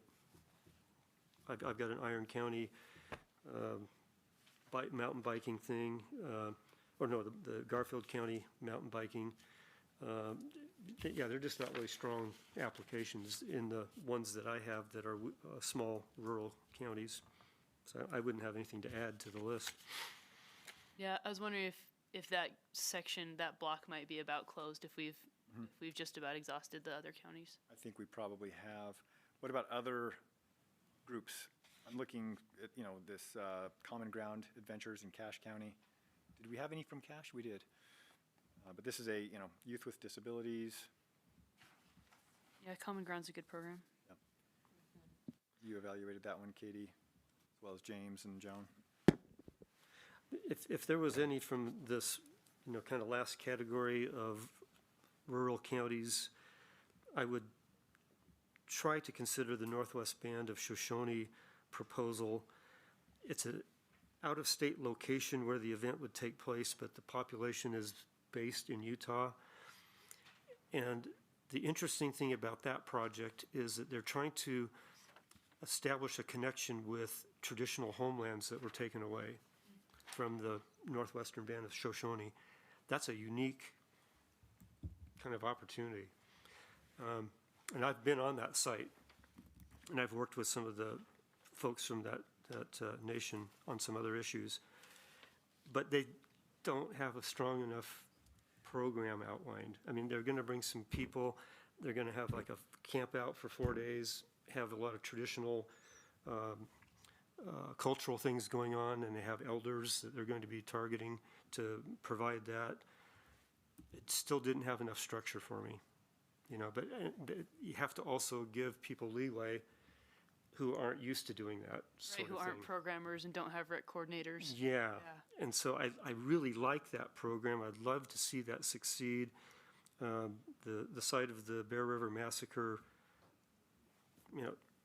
historically it's very important to this region, but they need a little bit more help in putting the program together to make it strong so they can actually get synergy. They need synergy to get more people involved in helping them restore the land that they've purchased. It's taken them decades before, to get this money to buy the property. And they really are earnest in trying to do some programming to get their kids, their youth, connected to their homelands. Is this their first shot at programming? No, they've done this event that they're proposing in the past. It seemed to be mildly successful. They didn't have a lot of metrics to show what that success was, except for the youth that participated seemed to form stronger bonds with the other youth from their nation, which is good. Yeah. So that, if I was looking at the ones that I participated in, that's on the kind of the remaining list, that would be the only one that I would possibly consider. But all the other ones, I don't think would make the cut. Except for the Utah Nordic Alliance, they'd be good, but that's Salt Lake County. We've already funded a lot of Salt Lake County. Jeff, what number is the one you were just talking about? Or just its ranking number so I can find it? Yeah, it is, it's scored 34 points. 3076, it got 34 points. If we're looking for something for Grand County, I would rather fund the Canyonlands Field Institute than a mountain bike program.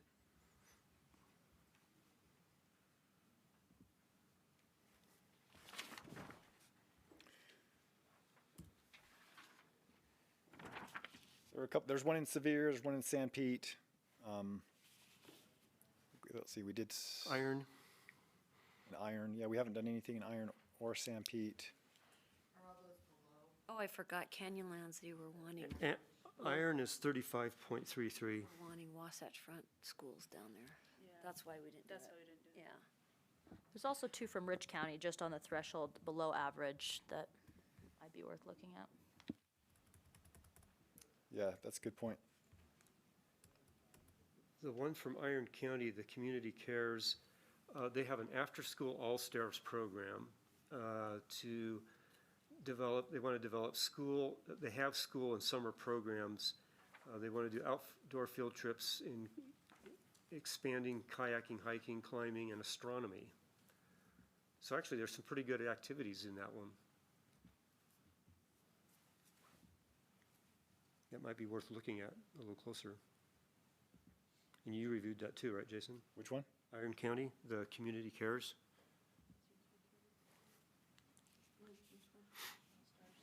Yes, I did. I'll have to refresh my memory on it because the name. Terry, do you remember that one? I was just gonna look it up to jog my memory You know, about it. Iron County is a pretty, that's another tough part of the state where there's just not a lot of resource. There's not a lot of sophisticated programming going on. I'm sure they have, people from really small towns in Iron County besides Panguitch. Let me see.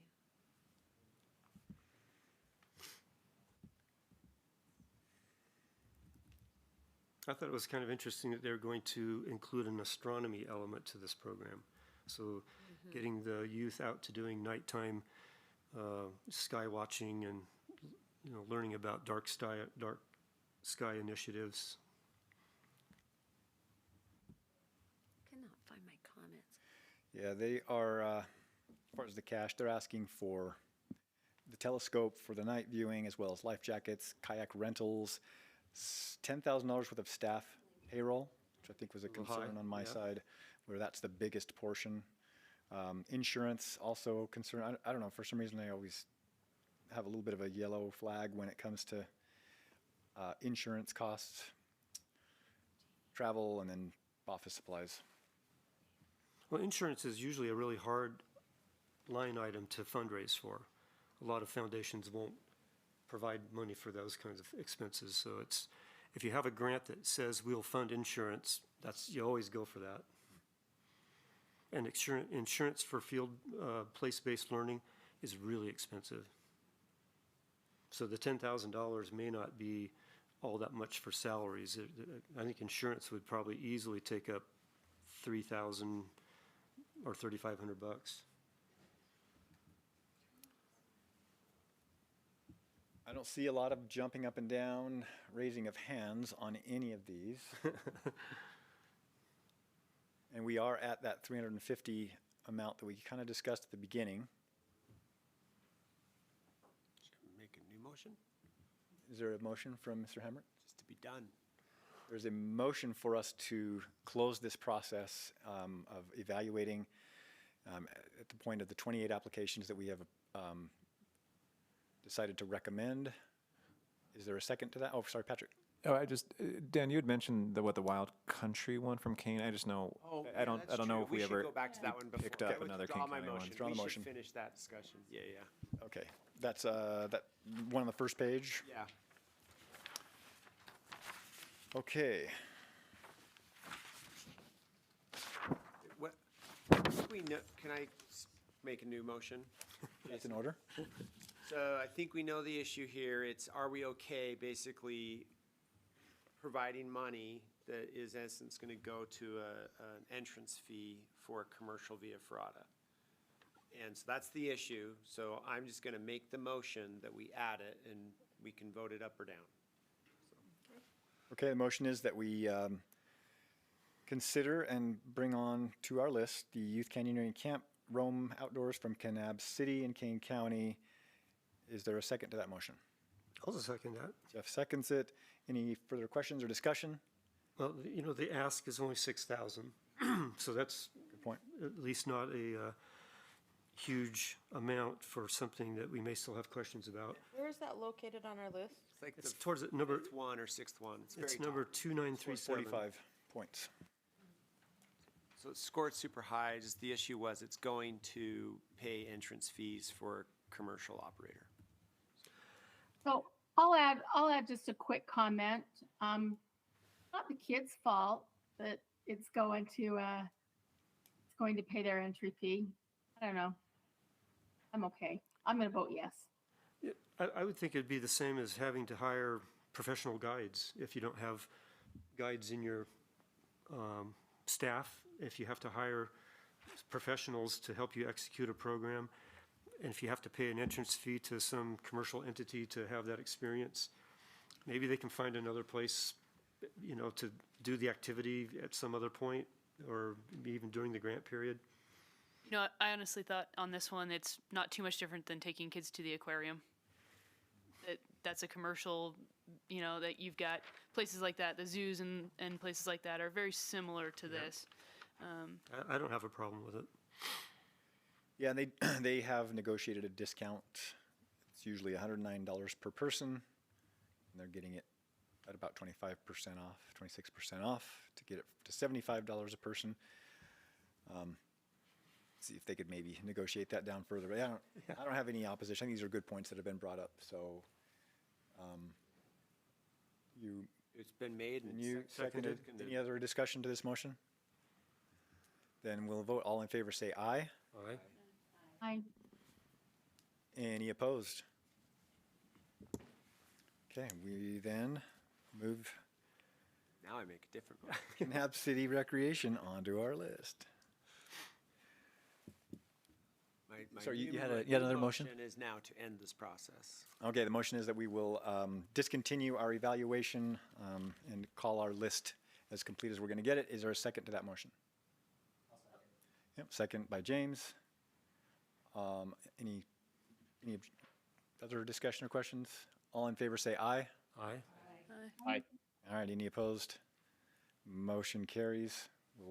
We'll stop there.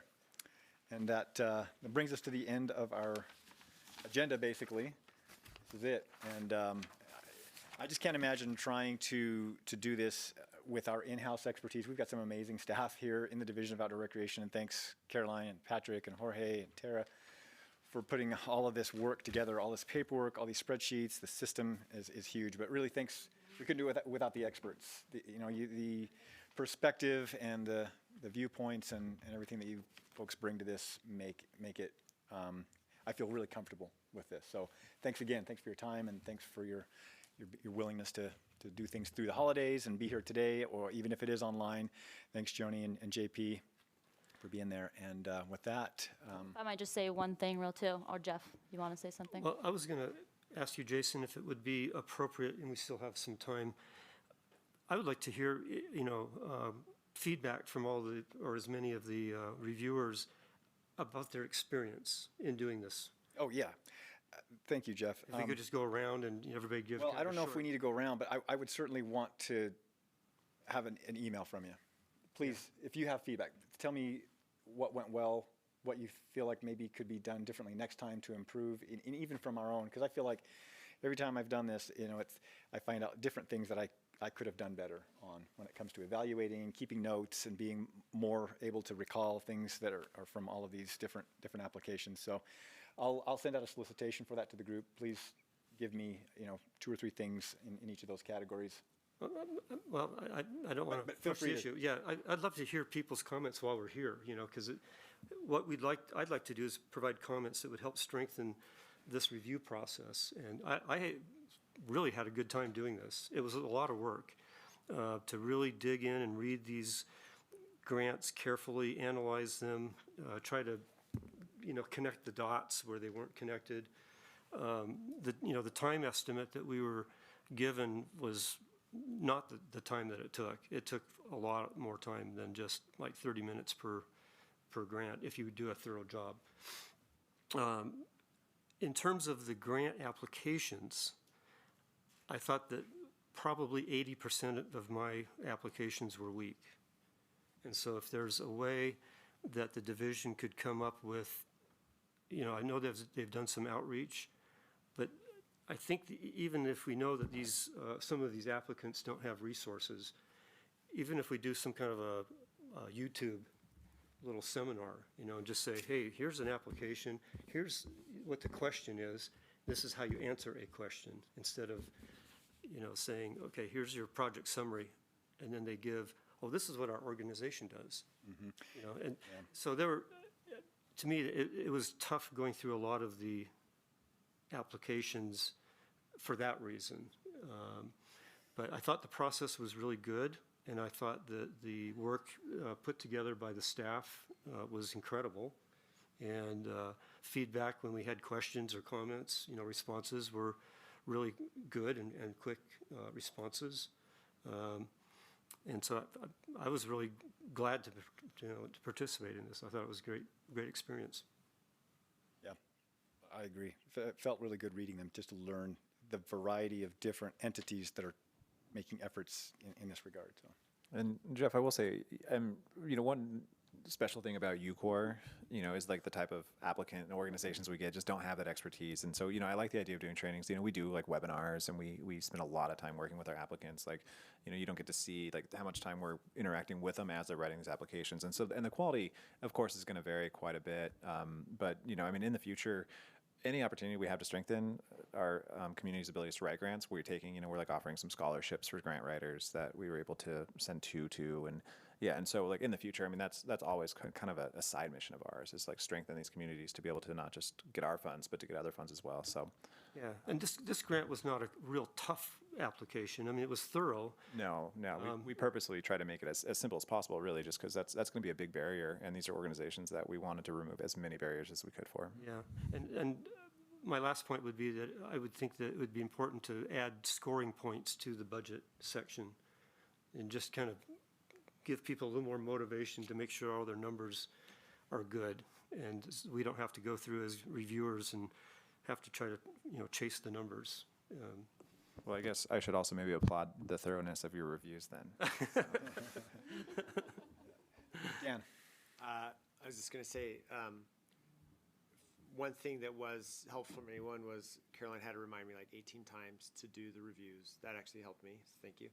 Two, though, one thing that was helpful for me, I think, was just as far as process, was actually reading them all twice. Because, I only reviewed the ones I reviewed, but I didn't know how to score them relative to each other, even until I'd gone Takes a while to all get once. And then context. going back and reading them again was actually quite helpful in my own process. And the first time going through them did take time. The second time was fast. Mm-hmm. So.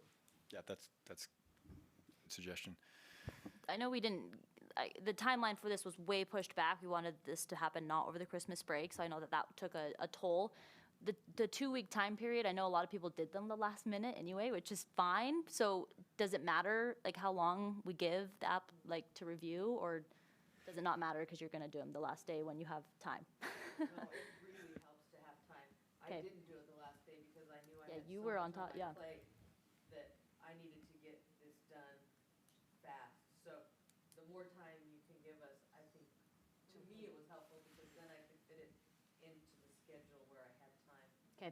Also, I loved today. I thought it went really smoothly, so thank you. Really well prepared, really easy to look at things. I thought it was a great day. Well, can't do it without you guys, so thank you so much for being willing to take part in this. It does mean a lot. Yeah, and if there aren't any more thoughts on that, I just want to say it really helps that the quality of the conversation today, because we will give, the award letters and the rejection letters, unfortunately, next week. And people ask for comments and feedback about why they didn't get it, and I think that'll be helpful for the next year when they want to reapply. So just thank you for the comments that you put on the applications, and then the conversation today.